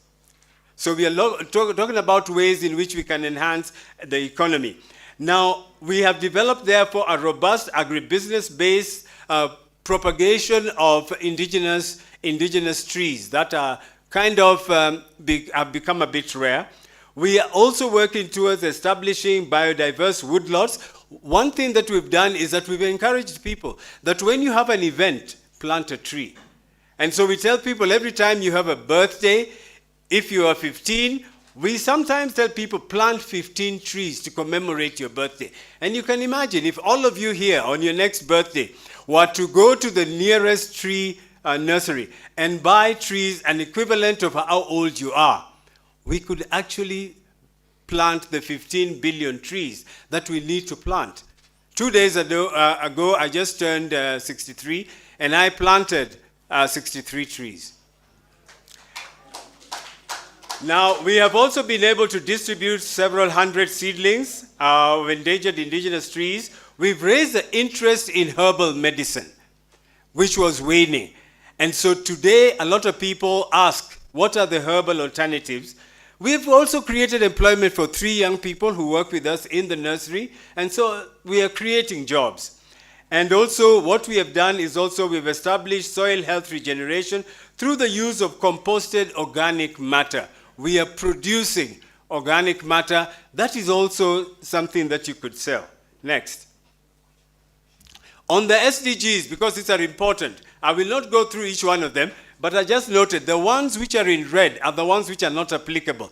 But all the other ones we have impacted. And therefore, we are doing very well when it comes to fighting poverty, climate change, restoration of health. Most of the SDGs we are able to do. And therefore, we are saying this is a wonderful model that could help us catch up. Earlier on, Madam, you talked about we are not doing well when it comes to the SDGs. This is a model that could help us to actually achieve this. Next.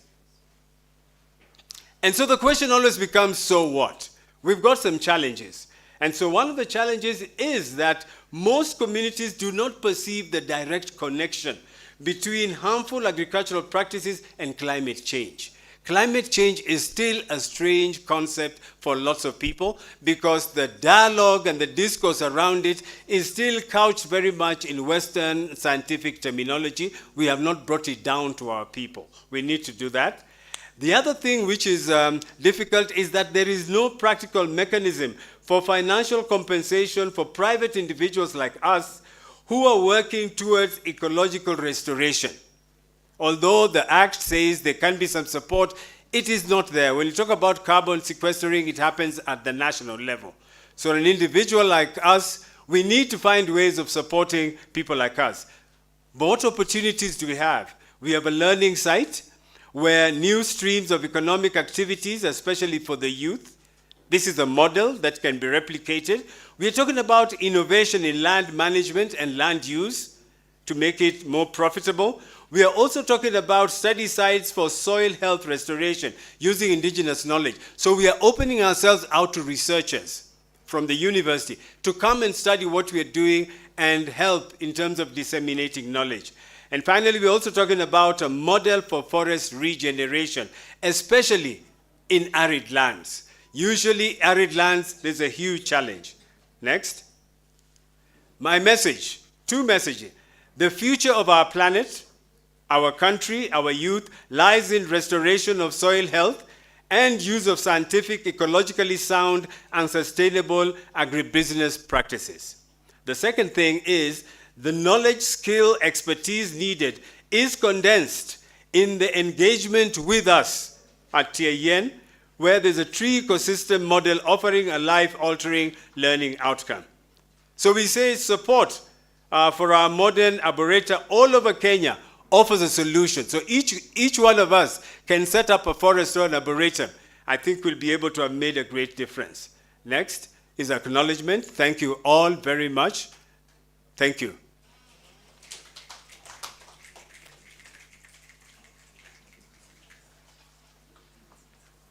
Okay, since he's here, we can do the flower.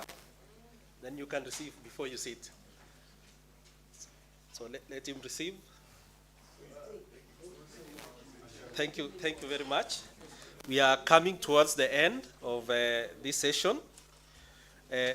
We have had 2 parallel sessions, which we combined. We have sub-team 1, mainstreaming of gender, youth, and communities in linking climate action with ESD and SDG.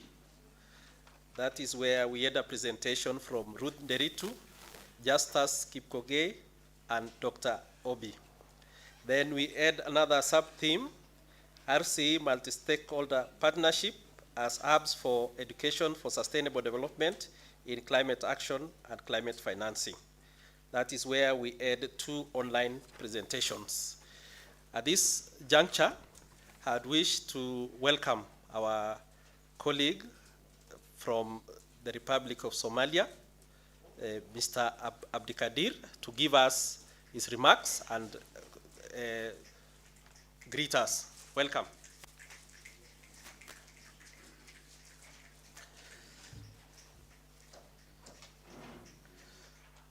Good afternoon. I think we are very tired because we have been sitting, yeah. Yeah. Okay. Okay. Thank you so much. Let's stand first. Take refreshment.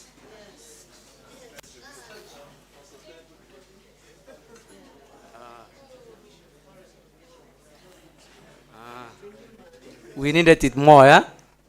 We needed the fresh refreshment. Yeah, because we didn't do the refreshment like this one since the morning. Okay, have a seat, please.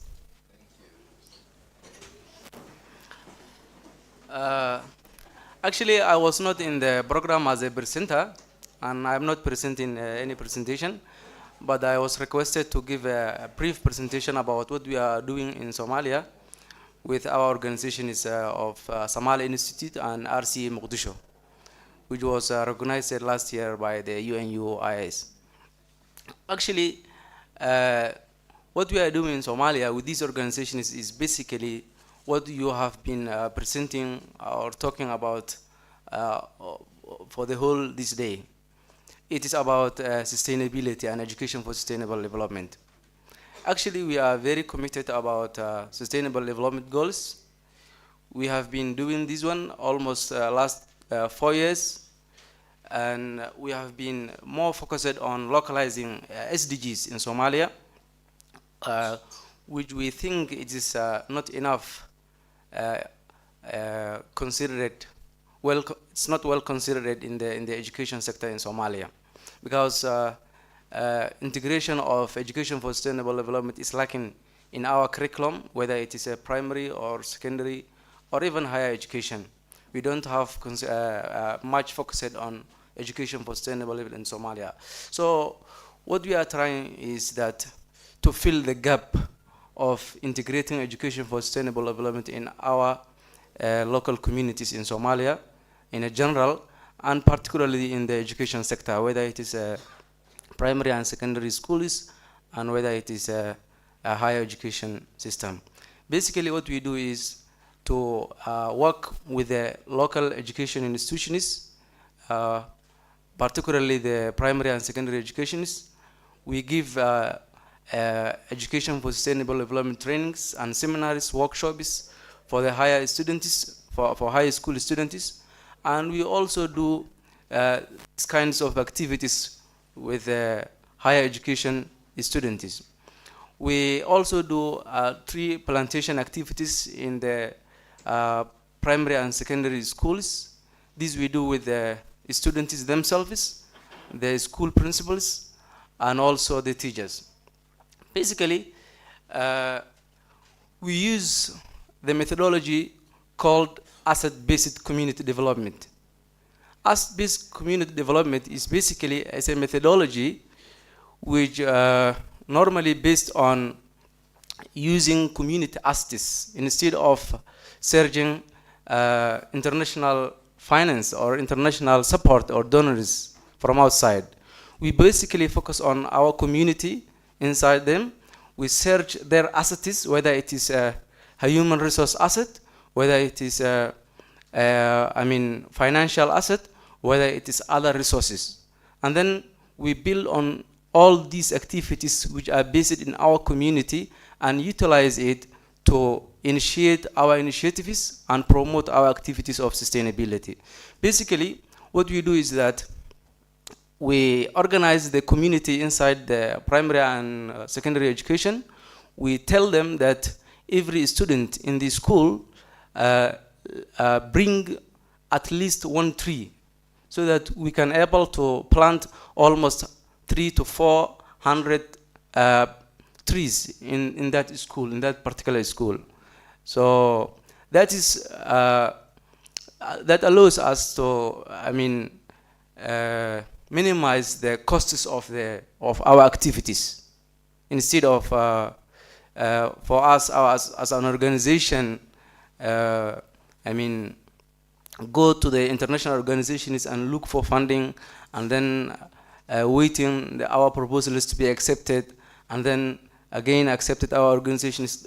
Instead of going those long procedure, we just focus on our community, and we organize them. We tell them that this is our community, this is our environment.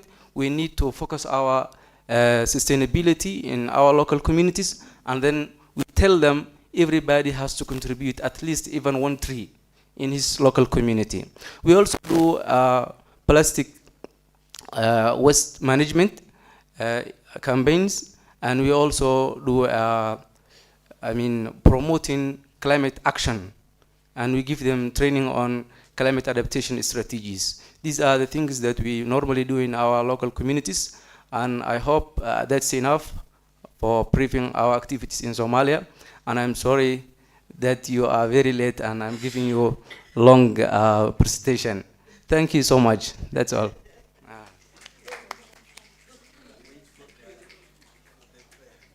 Let's appreciate him. It's yours. So let's give him flowers. You can stand as you receive the flowers. Okay, that's enough. Let's give him. Thank you. Now that we are towards the tail end, we only have 2 items to complete, and then we are gone. I would welcome Mr. Welinga to handle the responses, and then Dr. Saina to close for us. So Mr. Welinga, because we are having 2 sessions, just handle the responses. Any questions, any issue that needs to be raised, you'll handle it. Then after him, he welcomes Dr. Saina to close. Good evening once again. I know we are exhausted but not tired. As I open up the session for question and answers, I want to pay special attention to Dr. Obi. Now, Dr. Obi, I realized he acknowledged me in his presentation, and I was wondering why, and he didn't want to answer the question. But the issue is, we are the first cohorts, the first graduates of Kenyatta University. And due to technology, we were able to link up, I think after 30 years, due to greening. And we used the WhatsApp group, and he formed it, and he's our chair of that cohort on that WhatsApp group. And that's why he's here today, courtesy of green communication. 2, at our undergraduate, I think he was doing fine art while I was doing botany and zoology. So it's like whenever he was seeing me running around the compound, chasing grasshoppers and carrying the leaves, I think he was busy drawing me and the flowers and so forth. So after graduation, it's like he went ahead and started to follow me. And as he stands, I think he's doing far much better than me. However, early this year, I told him we have this and this and this and this, and we shared with him what he's doing at Kajulu, same in Kisumu, in Nyanza. And we shared, and I told him there's a platform which you can come and share your experiences. And in between, I've been trying to urge him to come. As late as 4 days ago, he was not on the program. I had to call him in the night. Hey, mzee, shida ni nini? Amuko tume your proposal abstract to me, professor. We want to put in the abstract the last day. And surely, Prof, his was the last abstract in our program, and I think I saved a lot of information to have it put here. Thanks a lot, Daktari, and that's the way to go on this RCE platform. Now, you raised a few things on your, I'll just start with you again. You raised an issue of support. You are really crying for support on behalf of yourself and others. The first support I'm sure you are getting is that you are establishing very good ecological footprints. Whatever you are doing is going to outlive you. 300 years to come, so many hundred years to come. And those are very important ecological footprints. I'm saying that because in the Kakamega forest, we had a tree known as Omutere. By the time it was falling down, it was 350 years. And it signifies the longevity of what we are doing as human beings in terms of reforestation and whatever we are doing. The happy birthday trees, I normally champion on our wall. And yesterday I was just trying to tell him that you didn't tell me that you are having a happy birthday, but come to Eldoret and you'll be able to enjoy a murusik. Murusik is the milk of this side, so shall be able to crown you the happy birthday as we move ahead. Lastly, I want to integrate it with the earlier information from the global RCE. In one of the speeches, it was mentioned that they are now open to RCE Global Awards 2024. I think the closing date is, I think, around September, when I captured it very well. So it means that even us, as we are sitting here, we are eligible for the 2024 Global RCE Awards. And Dr. Obi, I'll make sure that you send yours so that you win that global recognition. I will not sleep until I make sure that you do that. Then the other thing for us to take home is that they also mentioned that out of the 169 targets of the SDGs, we have only covered 17%. I don't know whether you are able to capture that from the global RCE. So that's really food for thought. And you are able, how many years are we remaining with before the SDGs come to a close? 6 years? So if we have not covered in the last 12 years, we have only covered 17. What should we do to cover the remaining? What percent is remaining? So that's food for thought for us in terms of deliberation that we need to undertake. So with those remarks that I have made, I would want to open more remarks on the deliberations that have taken place so that we are able to integrate and see how we can be able to move ahead with those deliberations. So I open the floor so that you can have, yes, Dr.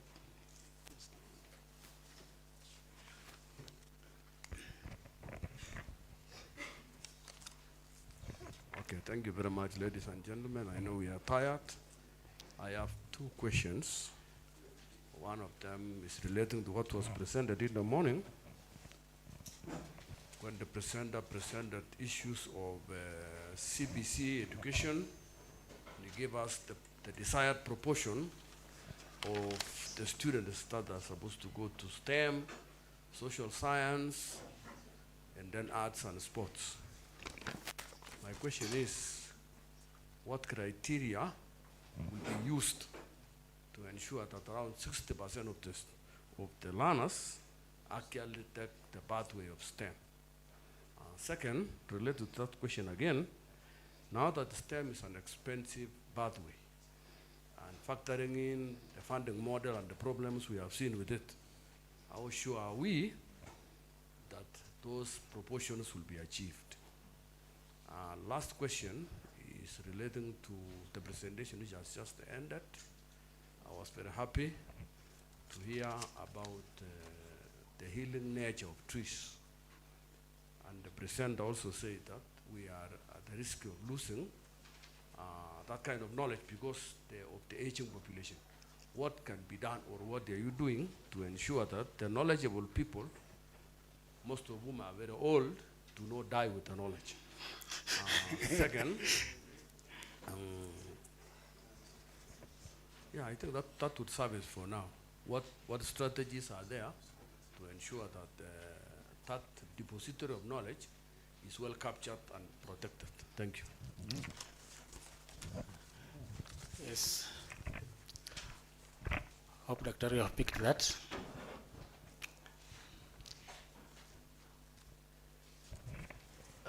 I don't know whether this is a comment or a question, but to the good lady from NEMA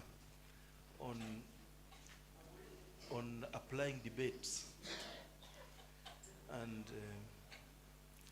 sometimes when you debate on basis of ignorance, then you just keep on saying emotional things and not things with content. I was wondering if you do something to make them a little knowledgeable prior to the debates, intentionally, or I would suggest that we try another thing as well. You let everybody pick cases, and cases that they know, and a case in different locations. If we are, like now we are Africa here, if you pick a case in Nigeria, and you get another case from Cameroon, from Uganda, interesting cases that attract most attention. Like for Kenyans, I think you know about Ouru Owino, or is it Owino Ouru, in Mombasa? Mombasa. If say you pick that, the Nigerians don't know about it, and you tell the Nigerians about it. The Nigerians have theirs as well. And then we talk about that. Then we subject ourselves to debates. I think that would be a lot more interesting, because there will be a lot of knowledge, and then there will be that experiential sharing, even though you may not have experienced it, but you know it because you've watched it. So as an addition, or maybe you have a way of doing that. Because something I fear about debates is that sometimes when you get ignorant people to debate, and you have some knowledge, then you'll be very surprised about what they're debating. Okay, fine. That's all. Thank you, Prof. Mr. Ngende, should Ruth respond that or pick all the other questions?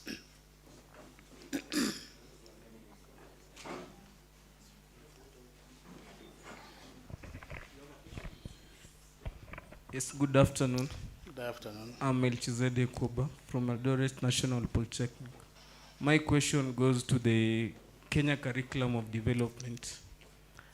Under the Kenya Curriculum of Development, we have seen the presentation, but under the people living with disabilities, they have not considered their potential in their presentation and in the curriculum thereafter. So what is the impact or the framework within the CBC curriculum in Kenya to improve and support the people living with disabilities in the country? Thank you. And finally, I want to acknowledge Dr. Obi and Dr. Kapezi representation. Thank you. Thank you. There's another one there.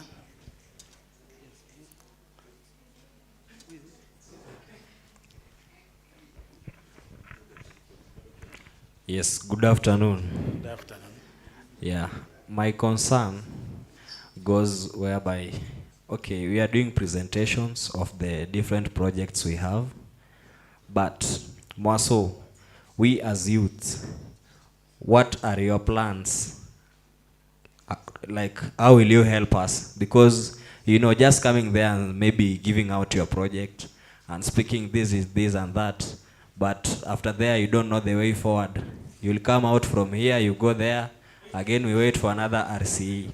So maybe if I don't understood while they were talking about that point, but I'm eagerly willing to know the plan forward for we as youth. Thank you.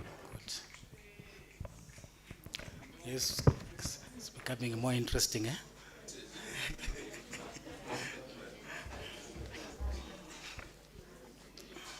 Thank you so much.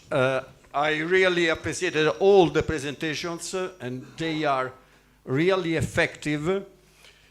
in order to understand the challenges about youth and student associations. As International University Network, we are working daily in Kenya with the Environmental Student Association of 32 universities and colleges, including the Environmental Club of Eldoret University, and with Professor Olivo we will develop many activities, I hope and I'm sure. We absolutely need to link students and consider, this one is our methodological approach, but it is within the mission of a university.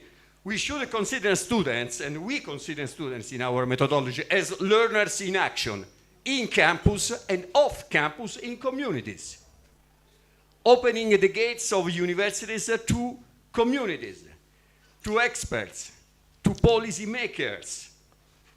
This one is an innovation in the mission of university, within the mission of university. So what is the role of a university and how we can advance beyond projects? Projects are wonderful, but the potential of academic programs is huge before and beyond projects. We can do a lot, and we can do a lot on the basis of wonderful, exciting students and academics we find in universities. Finally, just to complement, I want to read the most important policy measure for the next years on education. As International Network, we designed and proposed this policy measure and advocated it for 4 years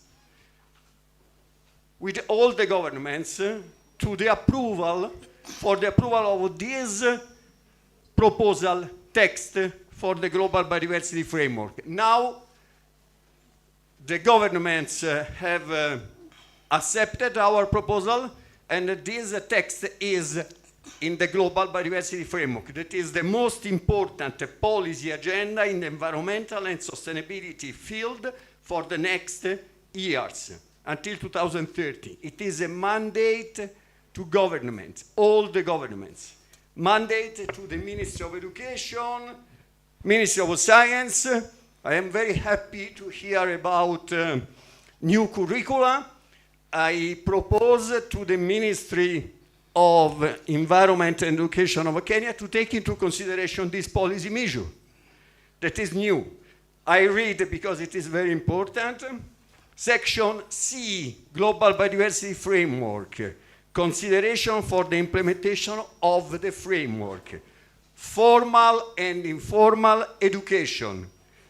Implementation of the framework requires transformative, innovative, and transdisciplinary education, formal and informal, at all levels, including a science policy interface, studies, and lifelong learning processes, recognizing diverse world views, values, and knowledge systems of indigenous peoples and local communities. The final section is section K, communication, education, awareness, and uptake, enhancing, it is quoted, enhancing communication, education, and awareness on biodiversity and uptake of this framework by all actors.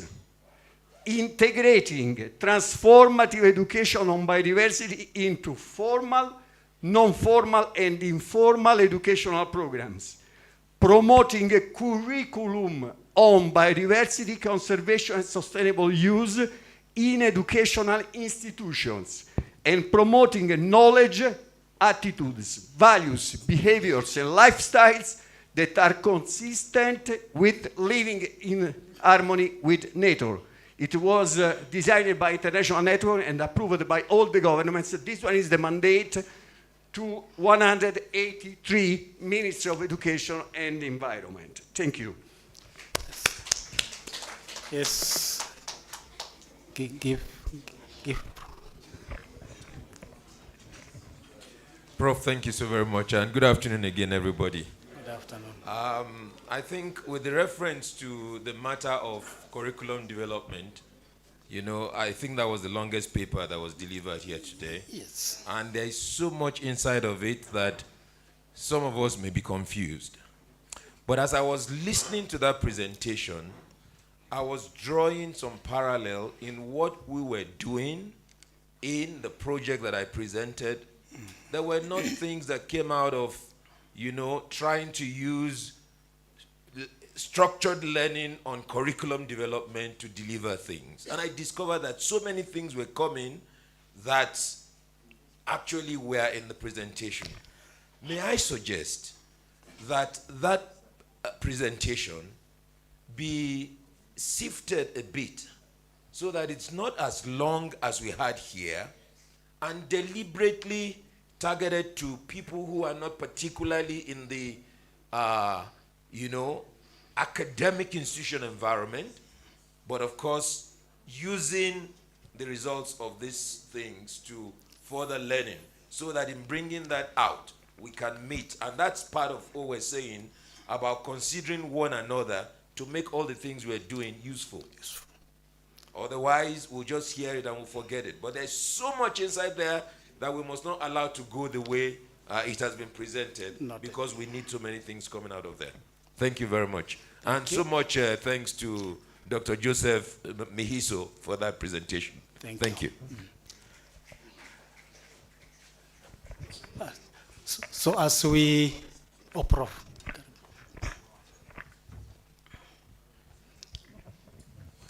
Now, there is a question that was saying you do a lot of research, you do a lot of presentations, and there is no implementation. At what stage do we implement? At a policy stage. And in research, there is an area where we don't reach. We do the research, we get the findings, and stop there. There is an area where we should go in terms of policy brief, which will advise the policymaker to apply what you have found in research. And I think that's where we have not gone. We better go there. Thank you, Prof. I think there's so much debate that if we leave it open, we can even not end today. Maybe I would suggest that Dr. Obi and Nderitu, you pick up the comments and then you should be able to respond them at a later time. For the youth who are wondering why you just present and go away, I have a practical experience with the youth as a trainer, specifically at the Eldoret National Polytechnic. All the greening activities at the poly were done by the students, the trainees there. And the projects, if you go there, they have come to fruition, they are there and they have been done by them. That's one. Two, the RCE as a global entity gives you a platform as an opportunity to showcase your projects, specifically the annual global awards. RCE Northrift has been a participant in that, and like now just the last 3-4 years since the COVID. But it gives you a platform through your supervisors to showcase those projects so that you can gain recognition, and through that you can be able to move forward as a champion in that specific area.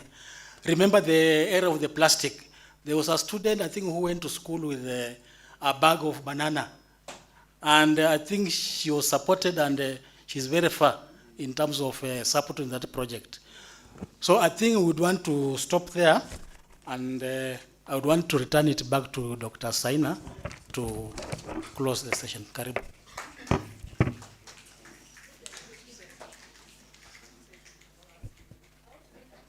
Yes, madam.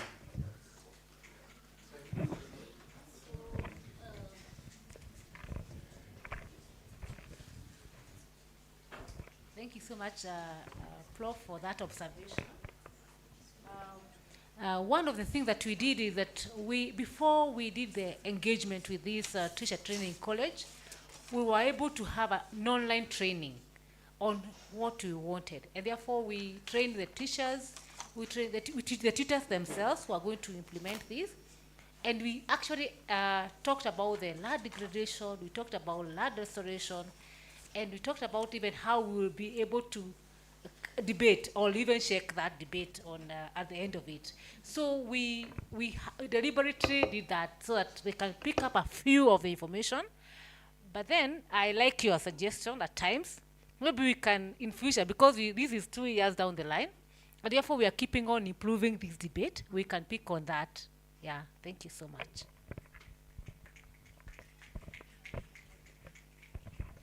You still have some contribution, yeah. Yes, thank you. I want to share a short experience that an inquiry was made by the youth. Where do we go from here? I think that's a very genuine question, and it needs an address. Personally, as a student, as an undergraduate student, I learned how to write proposals beyond employment, how to write proposals that were funded. But again, as you stay in the industry more, you gain more experience. One of the ways to gain experience is through attending conferences like this. One, I began planting trees, and then a question came, so what? Why you just planting trees? But then we cascaded that a notch higher through trying to train communities on different livelihoods that do not destroy the environment, and explaining to them the relationship between livelihoods and environmental conservation. So they began making eco-stoves through funding. Then, as you are told about RCE Global Awards, last year we got an award from RCE South Rift on a recognized flagship award. Now, through that award, it means that work is now recognized. So as you write more proposals, you say that this work is recognized. So it gives you a broader base to get more funding. From this funding, you build yourself step by step, and sooner or later, you will get to a level where you will be invisible, like a theater, you know that? Yeah, yeah. The youth in Kenya associate with that. You fly away, nobody can reach you, yeah? Additionally, try to work with the guys in the industry and then leverage on their experience. Be part of their project. Don't look at the money, but then it will actually pay off.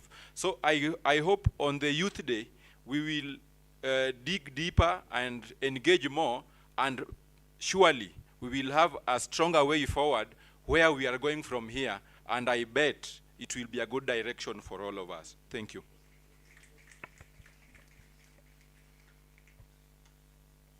Yeah, each of us are giving some closing remarks, then I'll clear. So, Dr. Guptui, welcome. As we close, we are just closing. Yes. I want to try to answer that question for the youth, because it looks like it's a very serious Let's be quiet. Our dean is giving some presentation. Serious question. This is a conference, and we come to exchange knowledge, experiences, and so on and so forth, including networks. Ladies and gentlemen, I can say my young people, if you look here, there are so many people you can talk to. And if you can talk with them and become persistent and focused, you can get so many opportunities. Either, if you love academics, then you can talk to us in the university here. Then we can infect you with a love for academics. If you are not in that line, then you can talk to the researchers here. You become persistent. Our friend has just talked about proposal writing. And if you are persistent enough, I am telling you, you can go very far. Me and Dr. Saina, we were employed at the same time, the same day, in fact. He came from Tambaj High School. I came from Cabernet High School, where I resigned as a deputy principal. I also went to do my master's in University of Nairobi, and TSC gave me study leave of 2 years without pay, and I survived. The reason is persistence. Are you persistent? Do you love it? If you don't love it, leave it. If you love it, pursue, and it will be fine. Thank you.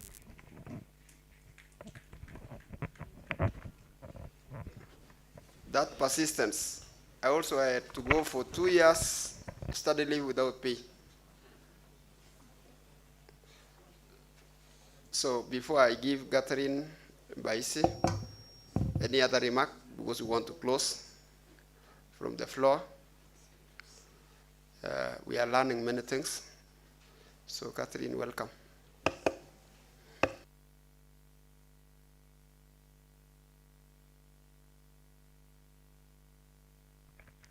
I know you are tired, but some things is good to tie the knot. Martin just spoke about there's a girl who had a bag of banana leaves, and he reminded me what happened. I think in 2017, those who come from Kenya, we had just banned the plastic carrier bag, and there were no bags. And it was school opening like now. So this girl went and made dry banana leaves and carried her shopping in that bag, and it was captured. And I remember myself and I think 3 other colleagues, we went all the way to Tharaka to pick up that girl and tell her, well done. And if you go to our website, you will see that that girl still carrying that bag. So where is the girl today? She went to school, she finished, she went to university, did her BCom. And today, she hasn't gotten a job, but we are still holding her hand. She's with us in the authority. I know temporarily, but we are still protecting her vision. Another thing that girl had, I think she was a girl with passion. Even up to today, when you meet her, she's different from all other interns. She's in NEMA on internship, but she's different from all other interns. When we were there, she gave us a tree from her garden, from her tree nursery. She was in Form 2 then. So she gave us a tree, which we have planted in NEMA. When you come around, we shall show you. So please, for young people, don't underestimate any idea that you have. Any initiative, anything you dream about, please hold on it. You never know where it can take you to. Thank you.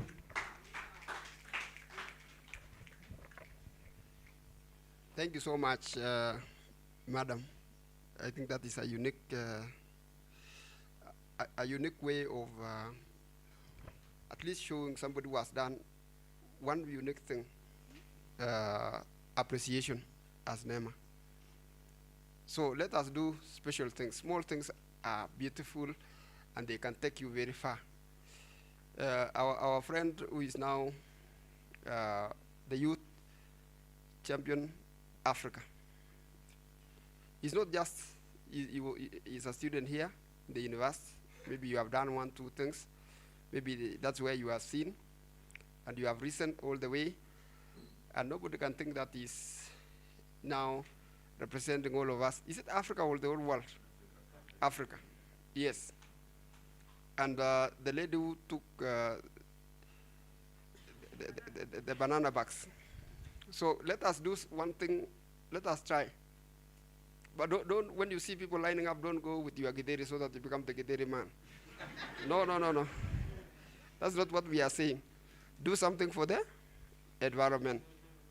Sometimes you are driving and then you throw something. I think Professor Odipo told us one time somebody threw some, I don't know, they were sitting bananas, but it went through into another vehicle which was driving. And then somebody almost fell. Yeah, the small things that we do for the environment, they count. And they usually say, let not what the right hand is doing. Is it the right hand or the left hand? Which one is supposed to see? Whichever. So, if you don't use that thing called integrity, you'll start picking banana leaves and such when everybody is seeing. But when you are not being seen, nobody is seeing me, you don't do it. Let us just do it whether people are seeing us or they are not seeing us. Wonderful. I think we have had a very wonderful day. Yes. Yes. Yeah. You want to say something? I want to encourage the young people concerning the employment. As we, as mothers, we want to encourage you because you have insisted that we are concerned with the employment. I want to give an example. We started our organization this year, 2024, without any seedlings. And up to now, we have done for over 400,000 indigenous trees, which is ready. Sisi ni wamama. I want to appreciate Dr. Hopi. I will give you 63 seedlings to plant in this institution. And then I will give out 1,000 tree seedlings for indigenous to University of Eldoret as a green connection. We have over 400, which is ready. If we have a market, whoever is ready to give us the market of indigenous, we have over 400,000. I want to tell the young people to Charibu. We were collecting the seedlings, kama wa mama. The people were asking what we are going to do. But if they come to our orchards or the nurseries, they cannot believe. We started on this year, January. But right now, we are seeing millions ready.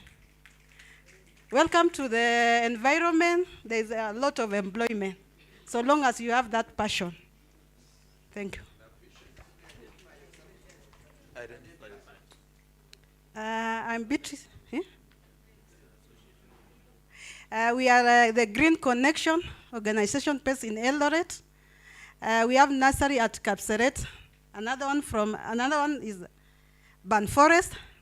Another one is at Kamugunji. All are indigenous.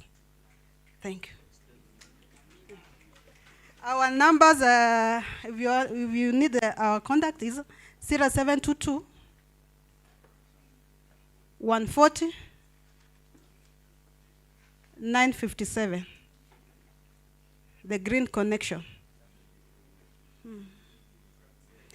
0722 140 957. The Green Connection organization. Yeah. What?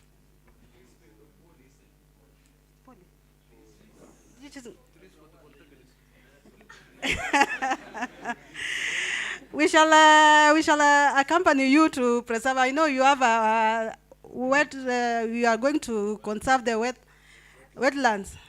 We are with you down there. Mr. Ngena, no, because we are heading to conserve the Leseru Dam very soon. I know you are near us. We shall donate something to you.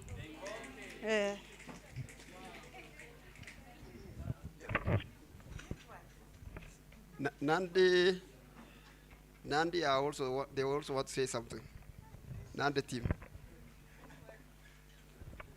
I want to congratulate the young generation, sounding, the Gen Z, sounding, because, and when you want to start a journey, you start by one step, and you reach the destination, where these old men or old women who are your parents, they start from where you are sitting now.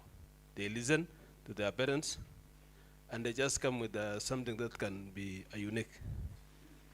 Mothers, I want to say something about you. Take care of boy child.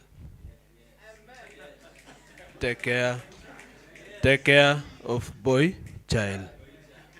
We are losing a generation, and we want to come up with the wasichana msiseme nimesema kwa ubaya. We are on your side. But in Nandi, I want to welcome our sister.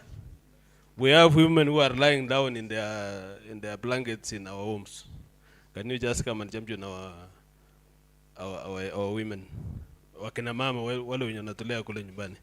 Najua when we go back to our homes, we remain as a Gen Z when we are at home. Tunalishwa. Now, I want to champion so that you can just come, eliminate them, give them chance so that they can do something for this young generation so that you can survive with the coming generation for our lives to continue. As God says, we share na tusaye tujaze dunia. Wacha niseme kwa ile lugha yetu manake wageni wako. Asanteni na Mungu awabariki. Vijana, changamkeni.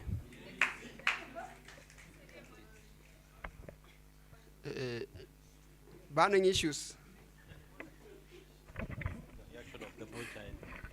Okay, thank you so much. You've mentioned of the boy child. My name is Karen. I work with Advocacy for Change Foundation. And for us to advocate for matters at SDG, we must engage men, especially in ending what we term as femicide in Kenya. And for right now, there is this conversation of promoting positive masculinity. And this can only be done by men. So men should engage boys in this conversation. Women have, like for girls, being brought up, we've been prepared to handle alpha male. But boys nowadays, they are not able to handle an empowered woman. So as men, kindly,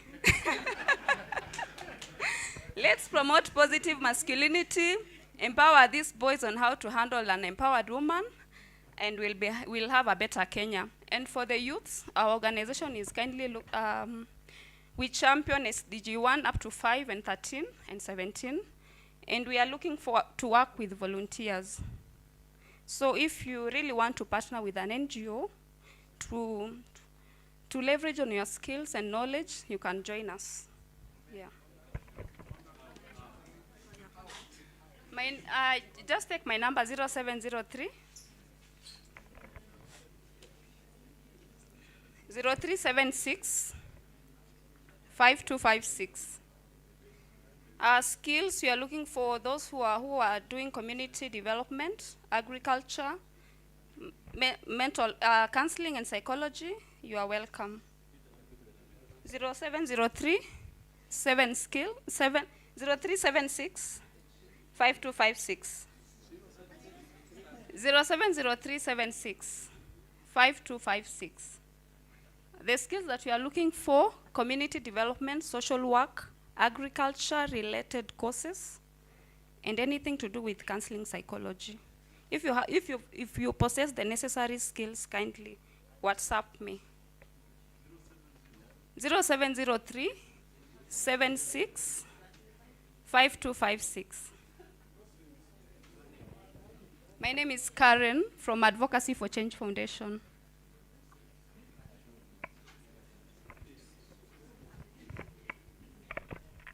My organization is Kingwal Water Swamp, Conservation of Kingwal. Do you know about Kingwal? When you are going to Kapsabet, there is a swarm along. I just brought up, and then I'm maintaining that ecosystem to remain the same.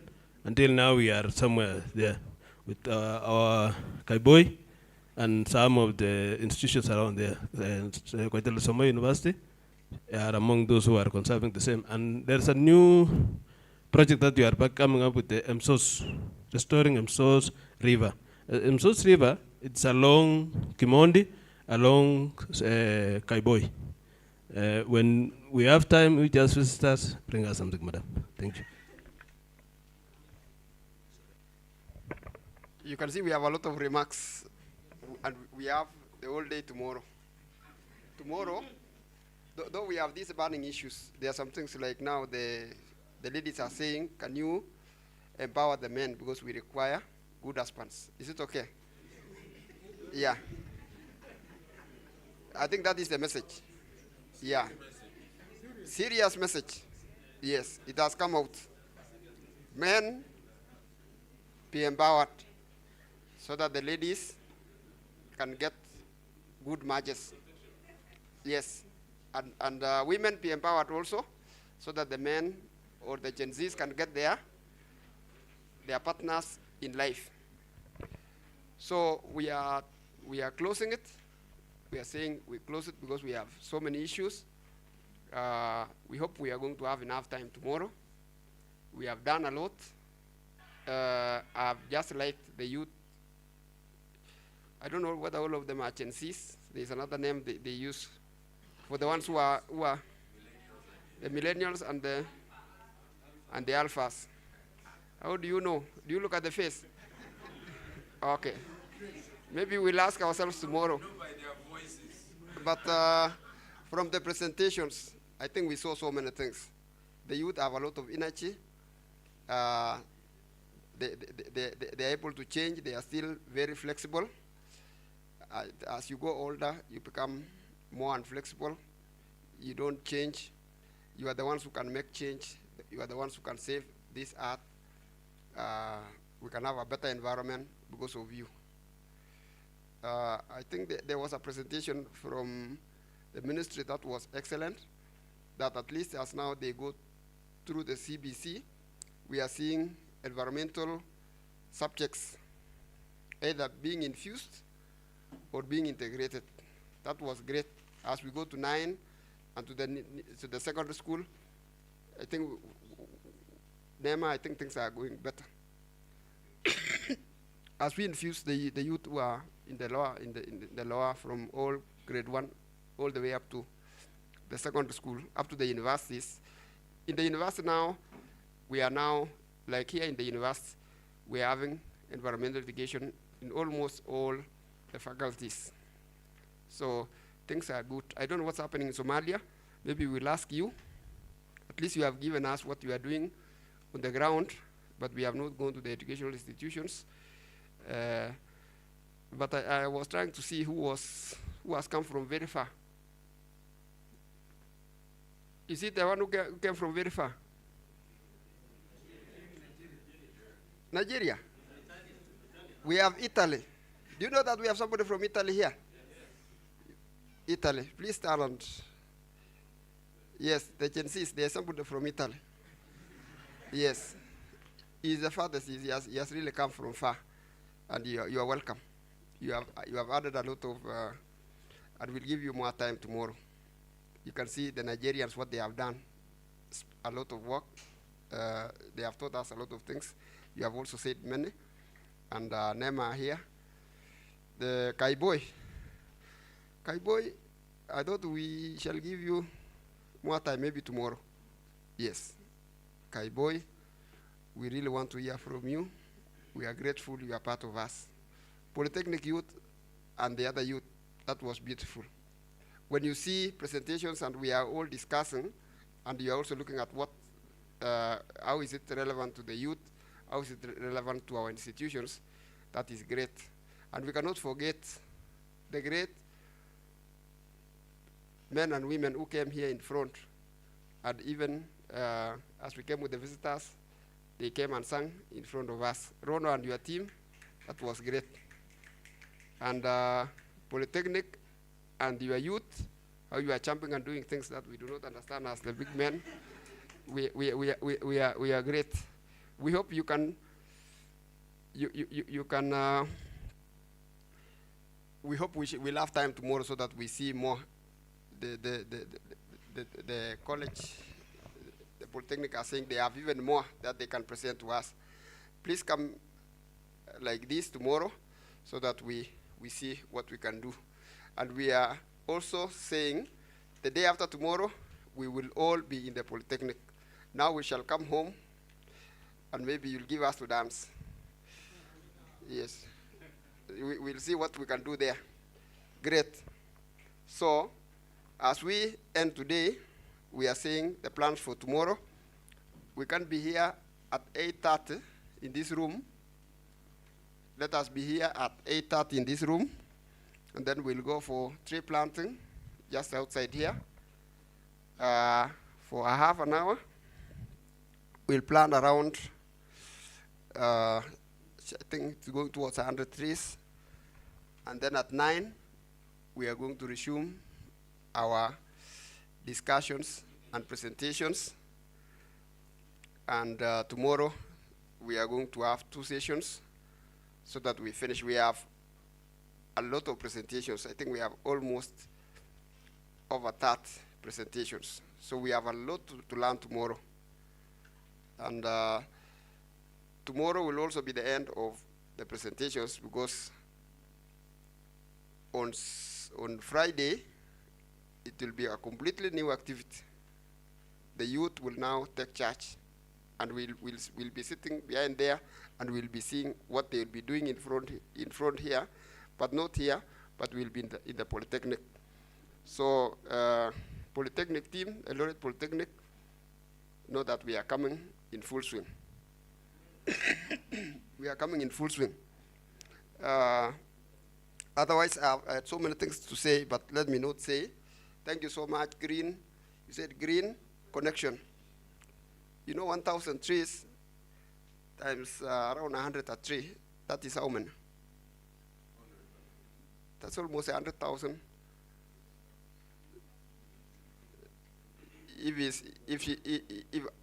If they are donating 1,000, that's almost 100,000 to us. And I don't know why yours are 63. I'm still wondering. Yeah, because of age. Oh, okay. You know why? 63 plus. Okay. So we'll say more tomorrow. Have a nice evening. Good night. I will also ask Dr. Guptui to come in front and close it for us with a closing prayer. Unless there's any announcements that I have not met, the team that are supposed to be carried to Eldoret, the vehicle will just be outside here. So have a nice evening. Welcome. Thank you very much, Dr. Saino. So let us have a short word of prayer as we depart. Let's pray. Father, in Jesus' name, we bless your name, we give you praise. As we move out of this place, I pray that you may lead us and guide us until we meet again tomorrow. We shall be careful to thank you for this our prayer of thanksgiving in Jesus' name. Amen. Blessed evening.